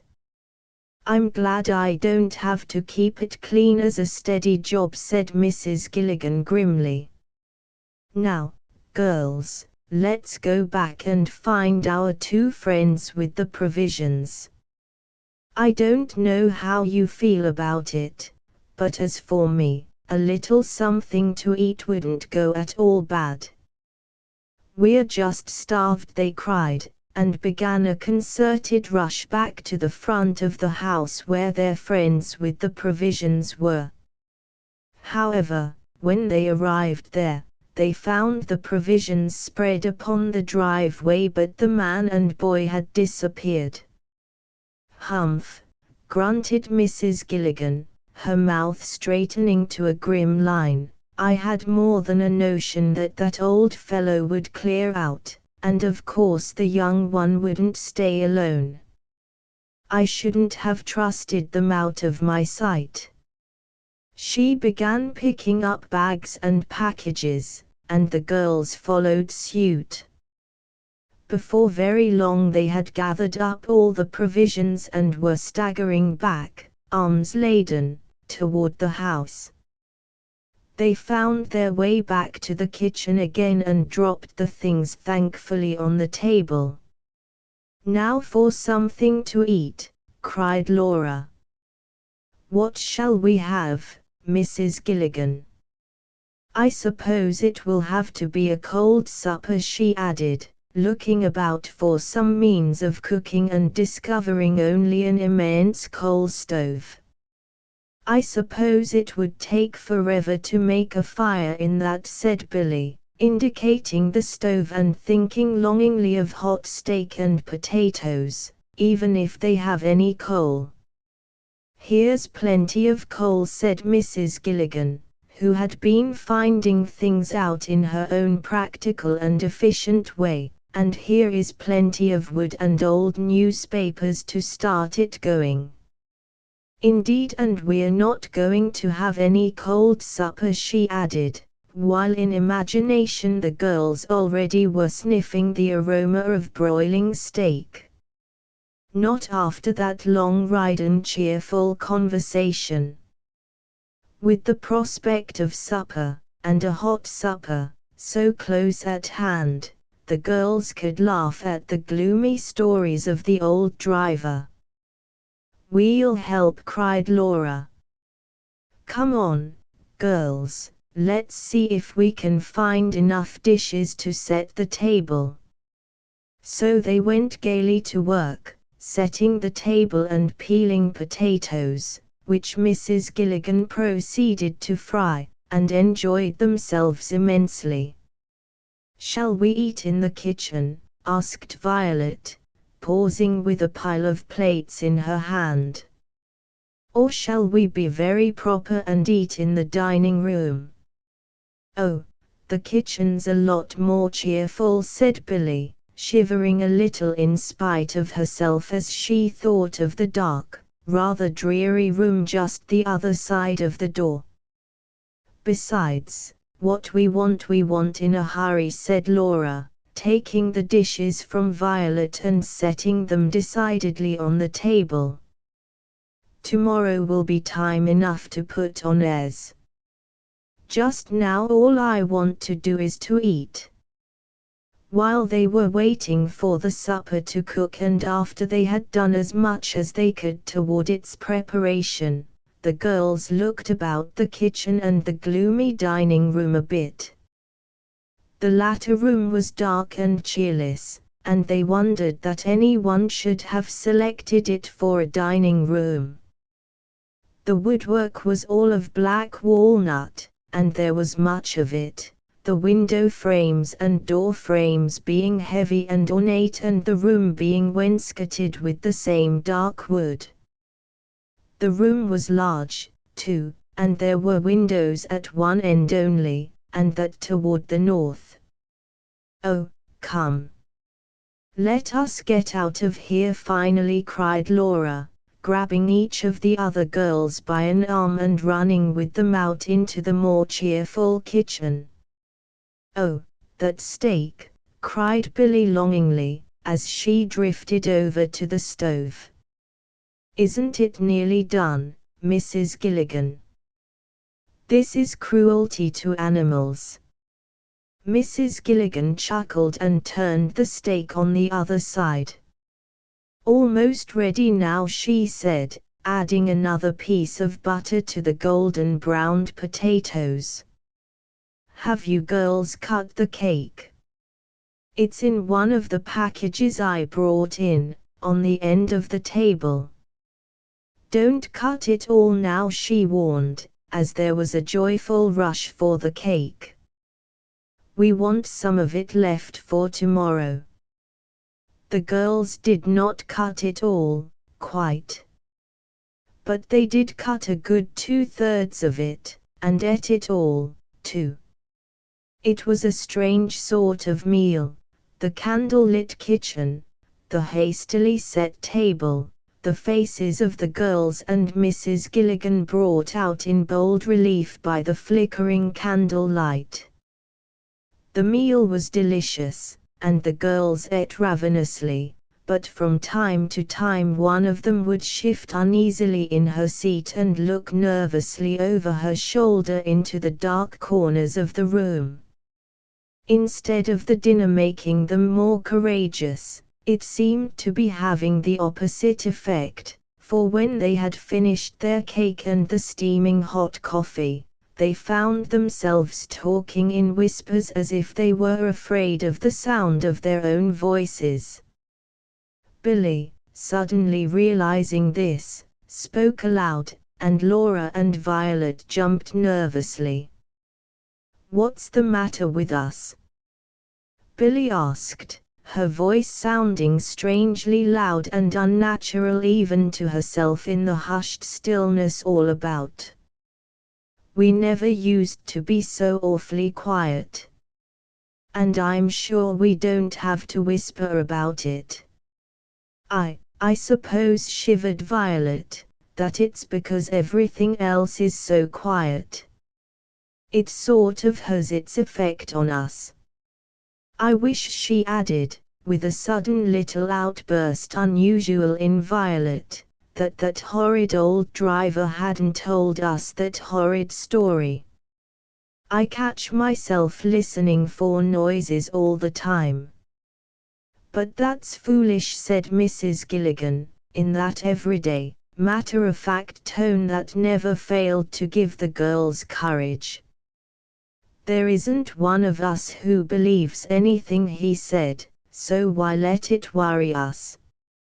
"Come on," she said, rising and beginning to gather together the dishes. "We'll get these things put away in a hurry, and then go up to bed.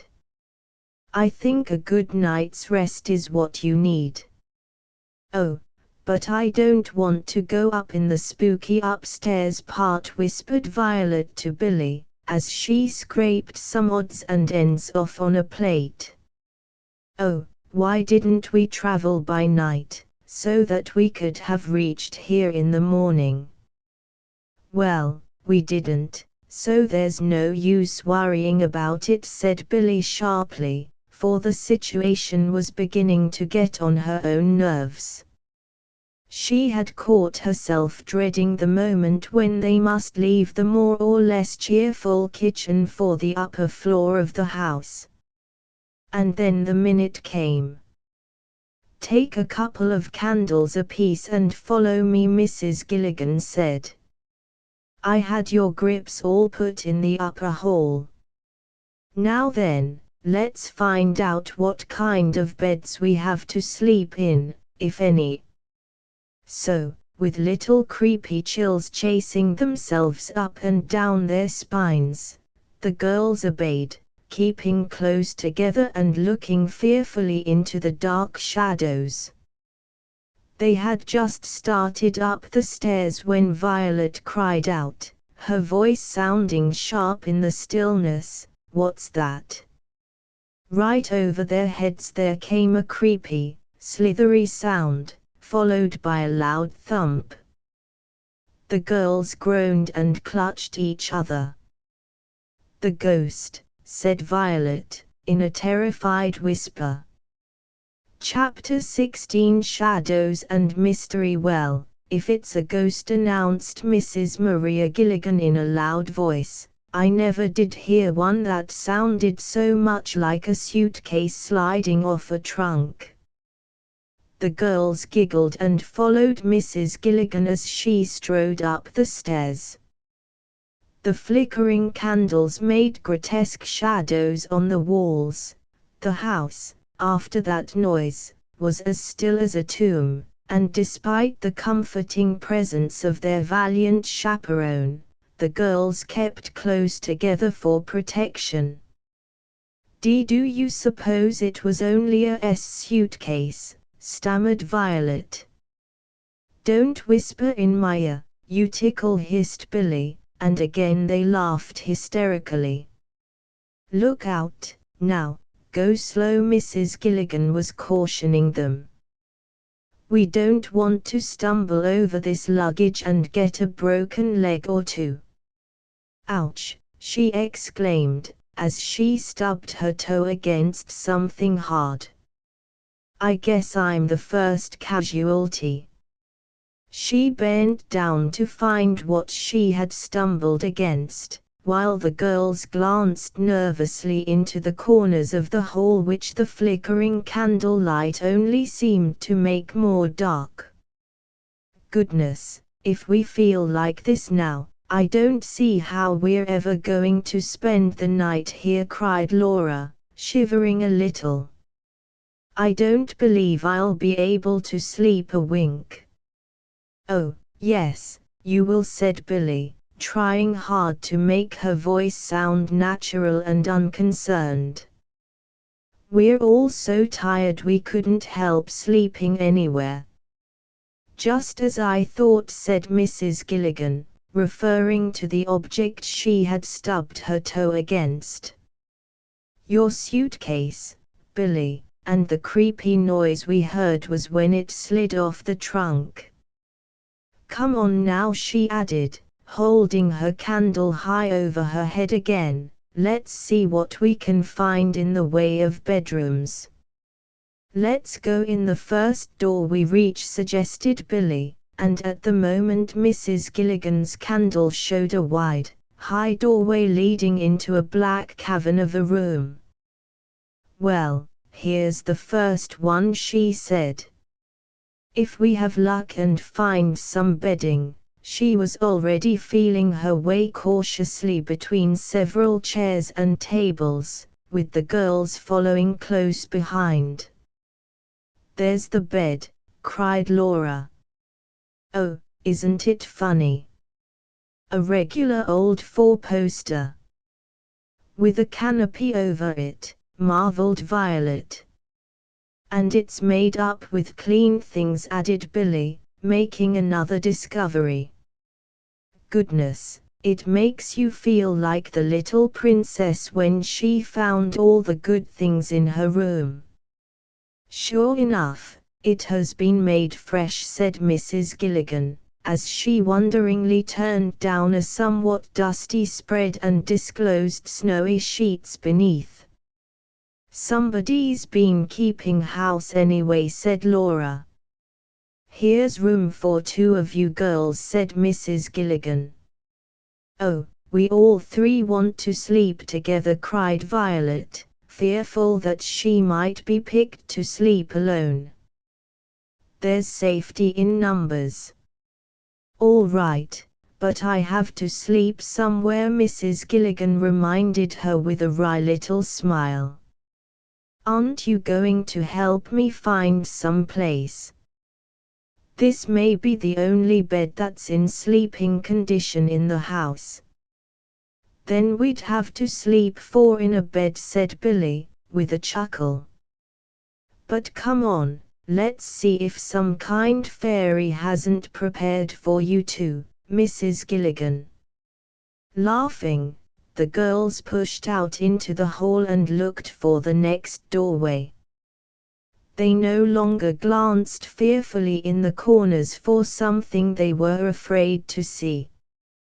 The thought of the nice clean bed pushed all their weird fancies into the background. Ghosts and clean beds did not seem to go together. They found another room just as clean as the other one, and also with a canopied four-poster in one corner. With cries of delight the girls discovered that it also was ready for occupancy. Goodness, I wonder who could have done it, mused Violet, as she dropped down on the edge of the bed and regarded the girls wonderingly. Maybe it was a ghost, said Laura, with a chuckle, and Violet glanced around uneasily. Can't you forget about ghosts for 5 minutes? She asked rather irritably, for she was tired after the long day's trip. Just when I'm beginning to be happy, there, cried Billie soothingly. Don't go and get mad, Six, darling, or our last hope will be gone. I guess Aunt Beatrice left it this way. Gracious! What's that? Only me opening a door, said Mrs. Gilligan from the farther end of the room. My, but you girls are jumpy. Better get to bed, she added, crossing over to them with a decided step. You're tired, and everything will seem better in the morning. Off with you now. No, not that way, as they started toward the hall, the way they had come in. I've found a door between our 2 rooms, it was opening that made you jump. See? A connecting door, cried Billie delightedly. Oh, that's fine. Yes, you can lock your door, Mrs. Gilligan, and we'll lock ours, and we'll all be as snug as bugs in a rug, finished Laura, putting an arm about Violet and pushing her into the other room. Aren't you going to take your candles? Mrs. Gilligan called after them. I fancy you'll need them to undress by. I fancy I'll need mine all night, said Laura in an undertone with a wry little grimace, as Violet went back for the candles. I'm just scared to death to stay here in the dark. But we won't be able to keep these burning all night, said Billie, pausing in the act of unlacing her shoe to gaze at her half-burned candle. They will probably burn out in a couple of hours. Laura looked panicky.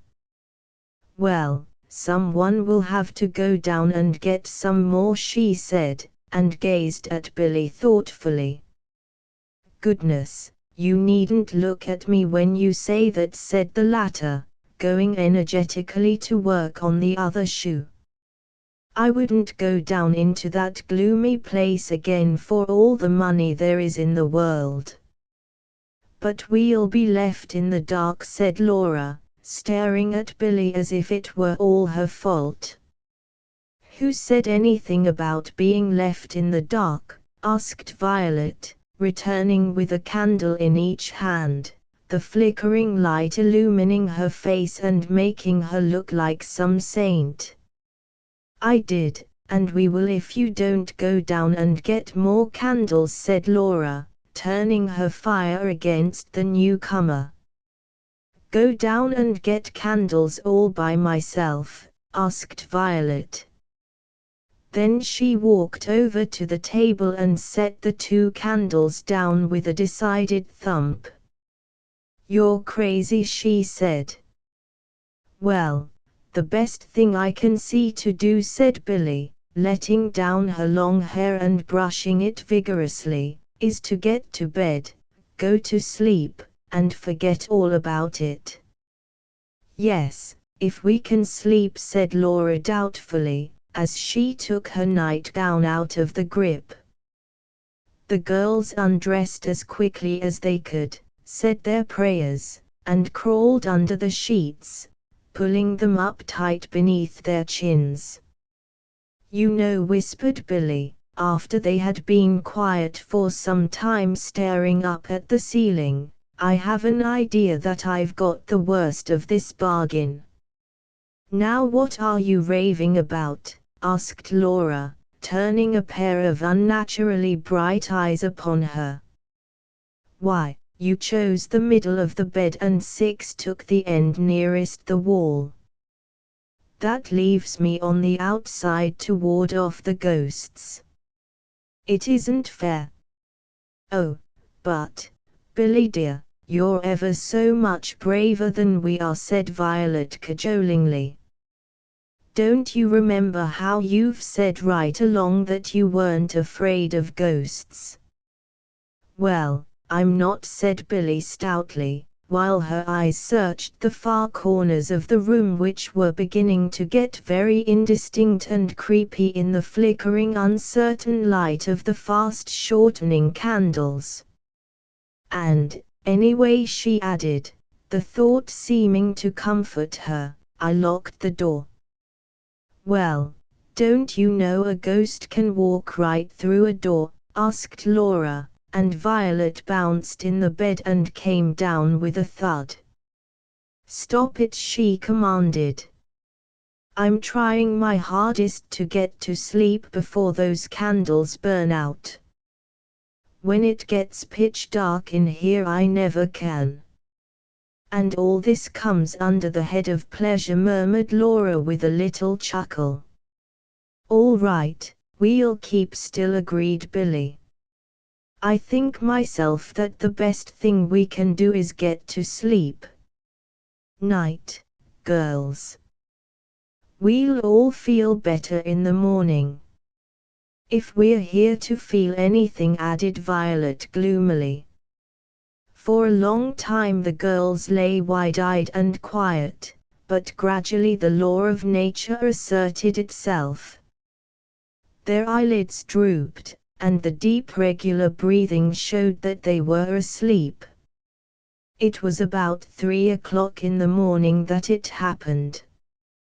Tortured by dreams in which she was being chased by a ghost in goggles and a green motor car, Violet finally awoke and lay staring out at the dark. Then suddenly she sat up. Her dream had followed her into the world of reality. There was the same strange, weird purring noise that sounded like, yet was strangely unlike, the chugging of a motor car. She sat absolutely still with every nerve tense, feeling chilly and scared. At last she could stand it no longer and, leaning over, touched Laura gently on the arm. What's the matter? Cried the latter, starting up fearfully. At the same moment Billie opened her eyes. That noise, whispered Violet. Listen. Chapter 17. Only a bat. The three girls sat quiet, every nerve tense, that same chilly sensation creeping up their spines, and their hair beginning to stand on end. Out there in that wilderness, at 3 o'clock in the morning, a noise that sounded something like a motor car and yet was unlike anything they had ever heard before, might have frightened more experienced people than 3 14-year-old girls. Here it comes, whispered Violet, clutching at Laura's arm, while Laura in her turn clutched at Billie's. It's coming closer. Oh, girls, is it in the house? Shh, cried Billie. It's a machine, it must be a machine, out on the road. But in this forsaken place, in the middle of the night, cried Laura, beginning to shiver as though she were cold. It can't be, Billie. Sh-H, said Billie again. Listen. The purring sound was coming closer, seemed almost in the house. It was so near. Then came an awful thought to Billie. Could it really be in the house? Was it possible that those awful stories about ghosts were true? But no, the noise was passing on, getting softer, softer, dying off in the distance. It must have been a machine, said Laura, beginning to laugh hysterically. 6. What did you go and wake me up in the middle of the night for just to hear an automobile? I was having such a lovely sleep. But I'm not so sure it was a motor car, insisted Violet stubbornly, the spell of the dream still upon her. It didn't sound like it. But it couldn't have been anything else, said Billie, trembling a little with the reaction. We heard it coming down the road, heard it pass the house, and go on. It simply must have been a machine. Oh, all right, said Violet, adding with a little sigh, well, I guess none of us will sleep any more tonight. I'm not even going to try. Well, I am, said Billie, leaning back and closing her eyes, yet knowing that she was as wide awake as she had ever been in her life. I don't see any use in lying here and listening for things. Good night once more, girls, I'm off. Meaning you're crazy? Asked Laura, to which Billie made no reply.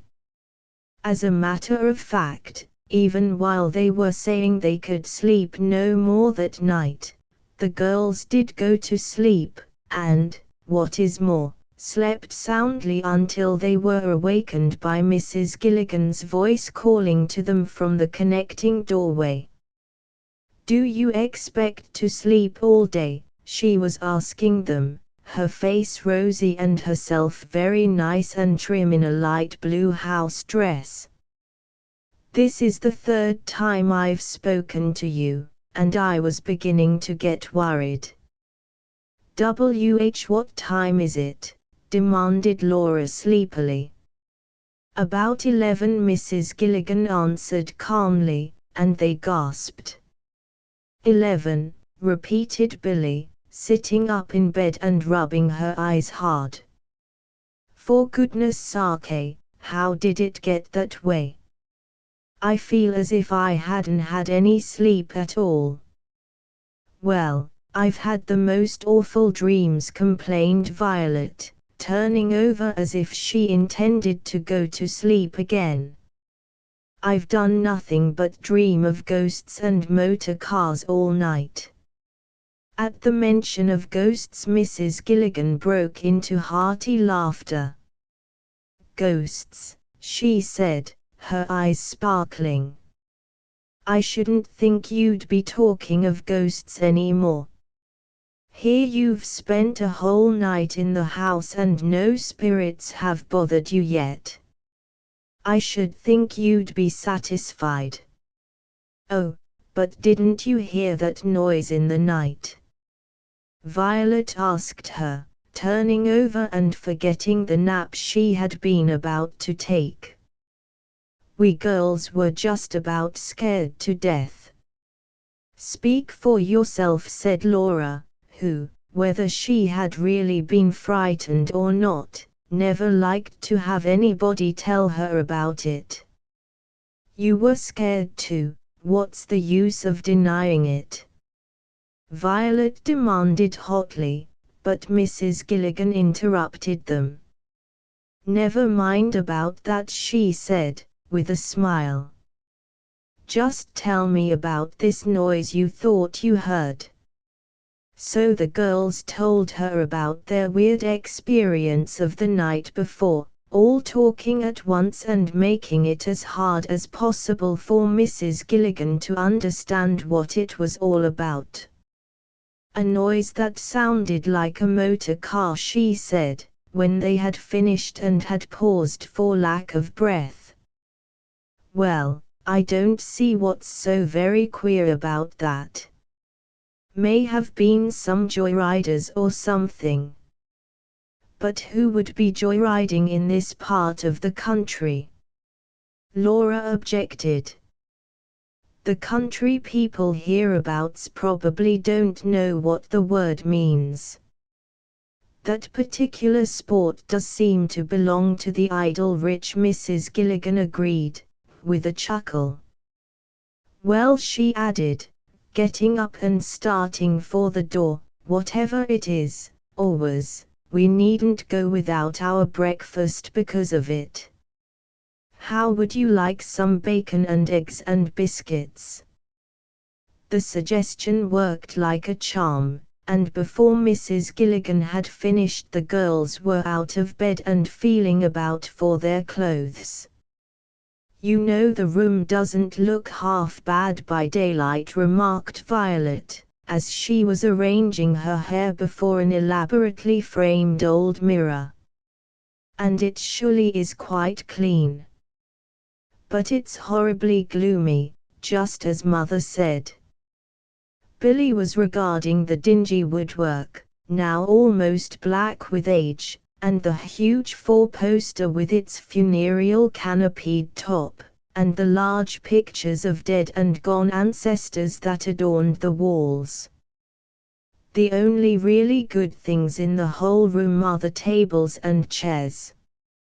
They look, she added hopefully, as if they might bring in a little money. Perhaps I'll be able to pay for the statue after all. Oh, and I'm just crazy to see the rest of the house by daylight, said Laura, clapping her hands. Come on, you slowpokes, aren't you ever going to be ready? We're ready now, said Billie, putting an arm about Violet and hurrying her to the door. Oh, is that bacon I smell, and coffee? She asked as through the open door came a whiff of the good things below. You said it, cried Laura, making a rush for lower floor with Billie and Violet not very far behind her. And it isn't going to be more than about 2 minutes before I taste that same bacon and eggs. When they reached the lower hall, they were surprised to see that it looked almost as gloomy and forbidding as it had the night before, in spite of the fact that the front door was open and sunlight was streaming through. Ah, said Laura, with a shudder, I don't wonder that they had gloomy dispositions in the old days if they had to live in houses like these. It's enough to give one the creeps. I'm glad you like my property so much, said Billie, with a demure little smile. I haven't heard you say one nice thing about it yet. We have treated our hostess rather rudely, haven't we? Laughed Violet, putting an arm about Billie and drawing her out into the sunshine. But really, Billie, we're quite sure that you don't like it any better than we do. And you are quite right, Billie assured her, then added, breaking away and running a little in front of them, girls, let's see if we can find any signs of that car we heard last night. Eagerly they scanned the rocky road, but could see no traces of any vehicle that would be big enough to make the noise they had heard the night before.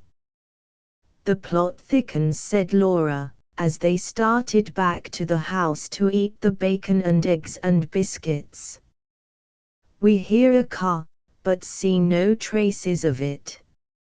It must have been a spirit car, said Violet, adding, with a plaintive little sigh that made the girls laugh, in spite of all my perfectly good training, I'm beginning to believe in ghosts. After breakfast the girls roamed around the big house, nosing into corners, calling each other's attention to this and that queer ornament or article of furniture, and there were plenty of them, and otherwise thoroughly enjoying themselves. But as yet they did not venture into the gloomy cellar with its mysterious tunnels. In the drawing room they found a queer old piano which Violet declared must date back farther than Revolutionary days and which Billie, amid jibes and laughter from her chums, tried to play.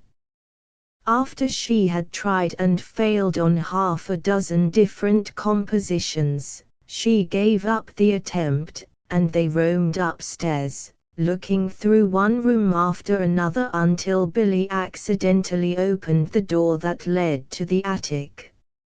"Here's where we want to go, girls," she cried. "Mother said this was the spookiest place in the whole house, except the cellar." "Hadn't we better get Mrs. Gilligan to go with us?" asked Violet, holding back. "After last night I've had enough spooky experiences to last me a week." "Oh, come on," cried Laura, running ahead of them up the stairs. "I'll show you two frayed cats." "Who's a frayed cat?" cried Billie, starting in hot pursuit. "I'll have you know that nobody dares call me such names and get away with it.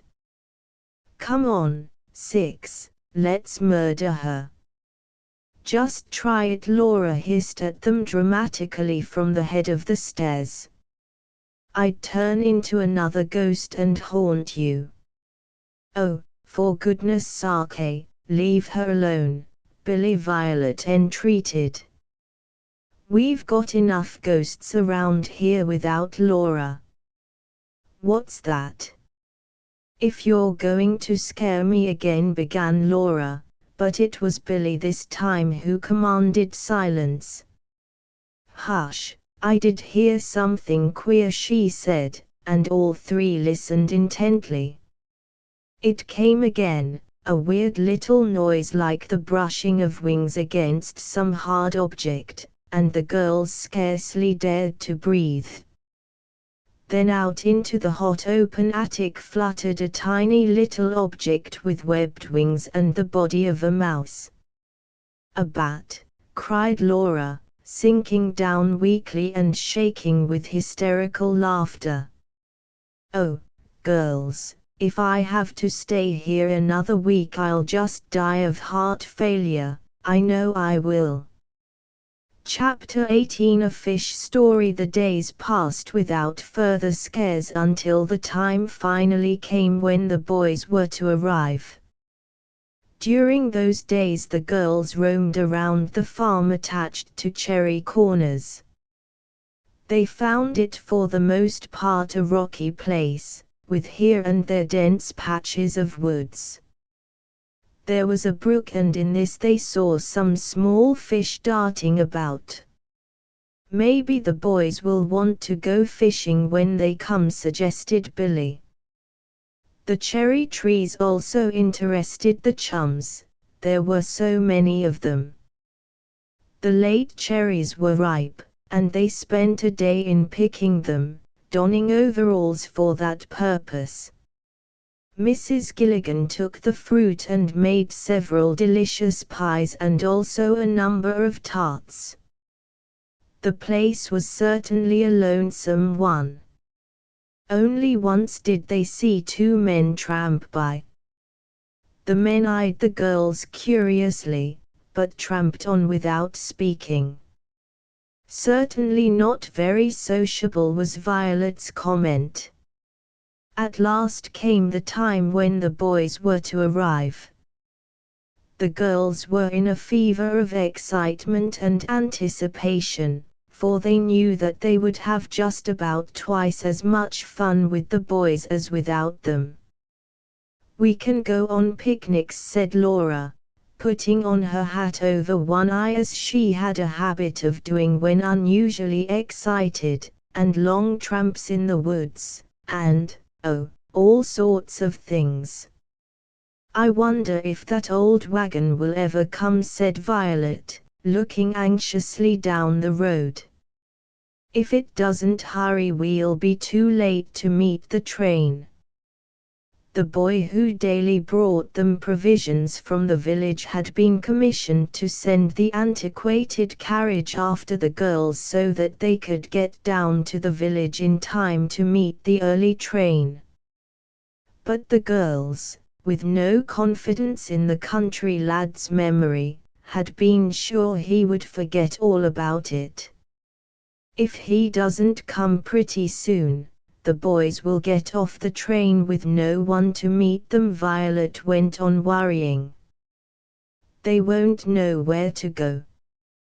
Goodness, they'll know where to go just as well as we did, said Billie, regarding herself sideways in the mirror to be sure she had not forgotten anything. They aren't infants, you know. Here it comes. Here it comes, sang out Laura from her place at the window. Are you ready, girls? The answer was a concerted rush for the stairs, and in another minute the girls were out in the bright sunlight, running to meet the stage. The driver, who had been nodding in his seat, looked up as if surprised at so much energy so early in the morning. Oh, please hurry, cried Billie, exasperated at the stupid look on the boy's face. Don't you know that we're late already? No, you're not late, he assured her in a voice that matched his manner. The 10:30 train's always 'bout half an hour late, anyways. Well, that's just the reason it will probably be on time this morning, remarked Billie, scrambling in after the girls. When I'm late, the trains are always early. Please hurry, she added, and the driver clucked half-heartedly to his team. All the way down they worried for fear they would be late, but when they reached Roland at last they found that their rural driver knew the habits of trains in that part of the country better than they did, for they had a full 35 minutes to wait. However, they roused from their despondent attitudes when they heard a familiar whistle in the distance, and began automatically to straighten their hats. Suppose they made up their minds not to come on this train? Violet suggested, but Laura cut in hastily. If you're going to start worrying all over again about something different, she said, I'll put you on the track and let the train run over you. At this dire threat Violet stopped worrying, vocally at least, and they stood first on one foot, then on the other, eagerly watching the train as it rounded a curve and came pounding down toward them. It had hardly drawn up to the station with a screeching of brakes and come to a standstill before a cyclonic trio of boys leaped from one of the rear cars and came dashing toward the girls, waving hats and bags and various other personal articles high in the air as they came. I say, but it was bully of you girls to come to meet us, shouted Ferd Stowing, as they came within hailing distance. It was more than we expected, eh, fellows? Sure. Didn't think you'd be up yet, answered Teddy, looking exceedingly handsome, at least to Billie. Up yet, cried Billie, trying to look angry, which she could not do because she was altogether too happy and excited. I don't know where you boys get your ideas, anyway. Out of our brilliant craniums, said Ferd modestly. I say, girls, where do we go from here? There's an old carriage that looks as if it were on its last legs, laughed Violet, leading the way back to where the antiquated vehicle and its sleepy driver awaited them. We came up in it, but I don't know how we're all going to squeeze into it going back. Say, fellows, we forgot to get our trunks, said Chit, interrupting himself in the midst of an earnest conversation with his sister. Give me your checks and I'll go back and see about them. But if there isn't room for us, how are we ever going to get our baggage to the house? Teddy asked. We'll get the wagon that took ours up, Laura answered. We've got to get some provisions, anyway. So with a great deal of fun and laughter they looked up the ancient wagon and went to the general store to get a formidable supply of provisions. Looks as if you were buying the store out, Teddy remarked, as Billie pulled out a long list of items. What's the big idea? You boys, said Billie, dimpling at him.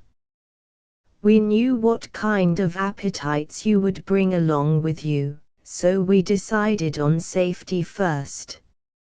Now we know you girls are bright, said Ferd admiringly, and Billie made a face at him. The ride to the house was one big lark. The boys sat on the trunks among the provisions, and the girls went off into gales of merriment at their comical efforts not to step on the eggs or fall among the fruit. They were having such an awfully good time that even the solemn old driver had to join in the fun. At last they reached Billie's house, and with much ceremony the boys jumped down from the wagon and ran to the carriage to help the girls out. And all they got for their pains was scorn and derision on the part of the girls. Get out of the way before I step on you, little speck of dust, Laura cried haughtily to Ferd, who turned up his collar and slunk along toward the house as though his humiliation were more than he could bear, amid shouts of laughter from the merry crowd that followed him. That's the way to treat 'em, Laura Chit cried, but at that Ferd turned upon him. Say, you'd better look out, he said belligerently. I can't hit a lady, a witch, murmured Billie, with a wicked glance in Laura's direction. For calling me names, continued Ferd, glaring at Chit, who began to tremble in mock fright. But there's nothing to keep me from wiping the ground up. Yes, there is. It's my ground, and I won't have it wiped up, said Billie decidedly, at which Ferd had to laugh and the mock war came to a close. Say, this is some classy place, what? Said Chit, stopping in front of the rambling old house and regarding it admiringly. Have you met with any ghosts yet, girls? Oh, half a dozen, said Laura indifferently, and he was just about to ask some more questions when Mrs. Gilligan met them at the door and began giving instructions. After that there was nothing to do but obey, and the boys and girls did not meet again until lunchtime. Then they regarded each other across the table joyfully. I say, let's go for a tramp in the woods this afternoon, Ferd suggested, after he and the other lads had taken a look around the house. This is the prettiest, wildest country I've ever seen, and I'd like to nose about a little. But we thought you'd like to see what the attic and cellar look like, said Billie. We had the afternoon all planned. Let's do that tomorrow, Ferd begged boyishly. This is too nice a day to spend indoors. So it was decided to go outside, and as soon as the dinner dishes were cleared away, at which the boys assisted without so much as a grumble, the young folks started out on their tour of discovery. The girls had spent much of their time in the old house since their arrival, for they had found an almost inexhaustible supply of strange corners and unexpected rooms and peculiar ornaments that had fascinated them. But today, as they felt the warm sunshine on their heads, as the wind caressed their faces and the scents of the woodland bathed them in perfume, they were glad they had let the boys have their way and had decided to spend the glorious afternoon in the open. "Did you win the tennis singles?" Billie asked of Teddy, as she stopped to smell a bunch of strange flowers. "I was rooting for you."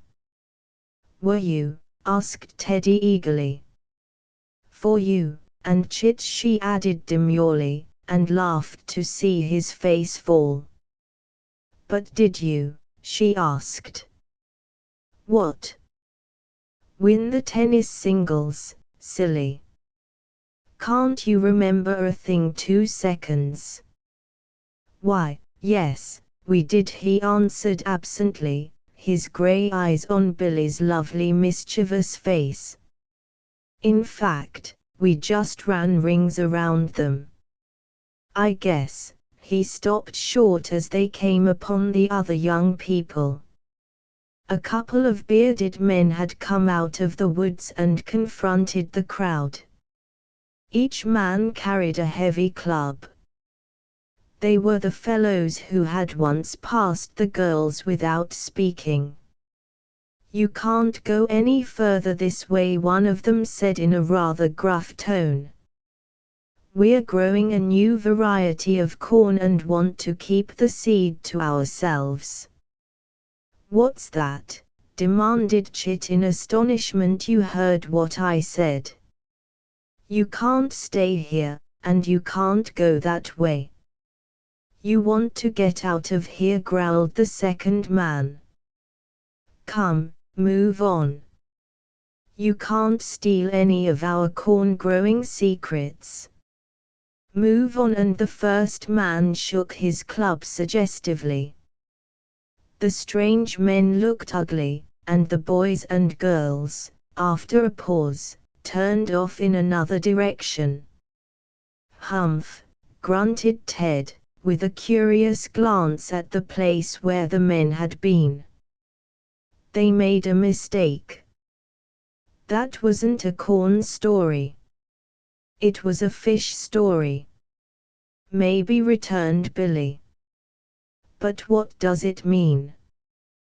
Chapter 19. In the dead of the night there was so much of interest about the house, and outside of it, that a week passed almost before the young folks knew it.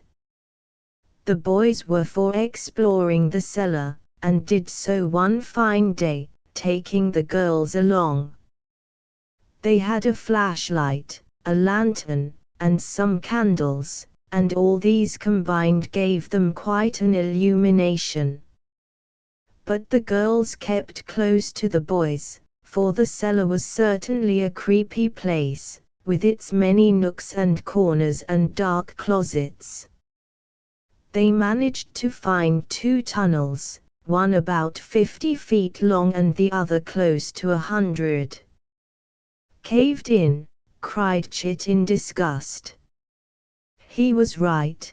Dirt and rocks filled the openings, both of which were quite wet. "I'll bet they led to the brook," remarked Teddy. "When the Indians made a raid, the settlers could crawl through one tunnel or the other and so hide in the brook." "I think Ted must be right," said Ferd. There was but little of value in the cellar.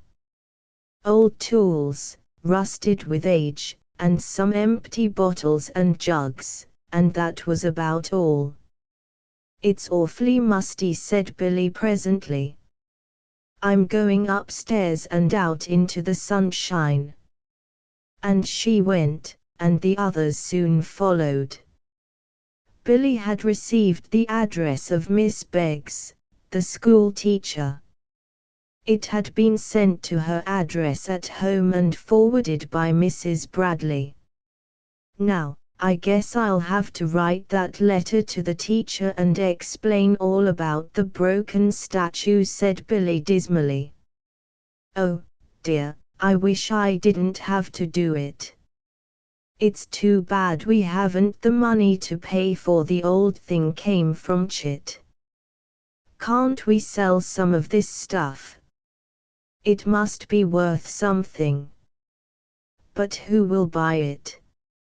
I don't know. There was a long consultation among the girls, and at last Billie managed to write the letter. There, she said, when she had given it to the store boy to post, now I feel better. The confession part of it is off my mind, anyway. If I can only pay for the old statue, or buy another one like it, I'll be happy, or nearly happy. She added the nearly happy as the thought came to her that even with the broken statue paid for and off her mind, she had still another ordeal before her. In a couple of weeks their vacation would be up at Cherry Corners, and soon after that she would have to see Violet and Laura and the boys, except poor Chit, go off to boarding school, while she and her brother would be left behind. Oh, well, she would not think of that just yet.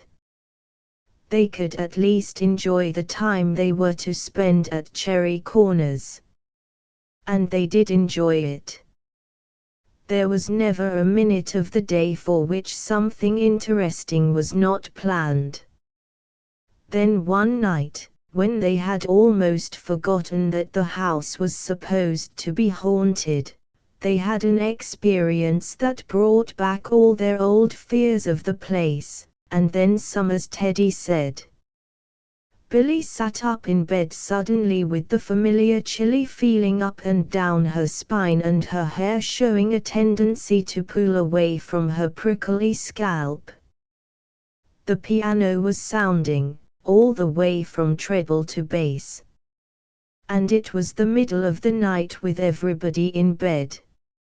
She put out a hand and shook Laura and Violet to consciousness. "Oh, girls, it is the ghost this time," she said in a scared whisper that made them wide awake in an instant. It's playing the piano." A musical ghost," giggled Laura hysterically, but Billie pinched her into silence. "Keep still," she cried. "There it is again." The girls listened to the eeriest, weirdest music they had ever heard, and Violet slipped shivering under the covers and hid her face with the sheet. "See, come out of that," cried Billie, pulling at the sheet. "What gee good do you suppose it's going to do to put the sheet over your head? Come on, I'm going to investigate." With sudden determination she slipped out of bed and stood up. "Billie," gasped Laura, "you're never going to go down there." "I'm going to call the boys," said Billie, who, despite all her determination, could hardly stand up, her knees trembled so.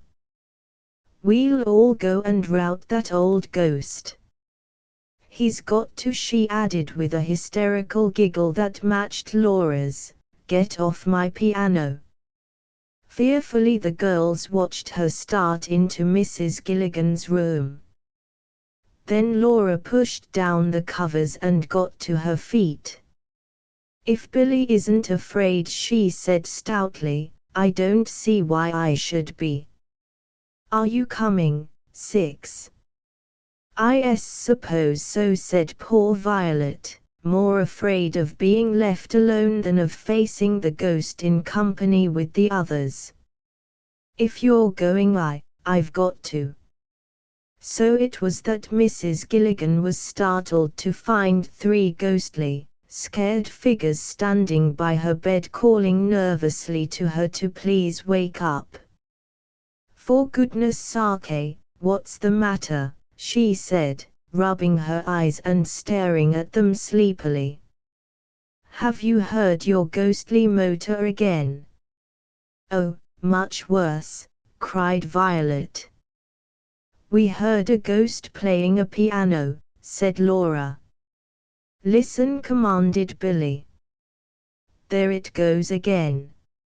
"Oh, Mrs. Gilligan, I'm frightened." Mrs. Gilligan listened, and even she, matter-of-fact, humorous Irishwoman that she was, felt that same strange tendency on the part of her hair to stand up straight in the air. "Well, here's the time for my rolling pin," she said, jumping out of bed and wrapping a kimono hastily about her. "We'll call the boys and see what that piano thinks it's doing anyway." So they called the boys. The three lads were on tiptoe with excitement at the thought of an actual encounter with a ghost. And a musical ghost, at that, crowed Ferd, as they started down the stairs with the girls following cautiously and holding their candles over their heads. "Say, don't make so much noise," cried Chit in a stage whisper. "You'll frighten his ghost ship away. I wouldn't miss seeing a real ghost for anything you could offer me. In here, fellows, here's the piano," Ferd directed, and, their hearts in their mouths, the girls watched them go into the dark room. "Ouch! Hang that chair," they heard Ferd cry out. "Come on with those lights, girls. I'm ruining all the furniture." Nervously the girls followed them in, throwing the light of the candles on the old piano, but, as far as they could see, nothing had been disturbed. The ancient instrument stood as dignified and aloof as ever, and in the whole room not a chair was out of place. "Nothing here," said Chit, looking disappointed. "Say, the girls promised us a regular show, fellows, and they haven't come across." "What shall we do to 'em?" asked Teddy, looking almost equally disappointed. "But we heard it," said Billie, shivering with excitement. "It was just as if somebody had taken the back of his finger," Laura added, "and run it all the way down the keyboard from the top note of the treble to the last note of the bass." "Oh, you must have been dreaming," said Ferd, opening the piano to examine it inside. "No, they weren't dreaming," said Mrs. Gilligan seriously. "Because I was very much awake when I heard it." "You heard it, too?" asked Chit, beginning to be interested again. "I certainly did," said Mrs. Gilligan, with a grimness that left no room for doubt. "And I'm not given to imagining things, either." "Well, I move we look around a bit," suggested Ferd, who was always eager for action. "The ghost may have retreated to the dining room or something." "No, siree," said Violet decidedly. "If the rest of you want to go roaming all over this gloomy old place at night you can do it, but you'll have to leave me out." "Six's right," said Mrs. Gilligan, just as the boys were about to protest. "There isn't any use going into this thing any further tonight and getting the girls all upset. I'll stay down here a while and see what I can see." "Let me stay with you?" asked Chit eagerly. "And me?" "And me?" Ferd and Teddy spoke almost in the same breath. "No, I want you all to go up and get into bed, said Mrs. Gilligan decidedly. If I see anything, she added, with a grim smile, anything that looks like a ghost, that is, I'll call you. That's a promise, said Chit, looking back over his shoulder as he reluctantly followed the others upstairs. Because if I should miss getting a look at that ghost, I'd be disappointed for life. Well, I've had enough of spooks to last me forever, said Laura, with a shivery glance over her shoulder as the boys left the girls at their door and started off down the hall. If that piano begins to play itself again tonight, I'll just die, that's all there is to it. The girls crept into bed, careful to leave their candles burning. You know, Billie, said Violet in an awed little voice, this thing is really getting serious. I should say so, agreed Laura, drawing the bedclothes a little tighter about her. Well, it isn't my fault, is it? Asked Billie.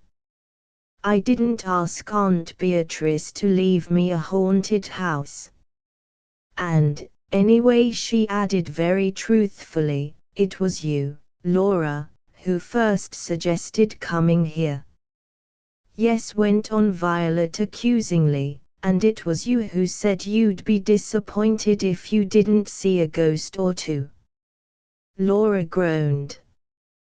What's the use of holding things up against me that I said when I was young and foolish? She asked. Anyway, I didn't think we would really see anything. Well, we haven't, said Billie. All we've done is to hear things, but we've heard plenty, sighed Violet. There. What's that?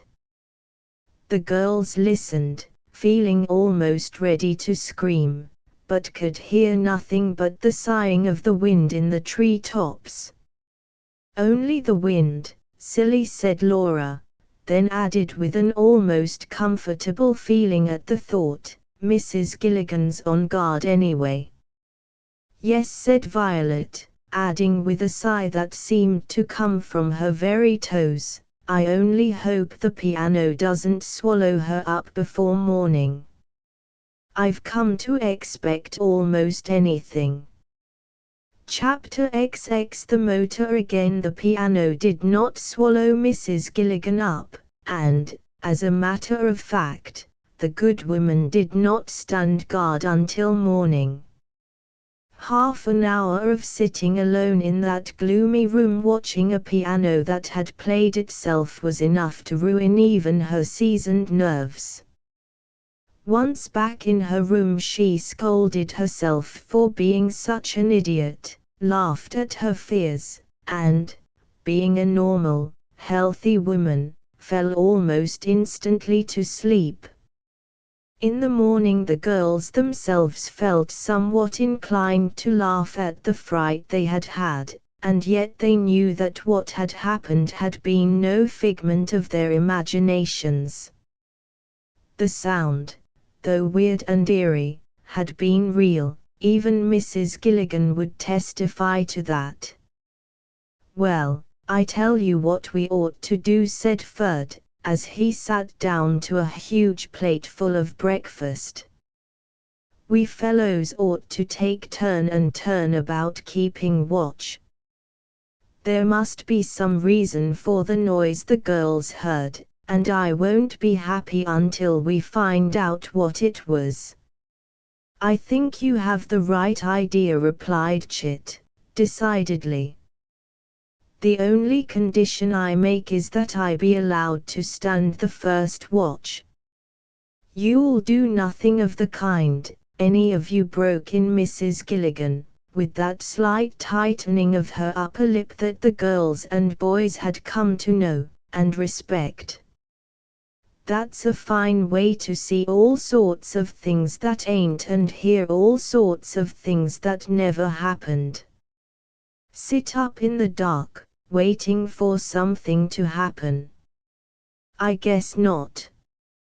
But we can't just sit back and let the piano perform like that every night, can we? Asked Ferd, in an argumentative tone. I'd rather stay awake part of the night than all of it. Don't you even want to solve the mystery? Asked Chit, in an aggrieved voice. Mystery, Humph, grunted Mrs. Gilligan, feeling very brave and disdainful in the bright sunshine. I don't believe there's a bit of mystery in the whole thing. Then what made the piano play? Teddy insisted. You said yourself that you heard it. Oh, I heard it all right, said Mrs. Gilligan, helping herself to more jam. There isn't any doubt about that. But I have an idea what caused it, all right. Oh, tell us, they cried eagerly. But their chaperone shook her head determinedly while her lip became still tighter. No, indeed I won't tell you, she said, adding with a little chuckle, I want to try it out myself first. For I know that if I told you young ones about it you'd only laugh. And I don't like being laughed at. But we wouldn't laugh, Billie assured her earnestly. Really, Mrs. Gilligan, we'll promise on our word of honor not to so much as even smile. Get out with your promises, said Mrs. Gilligan, relapsing into her brogue. I do be knowing you better. I'll try it tonight, she added graciously, and if it doesn't work I'll tell you about it in the morning. I suppose here's where I spend another sleepless night, said Violet dolefully, helping herself to more biscuits. Oh, well, I'm getting so I can do without sleep now. Well, you don't look as if you'd ever lost a wink in your life, said Chit, glancing at her admiringly, for it was an open secret with the boys and girls of North Bend that Chit rather especially liked tall, dark, peace-loving Violet Farrington, perhaps because she was so much like himself. Violet blushed prettily at this complimentary remark, and the girls looked at her teasingly. Who was it that said something or other was blind? Asked Laura wickedly, and Violet kicked her under the table. Peace, my children, said Billie. We're having enough trouble with ghosts and things without starting a war among ourselves. Who'll have some more jelly? There was a simultaneous shout of approval, and the jelly dish began its fourth round of the table. However, they did at last get through eating and wandered out on the front porch, where Mrs. Gilligan could not scoff at their ideas, to discuss the doings of the night before. But it was only a little while later that Mrs. Gilligan put another damper on their fun by announcing that someone would have to go to town for more provisions. The boy had failed to come that morning, and their supply of canned goods was running dangerously low. Let's all go, Chit suggested. We could walk down and ride back. But, oh, Chit, it's so frightfully hot, Billie objected. I'm sure we'd get sunstroke or something. Yes, it's a terribly long walk, added Violet. Well, we could wait till toward evening, said Ferd. It wouldn't be so scorching then. I admit, he added, taking a slanting squint at the sun, that even I am not eager to take a long hike just now. But toward evening we'll be preparing supper, objected Laura, and the boys threw up their hands in despair. Well, then we'll just have to go without you, said Teddy. but it would be lots more fun if you'd come." This last was said to Billie and for her ear alone. That afternoon the girls watched the boys down the road till they were out of sight, then turned back to the house with a strangely lonesome feeling. "You know," said Violet, pausing on the doorstep and looking back at the girls with a rather sober face, "I have a sort of feeling that something's going to happen." "Well, you'd better get rid of it right away," retorted Laura. "We don't want anything more to happen, especially when the boys are away." This time Violet proved to be right. Something did happen. It was after dark. The boys had not yet got back from the village, and the girls were setting the table in the kitchen. They had never found the courage to eat in the gloomy dining room, when Violet set a dish down on the table with a bang that made the girls start and look at her in surprise. As for Violet, she was too scared to speak for a moment. Then she stammered out, "The strange motor car," she said, while Billie and Laura stared at her. "I thought I heard it before," psh, cried Billie, and they listened, hardly daring to breathe. There was the same strange humming sound that had so startled them on their first night in the house, only this time, instead of coming from a distance and passing by, the noise seemed to get louder, then softer, louder and softer, as if whatever it was were approaching and retreating at regular intervals. At that moment Mrs. Gilligan came into the room, and the girls called to her to listen also. "That?" she asked, with a little laugh. "Why, that's an automobile of course," and started for the front door. "Only I must say it's behaving mighty queer." But when they opened the door and looked out into the rocky road there was no sign of an automobile, and yet the humming sound still kept on. As they listened, wide-eyed, the noise grew softer and gradually died away in the distance. The girls looked at each other wonderingly. Then it was Billie who offered a solution. "Mightn't it be an aeroplane?"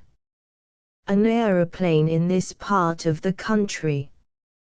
Laura was inclined to scoff at the idea, but Mrs. Gilligan and Violet both stood up for Billie. They were about to enter into a heated argument when they saw the wagon that had by this time become familiar to them coming down the road with the boys seated in it or hanging to it in characteristic attitudes. The girls ran out to them and deluged the lads with questions before they had time to learn what it was all about. "A motor car?" asked Chit. "No. We didn't pass a soul on the way up here." When the girls had poured into their interested ears the story of the queer humming sound that had just repeated itself, they agreed to one man to Billie's suggestion that it was very probably an aeroplane. "I'll tell you what we'll do next time we hear it," said Teddy as the boys picked up the provisions they had brought and started toward the house. "We'll go up on the roof. Then we'll pretty soon see whether it's a ghost or the real thing." "And in the meantime," suggested Chit, sniffing the air hungrily, "how about some supper?" Chapter XXI. Both at once. It was not long before there came a recurrence of the strange humming noise which had so disturbed the girls. It was only a few nights later that Chit sat up in bed with the joyful feeling that here at last was a chance to investigate at least one of the ghosts that haunted the homestead at Cherry Corners. Third. Teddy, Wake up! What's the matter? Are you dead? He called to the boys. The latter reluctantly opened their eyes and looked at him reproachfully. Can't you let a fellow sleep? Teddy asked. But Chit, with no ceremony whatever, hauled him bodily out of bed and set him on his feet. Don't talk, he ordered. Run as fast as you can to the roof before we miss it. What are you raving about? Asked Ferd, although both he and Teddy started obediently toward the attic stairs. If you wouldn't talk so much, you could hear it, Chit answered, pushing up a trapdoor that led to a small square platform on the roof. It's the motor sound the girls heard and that scared them so. It is, for a fact, cried Teddy in a joyful whisper. And it's coming right near, fellows, too. It's an aeroplane all right, said Ferd, with conviction.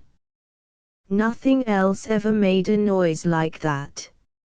Say, what are you doing up there? A girl's voice hailed them from the bottom of the steps, and Chit thought he recognized it as Billie's. Are you walking in your sleep or have you gone crazy? Come down here quick, we need you. Keep still, Chit yelled back. We're looking for your aeroplane, ghost. Can't you hear it? Yes. But, oh, Chit, Billie's voice was tremulous, the piano is playing itself again. Won't you come down? We're afraid to stay here all alone. Great Scott! All the spirits are roaming at once, cried Teddy, straining his eyes to see through the darkness as the humming of the motor came nearer. There, isn't that it? Cried Ferd, pointing eagerly through the trees toward a little patch of sky, palely illumined with stars. I think I saw it, said Chit, rubbing his eyes impatiently. It's so confoundedly dark. Oh, won't you please come down, wailed Billie's voice from the spooky depths of the attic. I'll die of fright if I have to stay here another minute. This appeal moved the boys, and they began reluctantly to descend the ladder, keeping their eyes all the time on the pale patch of sky. Where are the others? Asked Teddy, as he reached Billie's side. They're down looking for the ghost, answered Billie, as she ran down the stairs in front of them. They sent me to get you boys, and I found you gone. Mrs. Gilligan, she added, with a hysterical giggle, has the broom and Laura has the poker. Maybe we'd better stop on the way and gather up a few bedposts, suggested Ferd, as they took the last flight of stairs on a run and landed in the lower hall.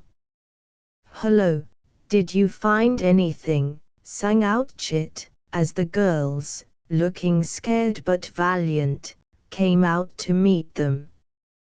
Where's Mrs. Gilligan? Inside, said Violet. There isn't a thing to be seen any more than there was the other night. I'm absolutely positive now that it must be a ghost. Well, if it is, he's got a sense of humor, said Mrs. Gilligan, rising from her knees where she had been peering into the corner behind the piano. I've heard of all sorts of spirits, but I never heard of one who insisted upon playing the piano in the dead of night. He must have been a musician in his lifetime, suggested Chit. That's the reason he comes and haunts the piano. Well, I don't see why he doesn't choose a regular piano to haunt, said Billie, feeling irritable because she was very sleepy and had been very much frightened. It's bad enough for a live person to play, let alone a ghost. And where could it have gone, wondered Laura, her eyes big and dark with excitement. The minute we heard the noise, I guess we're sort of listening for it even in our sleep, we jumped up and came down here while Billie went to call you boys. It was playing almost up to the minute we came into the room. And maybe we weren't afraid to go in, said Violet, with a shudder. I don't know how we ever got the courage. Well, you only came because Mrs. Gilligan and I went ahead with the broom and the poker, sniffed Laura. Was it playing when you came down the stairs? Asked Chit, interested. And did it stop as soon as you entered the room? Yes, it was Mrs. Gilligan who answered this time. And it was good for him he did. I've lost enough sleep through the miserable rascal and I was just ripe for a tussle. I don't blame him for running, said Teddy, with a chuckle. But where did he go? Asked Laura again. We were sure that we'd see something, goodness knows what, when we turned the corner of the room. And all we saw was a large amount of nothing at all, added Violet, wide-eyed. Perhaps, suggested Ferd, with a chuckle, the aeroplane we heard belonged to him. A ghost's aeroplane, murmured Billie, smothering another hysterical chuckle. And when you girls came in he just soared skyward and went off in it. It's funny we never thought of that, said Teddy scornfully. Well, I wish we could find out what it is, sighed Billie, as they started upstairs again. This staying awake all night isn't very much fun. But isn't it strange, asked Laura, stopping on the landing and looking back at them, that both the piano and the motor should start again on the same night? Yes, it is, rather, said Chit, adding seriously, I wonder if there could really be any connection between the two. There's no use wondering, that I can see, said Mrs. Gilligan, preparing to send them off to their respective bedrooms. I think the best thing we can do is not to notice them anymore. Perhaps the ghosts will get tired, if they find they don't worry us, this last with a chuckle. Well, but they do worry us, said Violet plaintively.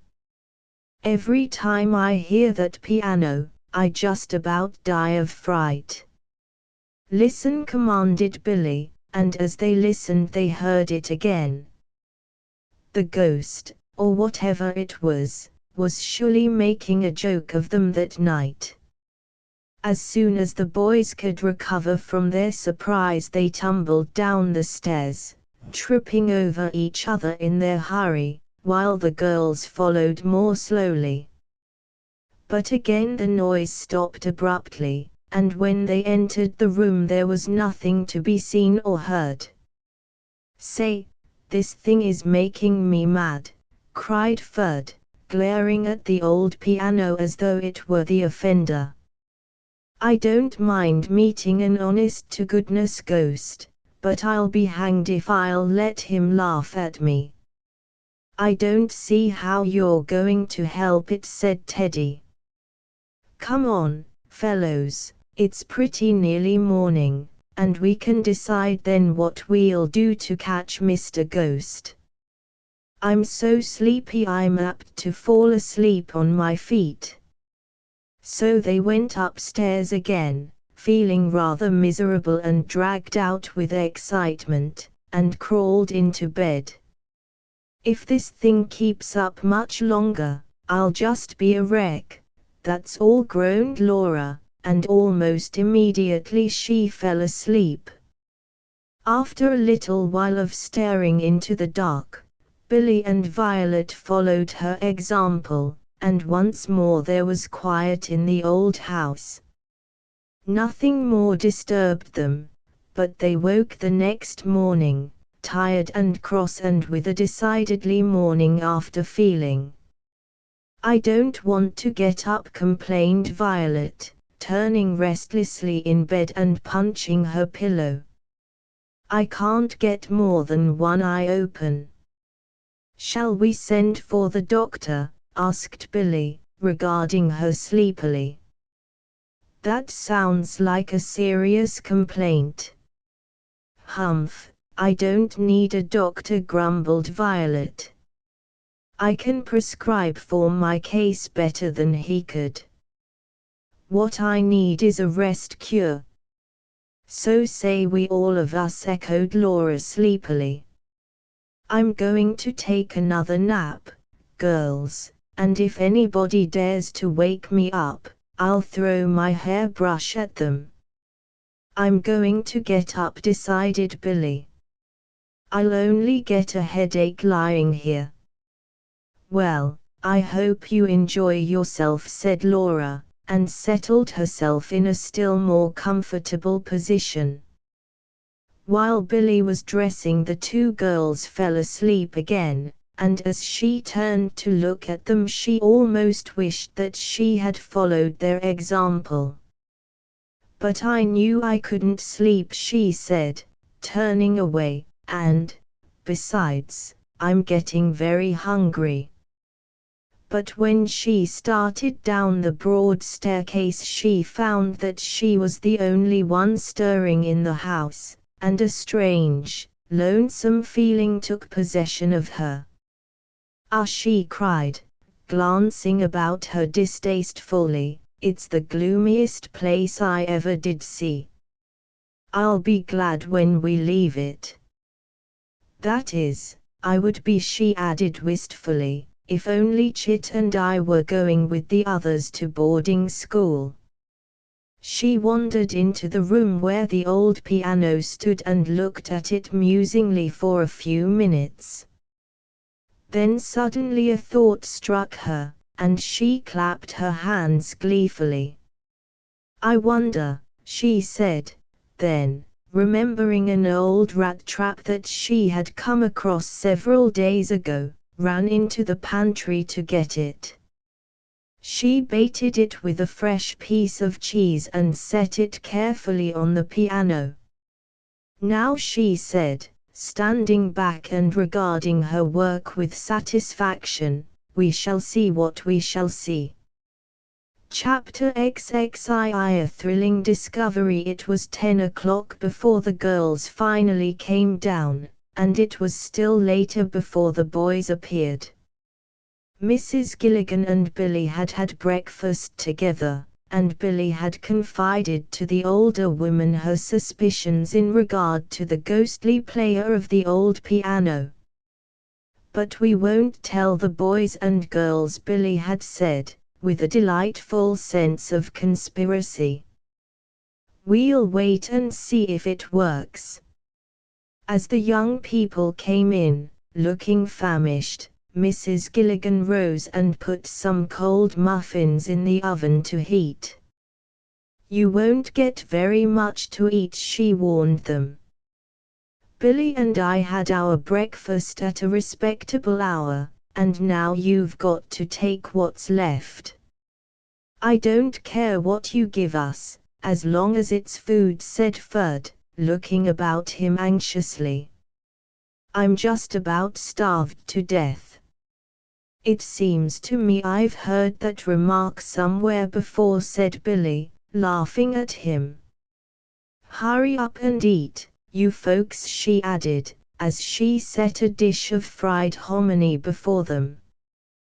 "We girls haven't really made a thorough examination of the attic yet, and I'm just dying to poke into all the corners." "Yes, I always did like attics," said Laura, adding, as she swallowed a delicious morsel, "but I like fried hominy more." "Won't you come too?" Violet asked the boys, as, their breakfast over, the girls started up to the attic. "We'd love to have you and you might find it interesting." "No, thanks," said Teddy decidedly. "I can think of lots better things to do than go roaming about a hot old attic when the thermometer is 96 in the shade. I'm going for a walk in the woods." "How about it, fellows?" "Yes, and see if we can come across those old fellows with the beards that told us the cornfish story," chuckled Chit. "You know," he added, "I have wondered several times since then what the old fellows were up to. Somehow, I'm mighty sure they didn't tell the truth." "I tell you what," cried Ferd eagerly. "Let's push on in the direction we were going the other day and see what's being pulled off in there." "Yes, and get shot most likely," sniffed Laura. "I don't think much of that idea." "Well, we didn't ask you to come, did we?" Ferd asked.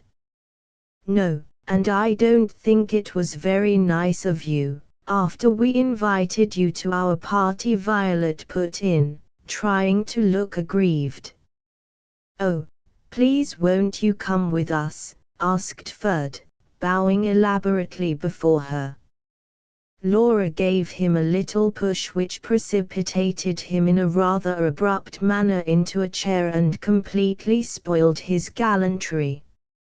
"I'll get even with you," he threatened good-naturedly, during the laugh that followed at his expense. "But say, fellows, you haven't answered my question. Are you game?" "Sure, we're game," they answered, and Chit added, as he picked up a stick he had found in the woods several days before and had modeled into an excellent club, "If they start any funny business they'll find me ready for them." "Oh, boys, do be careful," Billie begged, really afraid that their love of adventure would get them into trouble. "I didn't like the looks of those men. And they had clubs." "Maybe," said Violet in an awed voice.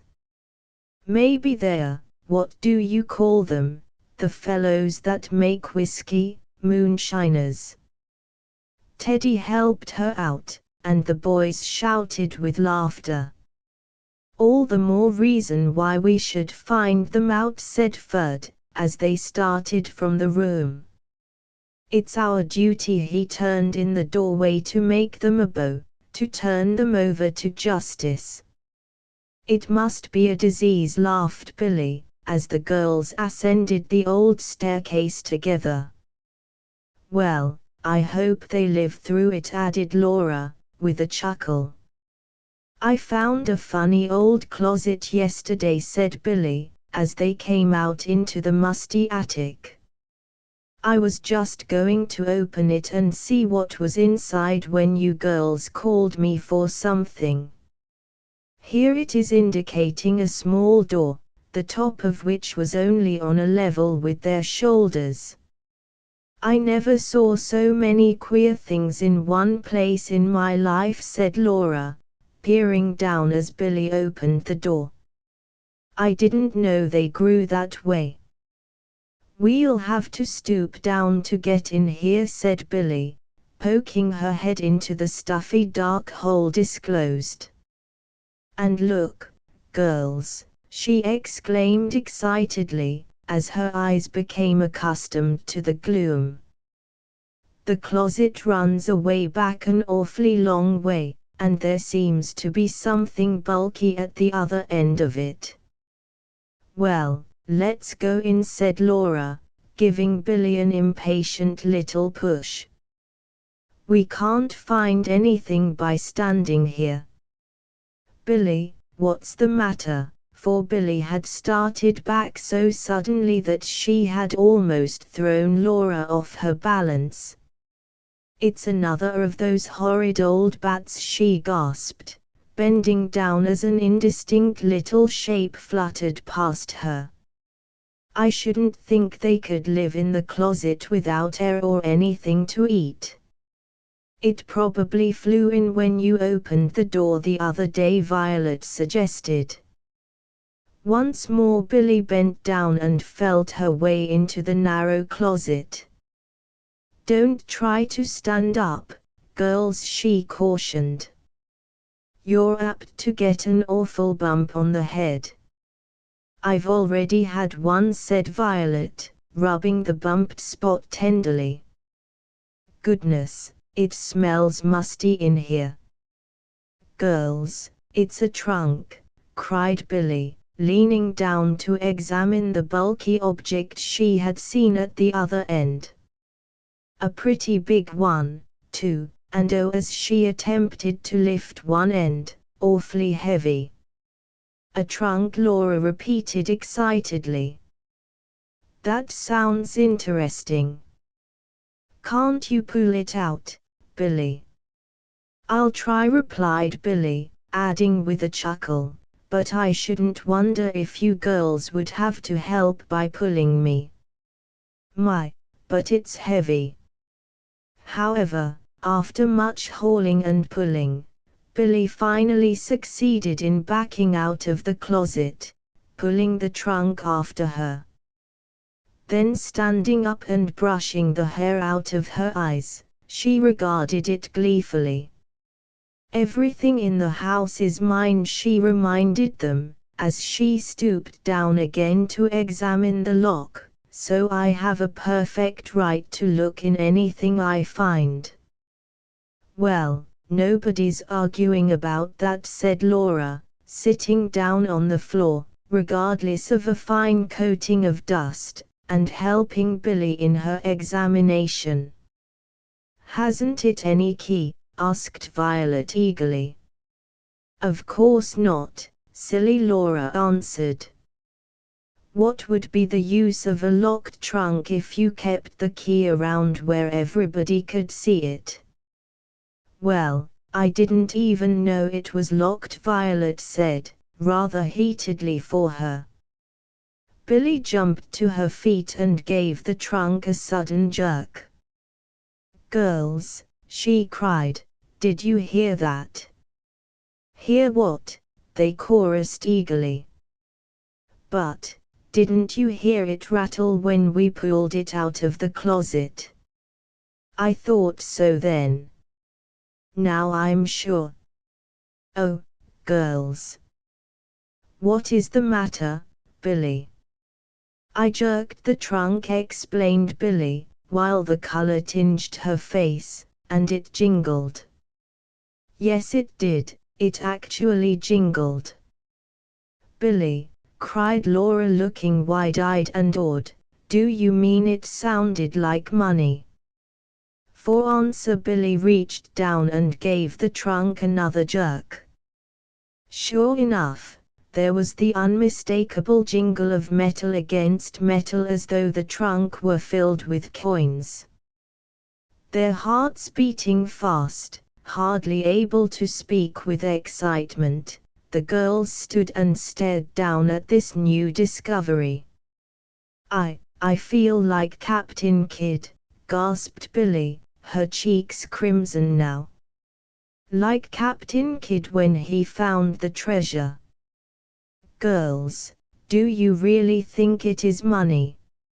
It certainly sounds like it, said Violet in a voice tremulous with excitement, as she reached down and gave the trunk another jerk just for the fun of hearing its contents jingle. Well, let's get it downstairs, suggested Laura, wildly impatient to see the treasure, if treasure it were.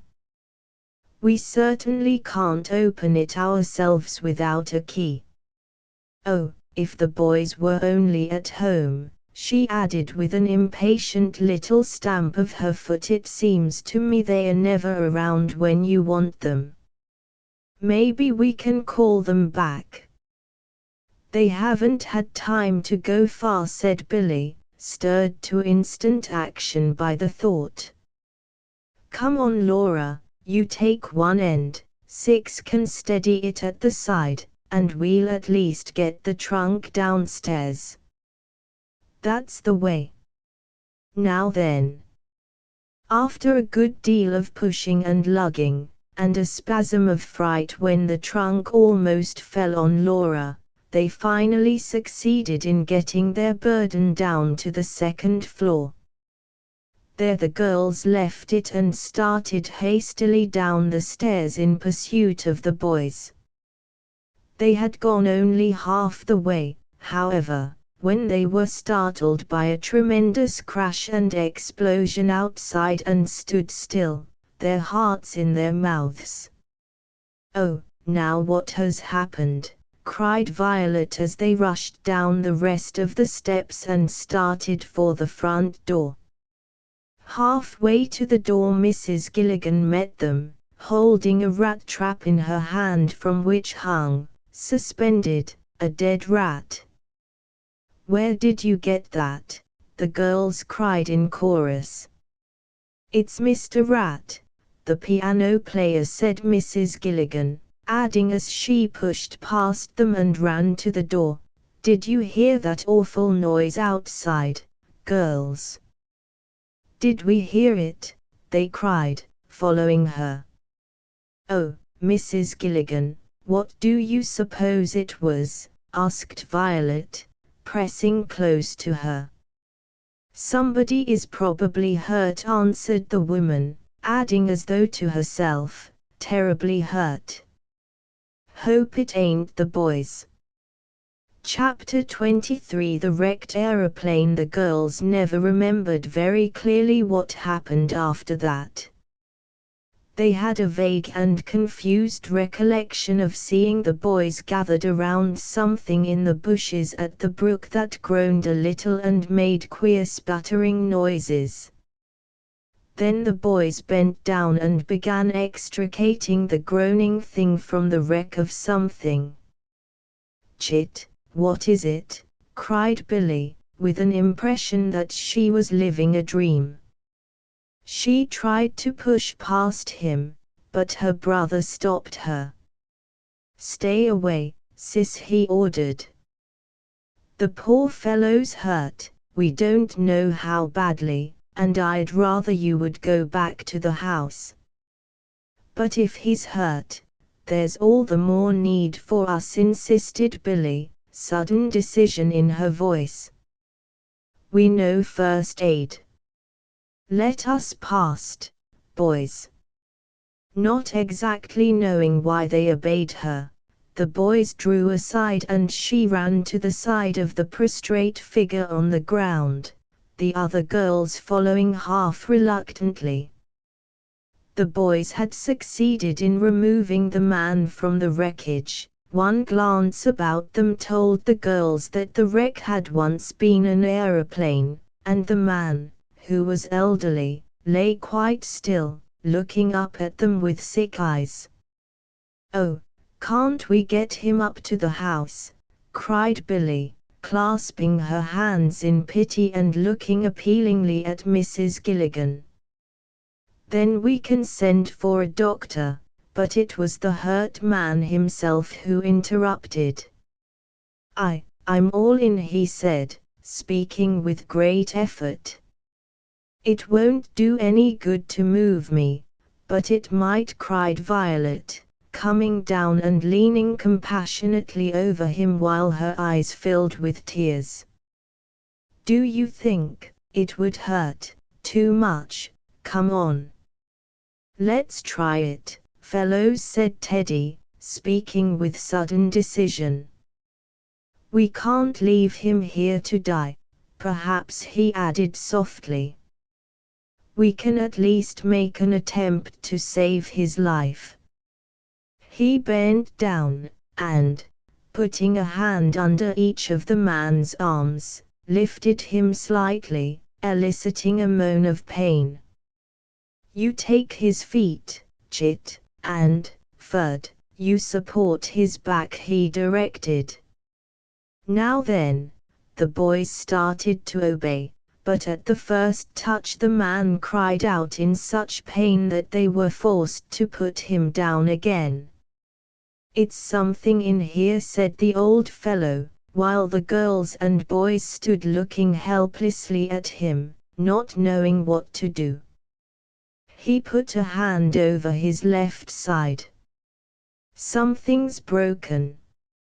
I was trying to invent a new kind of aeroplane," he went on jerkily, and in spite of the tragic circumstances the young folks felt a thrill of excitement as they realized that here perhaps was the secret of that strange humming noise that had so badly frightened and bewildered them.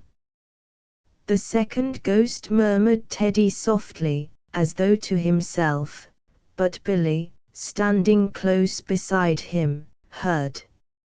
"A new kind of aeroplane," Chit prompted, gently but with an unusual light in his eye. "Yes. And this was its trial flight," the old man said with a world of bitterness in his voice. "The engine exploded. I guess it shows that I'm pretty much of a failure, in every way." "I don't see why," cried Billie, her warm heart eager to give him comfort. "There may have been just some little thing the matter that you— What's that?" That was the sound of running feet and a crackling of bushes, and the next minute two men burst out into the clearing. They were red of face and breathless, and when they saw the old man and the wrecked machine they stood stock still and stared in consternation. With a start the girls and boys recognized the men as those whom they had met in the woods that other day not so long ago, the men who had so curtly ordered them to go the other way. So the corn story was a fish story after all, and the old inventor's vain attempt to make a new kind of flying machine was the key to all the mystery. "Are you very much hurt, Dad?" cried the younger of the two men, leaning anxiously over the old man. Again the young folks were startled. So one of the bearded men was the old man's son. "All in, son, I guess," answered the old man. With a sigh he laid his hand over his left side and whispered, "I'm all smashed to pieces. The engine exploded." "Well, let's see about that," said the second of the two men, pushing the younger aside and beginning to rip open the old man's shirt. Up to that time neither of the men had thrown a glance in the direction of the wondering boys and girls. In fact, they gave every impression of not having seen them at all. The older of the two men was working feverishly. He seemed to be a doctor, judging from the skill with which he tapped here and pressed there, evidently trying to find out what bones were broken, if any. And all the time the old inventor kept up a feeble moaning. "He must be very much hurt indeed, or very, very old," thought Billie as, with one hand clasped tightly in Laura's and the other gripping Violet's arm, she watched intently. "Why, this isn't so bad after all," announced the man at last, looking up from his patient with a light in his eyes that made him look very boyish in spite of the beard on his face. "Your father's terribly bruised and battered up, Stanton," he said, addressing the old man's son, who had been looking on with strained attention, "but as far as I can see the only bones broken are a rib or two. We'll soon fix you up as good as new," he went on, turning again to the old man. The latter looked surprised and left off moaning. "You mean I'm going to live?" he asked incredulously, adding with a faint little attempt at a smile, why, I was sure I was done for. No indeed, said the doctor person, as Billie had already dubbed him, rising briskly to his feet. You'll live to fly many another aeroplane, Mr. Parsons. Now will you let your son and me take you home? Such is the power of mind over matter. The inventor hardly made any outcry at all when his son and the doctor person lifted him between them and started off through the woods. As he turned about, the doctor's eyes rested on the boys and girls and he stopped short, apparently really seeing them for the first time. "Hello," he said. "I beg your pardon, but I scarcely noticed you," adding, more by way of explanation than excuse, "you see I was very much occupied." "Oh, we don't mind," said Billie truthfully, adding as the doctor turned toward her, "Is there anything we can do to help the inventor?" "Oh, so he told you then," said the doctor, with a vexed frown. "No, thanks, there's nothing you can do. We'll be back for the pieces of the aeroplane later." And without another glance the strange trio disappeared into the woods. For a long minute the boys and girls stood staring after the strange men dazedly, then they turned to each other with a sigh. "Well," said Laura explosively, "if everything isn't happening to us at once, then my name isn't Laura Jordan. To think that our ghost turned out to be an inventor after all." "You look as if you were disappointed," jibed Fudd, beginning to recover from his bewilderment. "We'll manufacture a brand new ghost if you say so, but it may take time." "Goodness, you needn't bother," said Violet, going over to the wrecked machine and regarding it wonderingly. "We've had enough of ghosts to last us a lifetime. My, that poor old inventor must have had a terrible fall." "It's a miracle," said Teddy, who had joined her and was looking down at the wreck soberly, "that he ever came out alive." I agreed with him at first, that he was all in. "Well, let it be a lesson to you," said Chit with mock gravity, "never to let your ambitions soar to aeroplane inventing." "If that's meant to be a joke," said Laura bitingly, "I must say it's as much of a failure as our old inventor himself. Well, girls," she added, turning back to them, "I don't suppose there's any use staying around here any longer. Let's go back to the house." It was not till they were entering the grim old door of the grim old house that they thought again of Billie's new discovery, the trunk that jingled. "Goodness!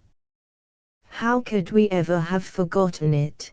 cried Billie as she, with Violet and Laura, fairly flew up the stairs, leaving the bewildered boys to follow them. "Now what's up?" asked Teddy, as he came into the room where the girls had left their treasure. "So many things are happening all at once that it's enough to make a fellow's brain reel." "It all depends on the brain," said Billie, looking up at him with a twinkle in her eye. And all Teddy did was to look sad and reproachful. "Say, what shall I be doing with this?" asked Mrs. Gilligan, and they turned to see her great bulk looming in the doorway. In her hand she held the rat trap with the dangling rat. "Gee, where did you get it?" cried Chit, jumping to his feet from where he had been kneeling with Billie, examining the shabby trunk. Mrs. Gilligan paused a moment and a gleam of humor shot into her eyes. "You've been asking to see ghosts, Mr. Chit," she said, with a chuckle, and you sure have got your wish this day. That airman was the first. Here is the second one. Chapter Xiv coins and postage stamps. Chit looked bewildered for a minute, then disgusted, an expression that was faithfully reflected on the faces of the other boys. A ghost. That, he said, pointing scornfully at the dead rat. What do you mean? Oh, Chit, cried Billie, springing to her feet in her turn. That's another thing we forgot. This is Mr. Rat, the piano player. Have you all gone crazy, or have I? Cried poor Chit, looking still more bewildered. But suddenly Teddy saw light. You mean the musical ghost, he cried, laughter in his voice. The one that has had us chasing down flights of stairs on dark nights. With the chills running up and down our spines and our hair standing on end, added Ferd, following his lead. The very same, responded Mrs. Gilligan, the gleam deepening in her eyes. But how did you catch it? Asked Violet, for the girls, all except Billie, who had originated the idea, were as much in the dark as the boys. With a trap, said Billie, her own eyes beginning to sparkle. But who thought of it? Violet insisted, ignoring the sarcasm.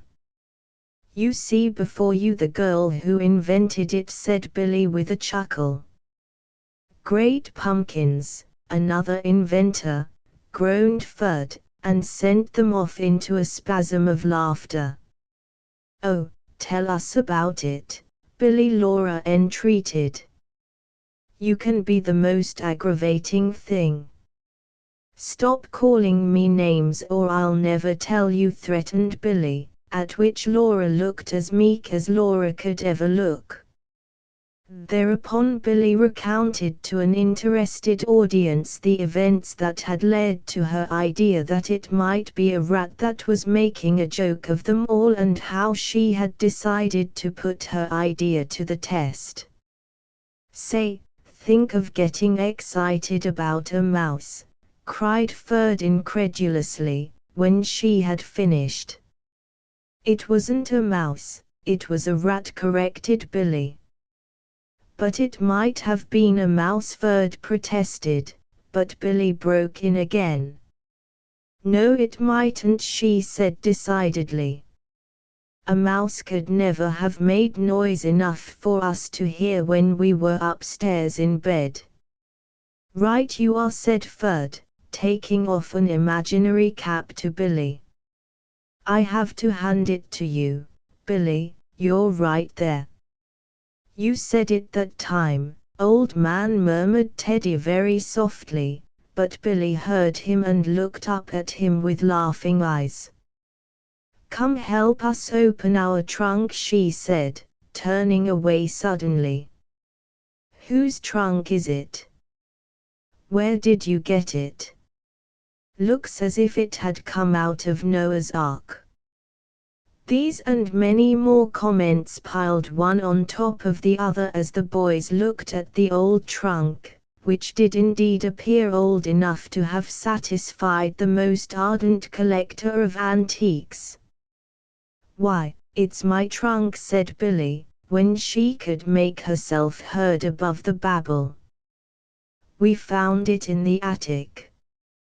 But I don't see what difference it makes where we got it, she added impatiently, getting down on her knees once more and shaking the trunk as if it were to blame. Won't you please get busy and open it, boys? Aren't you a bit curious to see what's inside? Is there a key? Asked Ferd, and Billie looked up at him in despair. Of course not, silly, she said. Don't you suppose we'd have had it open ages ago if there had been a key? You'll have to break it open, or pick the lock, or something. Say, she's insulting us. Thinks we're thugs, murmured Ferd, as he, with the other boys, got down on the floor and began to examine the trunk eagerly. Yes, where do you suppose we got our experience in picking locks? Added Chit, looking aggrieved. Goodness, I don't care whether you pick the lock or what you do as long as you get it open, cried Billie, half wild with impatience now that the fateful moment had arrived. You can use dynamite for all I care. Maybe that's what's in it, suggested Teddy, and the girls screamed. Teddy! Of all the wet blankets! Well, you never can tell, said Teddy, adding wickedly, as Ferd started to set the trunk on end. Be careful there, Ferd, she may explode, as the aeroplane did. Somebody give me something to throw at him, cried Laura indignantly. Anyway, she added triumphantly, we know there isn't dynamite in it or we'd have been blown to bits long ago. We dragged it downstairs. Yes, and we didn't do it very gently either, added Violet. It has a pretty strong lock, said Chit, getting to his feet and rumpling up his hair thoughtfully. I'll have to get a hammer and a wedge of some sort. Oh, there are all sorts of tools down in the tool house, Billie cried eagerly, and Chit looked at her as though she had said she had discovered a gold mine in the backyard. Tools, he repeated, his eyes shining. Are they good ones? I don't know anything about tools, said Billie. But it looked as if there were hundreds of them. Chit waited to hear no more. Like a streak of lightning he was out of the room and racing down the stairs. Tools, he was saying gloatingly to himself, hundreds of them. Upstairs Billie turned and looked at Teddy in dismay. Now what have I done? She cried. If he once gets among those tools we won't see him for hours. Teddy and she looked appealing enough even to melt Teddy's hard heart. Won't you go after him? You will have to just tear him away. However, the two boys were back sooner than the girls expected, for they were very curious about the contents of the small shabby trunk, which had so evidently been hidden away in the darkest corner of a dark closet in the attic. Say, those are some tools, Billie said Chit jubilantly, as he pried away at the lock. You could do just about anything with them, anything from making a house, to breaking into one. I say, he added, stopping work to look at her entreatingly, don't you remember Mother saying that Aunt Beatrice left you the house and me, the tools? The girls and boys laughed, and Billie patted his shoulder fondly. No, I don't remember anything of the sort, she said, imitating his tone to perfection. But if you're a good boy and open the trunk in a hurry, I'll deed them to you, Chit, every last tool in the tool house. Honest to goodness, cried Chit, his eyes beaming. Honest to goodness, brother mine. Then Chit fell to work with fresh enthusiasm on the lock. It was a stubborn old lock, and required a good deal of patience, which the girls had not, and tinkering to make it give way. But it gave at last, and girls and boys leaned forward with sighs of pure excitement. Open it, cried Laura impatiently, but Billie put her hand on the lid and faced them with shining eyes. We'll each have just one guess, she said, and see who comes nearest to guessing right. I bet it's money, cried Chit. That isn't fair, I was going to bet that too. So was I, and I. Billie threw up her hands in despair.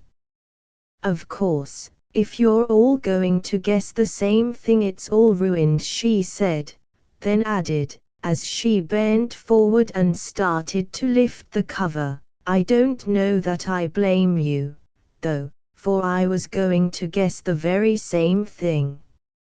Oh, Billie, hurry. You're so slow, cried Laura, jumping up and down with excitement. Do get at it. Shall I do it? Asked Violet, feeling an almost irresistible desire to push Billie away and fling back the lid. Why was she so slow? 1, 2, 3, cried Billie, and then the lid was off and they were staring down into the contents of the trunk. For a minute they stood motionless. Then, as though moved by one impulse, they dropped to their knees and buried their hands in something that jingled at their touch. The trunk was full to the brim with old coins, many quite rare, while scattered here and there were postage stamps on sheets and loose, queer, foreign-looking things that made Billie's eyes glisten as she looked at them. It must have all belonged to Uncle Henry, she said, in an awed voice. Aunt Beatrice once said he had a hobby for collecting postage stamps and old coins. But it is money, cried Laura, finding her voice at last, her blue eyes dark with excitement. Why, Billie, these old coins must be worth a big lot of money. You bet. It's a treasure, said Teddy soberly. Then with a little smile he turned to Billie, who was vivid and breathless with the great discovery. Allow me to present to you, ladies and gentlemen, our old friend, Captain Kidd. Chapter XXV Large Fortunes. Billie, it's worth a small fortune. I'll bet the stuff is worth several $1,000s. Yes, every bit of it. Oh, boys, as much as that? Questioned Billie, half hysterically. Of course, came from Teddy. He was on his knees in front of the treasure box. See these coins? Gold, every one of 'em. And as big as $10 pieces, too. Count 'em, cried Chit. Then began a hasty move on the part of both girls and boys to count the gold and silver. Poor Billie's hands trembled so she could scarcely help. I make it the gold and silver alone are worth at least $3,000, declared Teddy. And don't forget the copper coins, added Fudd. And remember too, they are old coins and worth something extra from a collector's point of view, said Chit. From the coins the young folks turned to the postage stamps. Chit and Teddy had done a little stamp collecting once and knew that some of the stamps were rare. I think they are worth at least $1,500 more, said Teddy, and maybe they are worth twice that. Some stamps are worth $100 apiece. It was not until they were called below by Mrs. Gilligan that they gave up speculating about the value of the trunk. The boys went off, leaving the girls to themselves.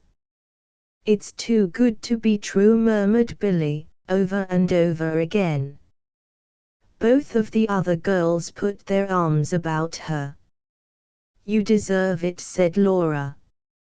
I'm awfully glad, Billie, really I am, beamed Violet. Why, I'll be able to go to Three Towers Hall, cried Billie, a little later, when thinking it all over. And I can send Chit to Boxton Military Academy. Won't that be fine? And you can have enough left to pay for that old statue, added Laura, with a smile. I knew something good would come out of this queer old house at Cherry Corners. Well, you needn't take all the credit to yourself, said Billie, the lilt of happiness and excitement in her voice. Just remember, young lady, that it was little Billie Bradley who discovered the trunk. You stuck-up thing, cried Violet, putting a fond arm again about her. Billie, dear, she went on in the serious voice that was Violet's very own, I'm just exactly as glad for myself that you found the money as I am for you. Because if Laura and I had had to go to Three Towers without you, we wouldn't have enjoyed a single thing.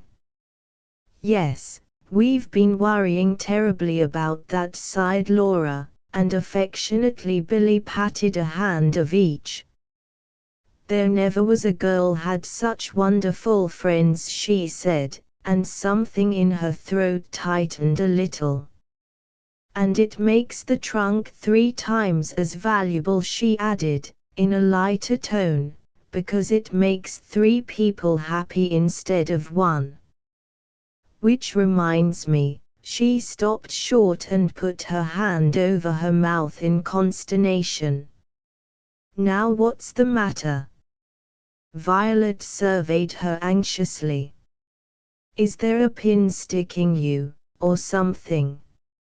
Of course not, denied Billie absently, adding as she rose hastily to her feet, it just struck me that I've known this wonderful thing for hours and I haven't written home about it yet. Well, you'd better read these first, sang out a cheery voice from the door, and they turned to find Teddy coming toward them with some letters in his hand. Letters, was the joyful cry. Give them to us, Teddy, before we take them from you. Oh, do you really think you could? He asked, holding them behind his back by way of challenge. Just come on and try. I'll guarantee to hold off the 3 of you with one hand. But it was Billie's pleading face that made him change his mind. Please, Teddy, she begged, I've just been dying for some letters from home. Don't keep me waiting. All right, your word is law, said Teddy gallantly, remembering that he had read the phrase somewhere and it had sounded very good. Here you are, and here's 1 for 6 and 2 for Laura. Goodness, what have I done to get only 1? Cried Violet, feeling very much abused. Well, your 1 looks fat enough to make up for our 2, Billie assured her diplomatically, then settled back to enjoy her own letters, while Teddy ran out to join the boys downstairs. One of her letters was from her mother, and with a loving smile she laid it aside to be read last. She always saved the best till the last. The writing on the other envelope puzzled her. Now, who is writing to me from Mayport, Long Island? She demanded, and the girls looked up inquiringly from their letters.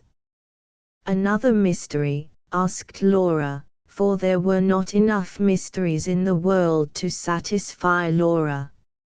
It doesn't look very mysterious, answered Billie, turning the envelope around and around in her hand and finally holding it up to the light to see if she could get any clue to its contents that way. But I surely never did see that handwriting before. I wonder, well, why don't you open it? Violet inquired impatiently. It seems to me that's the best way to find out. Isn't she the bright child? Sniffed Laura, as Billie tore open the envelope and pulled out the letter inside. Hastily she looked for the signature at the end, then gave a little excited exclamation. "Girls," she said, "it's from Miss Beggs." And she looked at them with wide eyes, forgetting for the moment that she had no more reason to fear a letter from the teacher. Then she remembered, and a joyful smile dawned on her face. "Girls, I've been sort of dreading this letter all summer," she said, her eyes sparkling, "and now when it's come I don't mind a bit. Isn't it just wonderful? I have money enough of my own to replace that horrid girl reading a book and 2 or 3 more like it. Now," she said, settling down with a satisfied little sigh, "if you'll allow me, I'll read my letter." The girls watched her as she read and were amazed to see her expression change from satisfaction to surprise and from surprise to something like chagrin. "Well, if that isn't the limit," she cried, laying down the letter and regarding the girls disgustedly. "Here I've been worrying myself, and sick all summer about that horrid old statue, and now when I've got the money to pay for it, I find out that I probably wouldn't have had to replace the old thing anyway." "What do you mean?" the others asked, more puzzled than ever by this flow of words. "Why," Billie went on to explain, glancing at the letter again, "Miss Beggs says that the statue had been broken before and she had attempted to mend it. She says that I'm not to worry over it, for it would have been only a matter of time before it had fallen to pieces itself anyway. Now what do you think of that?" "I think," said Violet, with a sigh, "that we have wasted a good deal of time and worry over nothing at all." "Well, I don't see any use of looking doleful about it," said Laura briskly. "I should think you'd be glad, Billie, that you won't have to buy a statue. It will give you that much more money to have for yourself." "Oh, but I'll buy a little statue, anyway," said Billie decidedly. "It's awfully nice of Miss Beggs to tell me not to bother about it, but the fact is that I broke the statue, whether it was broken before or not. And, anyway, I'll be glad to do it now," she added, with a little gleam in her eye, "just to show Amanda Peabody that I can. I say, up there, aren't you ever coming down?" called Chit's voice from the bottom of the stairs, and Laura went out into the hall to see what he wanted.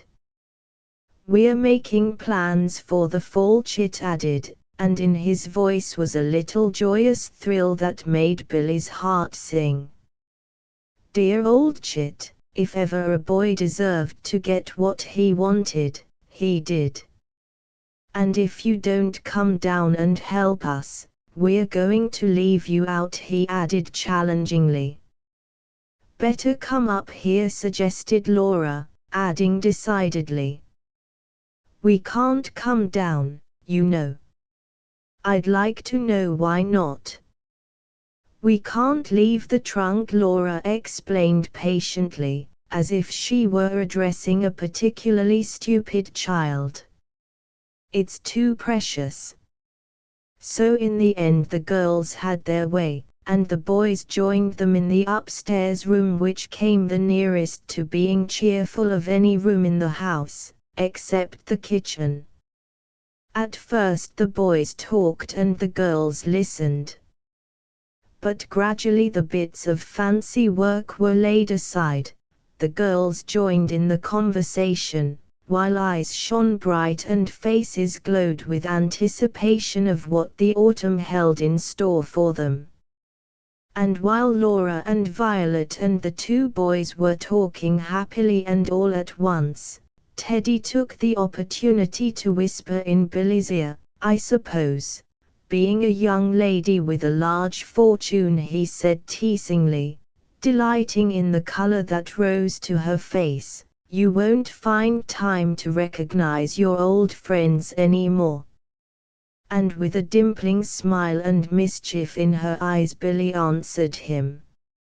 "Of course not," she said, adding a trifle more seriously, "except only the friends who stood by me so loyally and offered to help when I had no large fortune." "And are you going to tell me," asked Teddy eagerly, "the names of those favored friends?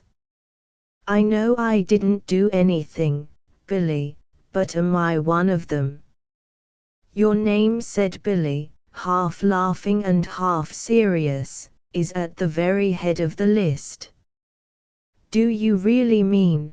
Teddy was beginning eagerly, when Laura called to them laughingly. Whispering in corners not aloud, she cried, "Come over here and help us decide what we'll eat for our first midnight feast at Three Towers Hall. We must have midnight feasts, you know." "Of course we must," cried Billie joyfully. "Doesn't it sound delicious? Oh, we're going to have a wonderful time." And just how wonderful a time they had, and just how merry and fun-loving they found the girls at the boarding school, will be told in the next volume of the series entitled, Billie Bradley at Three Towers Hall, or, Leading a Needed Rebellion. In that volume may be met the girls and the boys again in adventures as queer and exciting as those already experienced. "Well, Billie, you can't complain of your inheritance after all," said Chit some time later. "Indeed not," she answered. "Wasn't it the best ever?" The end. End of the Project Gutenberg ebook Billie Bradley and Her Inheritance, or The Queer Homestead at Cherry Corners. Updated editions will replace the previous one, the old editions will be renamed. Creating the works from print editions not protected by U.S. copyright law means that no one owns a United States copyright in these works, so the Foundation, and you, can copy and distribute it in the United States without permission and without paying copyright royalties. Special rules, set forth in the general terms of use part of this license, apply to copying and distributing Project Gutenberg trademark symbol electronic works to protect the Project Gutenberg trademark symbol concept and trademark. Project Gutenberg is a registered trademark, and may not be used if you charge for an ebook, except by following the terms of the trademark license, including paying royalties for use of the Project Gutenberg trademark. If you do not charge anything for copies of this ebook, complying with the trademark license is very easy. You may use this ebook for nearly any purpose, such as creation of derivative works, reports, performances and research. Project Gutenberg ebooks may be modified and printed and given away. You may do practically anything in the United States with ebooks not protected by U.S. copyright law. Redistribution is subject to the trademark license, especially commercial redistribution. Start, Full license. The full Project Gutenberg license. Please read this before you distribute or use this work to protect the Project Gutenberg trademark symbol mission of promoting the free distribution of electronic works. By using or distributing this work, or any other work associated in any way with the phrase Project Gutenberg, you agree to comply with all the terms of the full Project Gutenberg trademark symbol license available with this file or online at www.gutenberg.org/license. Section 1. General Terms of Use and Redistributing Project Gutenberg Trademark Symbol Electronic Works 1.0. By reading or using any part of this Project Gutenberg trademark symbol electronic work, you indicate that you have read, understand, agree to and accept all the terms of this license and intellectual property, trademark/copyright, agreement. If you do not agree to abide by all the terms of this agreement, you must cease using and return or destroy all copies of Project Gutenberg trademark symbol electronic works in your possession. If you paid a fee for obtaining a copy of or access to a Project Gutenberg trademark symbol electronic work and you do not agree to be bound by the terms of this agreement, you may obtain a refund from the person or entity to whom you paid the fee as set forth in paragraph 1.e.8. 1.b. Project Gutenberg is a registered trademark. It may only be used on or associated in any way with an electronic work by people who agree to be bound by the terms of this agreement. There are a few things that you can do with most Project Gutenberg trademark symbol electronic works even without complying with the full terms of this agreement. See paragraph 1.c below. There are a lot of things you can do with Project Gutenberg trademark symbol electronic works if you follow the terms of this agreement and help preserve free future access to Project Gutenberg trademark symbol electronic works. See paragraph 1.e below. 1.c. The Project Gutenberg Literary Archive Foundation, the Foundation or PGLAF, owns a compilation copyright in the collection of Project Gutenberg trademark symbol electronic works. Nearly all the individual works in the collection are in the public domain in the United States. If an individual work is unprotected by copyright law in the United States and you are located in the United States, we do not claim a right to prevent you from copying, distributing, performing, displaying or creating derivative works based on the work as long as all references to Project Gutenberg are removed. Of course, we hope that you will support the Project Gutenberg trademark symbol mission of promoting free access to electronic works by freely sharing Project Gutenberg trademark symbol works in compliance with the terms of this agreement for keeping the Project Gutenberg trademark symbol name associated with the work. You can easily comply with the terms of this agreement by keeping this work in the same format with its attached full Project Gutenberg trademark symbol license when you share it without charge with others. 1.d. The copyright laws of the place where you are located also govern what you can do with this work. Copyright laws in most countries are in a constant state of change.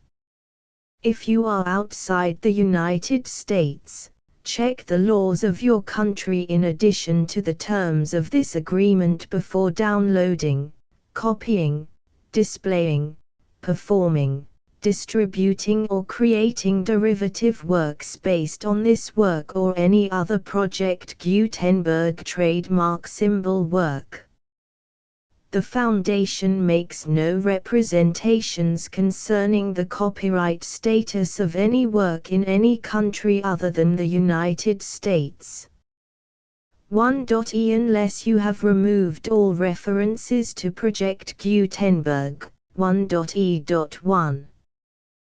The following sentence, with active links to, or other immediate access to, the full Project Gutenberg trademark symbol license must appear prominently whenever any copy of a Project Gutenberg trademark symbol work, any work on which the phrase Project Gutenberg appears, or with which the phrase Project Gutenberg is associated, is accessed, displayed, performed, viewed, copied or distributed. This ebook is for the use of anyone anywhere in the United States and most other parts of the world at no cost and with almost no restrictions whatsoever. You may copy it, give it away or reuse it under the terms of the Project Gutenberg license included with this ebook or online at www.gutenberg.org. If you are not located in the United States, you will have to check the laws of the country where you are located before using this ebook. 1.e.2. If an individual Project Gutenberg trademark symbol electronic work is derived from texts not protected by U.S. copyright law, does not contain a notice indicating that it is posted with permission of the copyright holder, the work can be copied and distributed to anyone in the United States without paying any fees or charges. If you are redistributing or providing access to a work with the phrase Project Gutenberg associated with or appearing on the work, you must comply either with the requirements of paragraphs 1.e.1 through 1.e.7 or obtain permission for the use of the work and the Project Gutenberg trademark symbol trademark as set forth in paragraphs 1.e.8 or 1.e.9. 1.e.3. If an individual Project Gutenberg trademark symbol electronic work is posted with the permission of the copyright holder, your use and distribution must comply with both paragraphs 1.e.1 through 1.e.7 and any additional terms imposed by the copyright holder. Additional terms will be linked to the Project Gutenberg trademark symbol license for all works posted with the permission of the copyright holder found at the beginning of this work. 1.e.4. Do not unlink or detach or remove the full Project Gutenberg trademark symbol license terms from this work, or any files containing a part of this work or any other work associated with Project Gutenberg trademark symbol. 1.e.5. Do not copy, display, perform, distribute or redistribute this electronic work, or any part of this electronic work, without prominently displaying the sentence set forth in paragraph 1.e.1 with active links or immediate access to the full terms of the Project Gutenberg trademark symbol license. 1.e.6. You may convert to and distribute this work in any binary, compressed, marked up, non-proprietary or proprietary form, including any word processing or hypertext form. However, If you provide access to or distribute copies of a Project Gutenberg trademark symbol work in a format other than plain vanilla ASCII or other format used in the official version posted on the official Project Gutenberg trademark symbol website, www.gutenberg.org, you must, at no additional cost, fee or expense to the user, provide a copy, a means of exporting a copy, or a means of obtaining a copy upon request, of the work in its original plain vanilla ASCII or other form. Any alternate format must include the full Project Gutenberg trademark symbol license as specified in paragraph 1.e.1. 1.e.7. Do not charge a fee for access to, viewing, displaying, performing, copying or distributing any Project Gutenberg trademark symbol works unless you comply with paragraph 1.e.8 or 1.e.9. 1.e.8.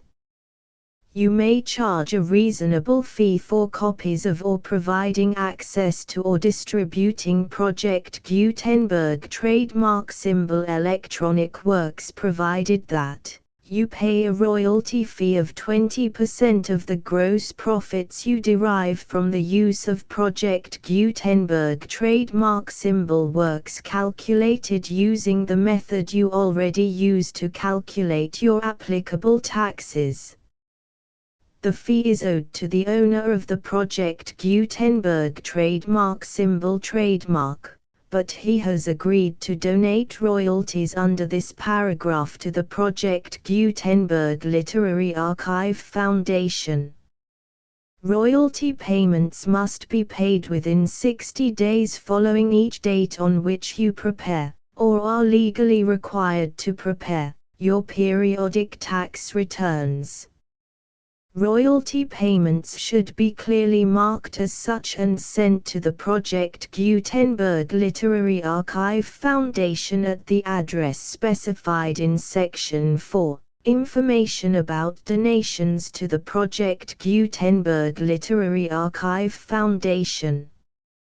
You provide a full refund of any money paid by a user who notifies you in writing, or by email, within 30 days of receipt that he does not agree to the terms of the full Project Gutenberg trademark symbol license. You must require such a user to return or destroy all copies of the works possessed in a physical medium and discontinue all use of and all access to other copies of Project Gutenberg trademark symbol works. You provide, in accordance with paragraph 1.f.3, a full refund of any money paid for a work or a replacement copy, if a defect in the electronic work is discovered and reported to you within 90 days of receipt of the work. You comply with all other terms of this agreement for free distribution of Project Gutenberg trademark symbol works. 1.e.9.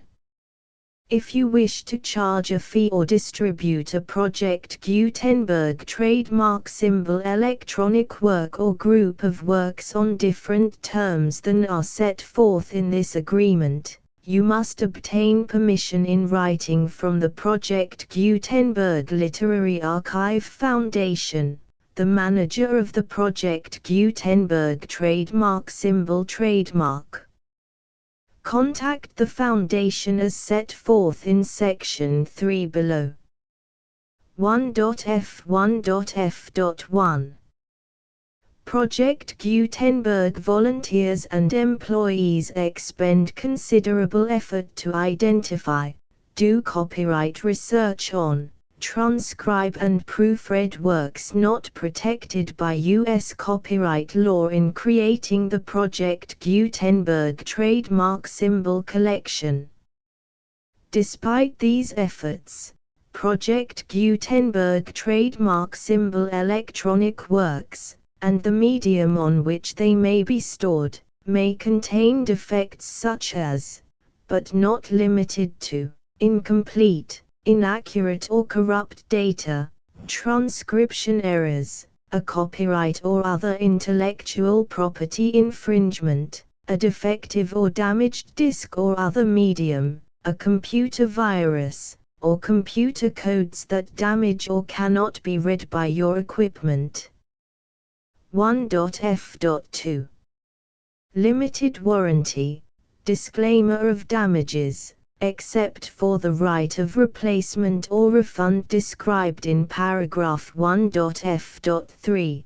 The Project Gutenberg Literary Archive Foundation, the owner of the Project Gutenberg trademark symbol trademark, and any other party distributing a Project Gutenberg trademark symbol electronic work under this agreement, disclaim all liability to you for damages, costs and expenses, including legal fees.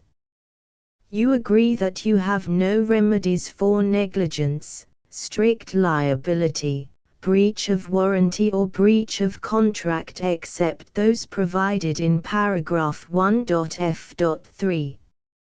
You agree that the Foundation, the trademark owner, and any distributor under this agreement will not be liable to you for actual, direct, indirect, consequential, punitive or incidental damages even if you give notice of the possibility of such damage.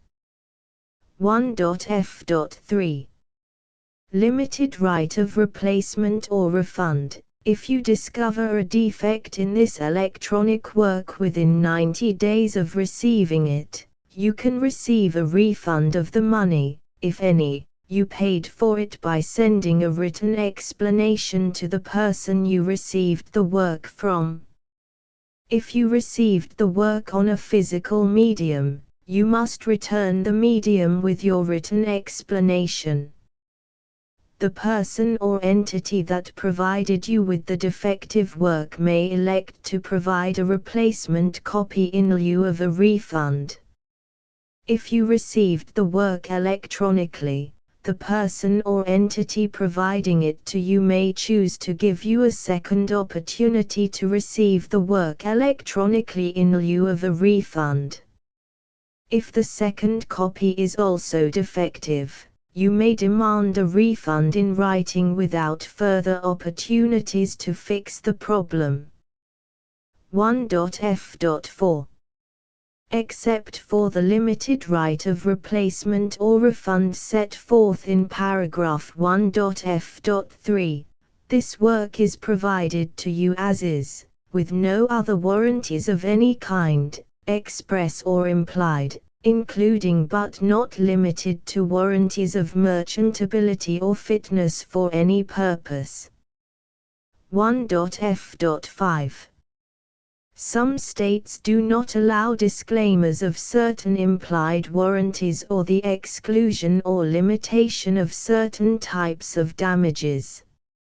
If any disclaimer or limitation set forth in this agreement violates the law of the state applicable to this agreement, the agreement shall be interpreted to make the maximum disclaimer or limitation permitted by the applicable state law.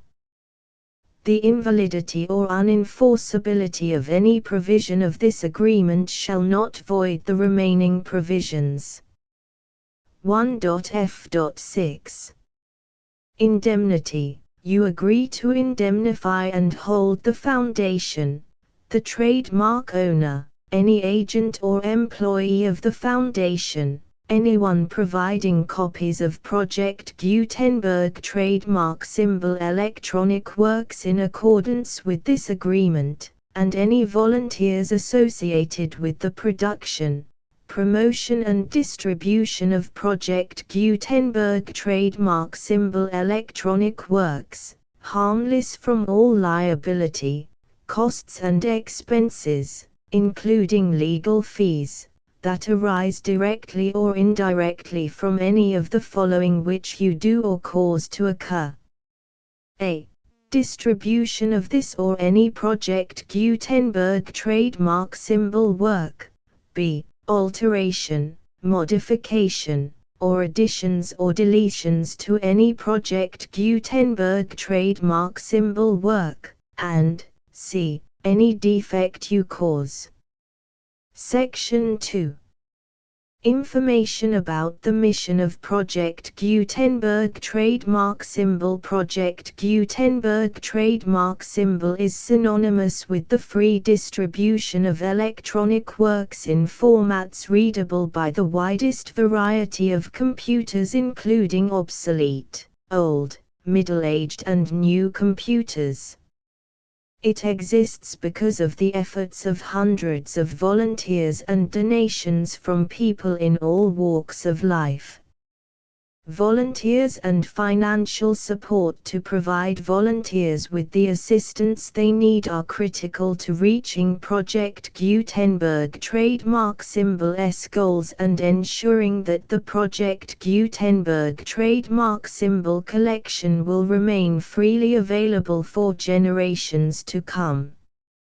In 2001, the Project Gutenberg Literary Archive Foundation was created to provide a secure and permanent future for Project Gutenberg trademark symbol and future generations.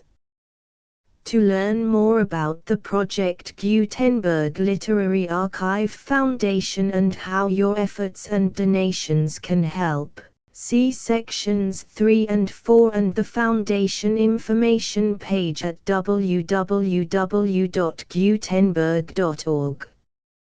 Section 3. Information about the Project Gutenberg Literary Archive Foundation. The Project Gutenberg Literary Archive Foundation is a non-profit 501(c)(3) educational corporation organized under the laws of the state of Mississippi and granted tax-exempt status by the Internal Revenue Service. The Foundation's IN or Federal Tax Identification Number is 64-6221541. Contributions to the Project Gutenberg Literary Archive Foundation are tax-deductible to the full extent permitted by U.S. federal laws and your state's laws. The Foundation's business office is located at 809 North 1500 West, Salt Lake City, UT 84116. 801-596-1887. Email contact links and up-to-date contact information can be found at the Foundation's website and official page at www.gutenberg.org/contact section 4. Information about donations to the Project Gutenberg Literary Archive Foundation. Project Gutenberg trademark symbol depends upon and cannot survive without widespread public support and donations to carry out its mission of increasing the number of public domain and licensed works that can be freely distributed in machine-readable form accessible by the widest array of equipment including outdated equipment. Many small donations, $1 to $5,000, are particularly important to maintaining tax-exempt status with the IRS. The Foundation is committed to complying with the laws regulating charities and charitable donations in all 50 states of the United States. Compliance requirements are not uniform and it takes a considerable effort, much paperwork and many fees to meet and keep up with these requirements. We do not solicit donations in locations where we have not received written confirmation of compliance. To send donations or determine the status of compliance for any particular state, visit www.gutenberg.org/donate. While we cannot and do not solicit contributions from states where we have not met the solicitation requirements, we know of no prohibition against accepting unsolicited donations from donors in such states who approach us with offers to donate. International donations are gratefully accepted, but we cannot make any statements concerning tax treatment of donations received from outside the United States. U.S. laws alone swamp our small staff. Please check the Project Gutenberg web pages for current donation methods and addresses. Donations are accepted in a number of other ways, including checks, online payments and credit card donations. To donate, please visit www.gutenberg.org/donate. Section 5. General information about Project Gutenberg trademark symbol Electronic Works. Professor Michael S. Hart was the originator of the Project Gutenberg trademark symbol concept of a library of electronic works that could be freely shared with anyone.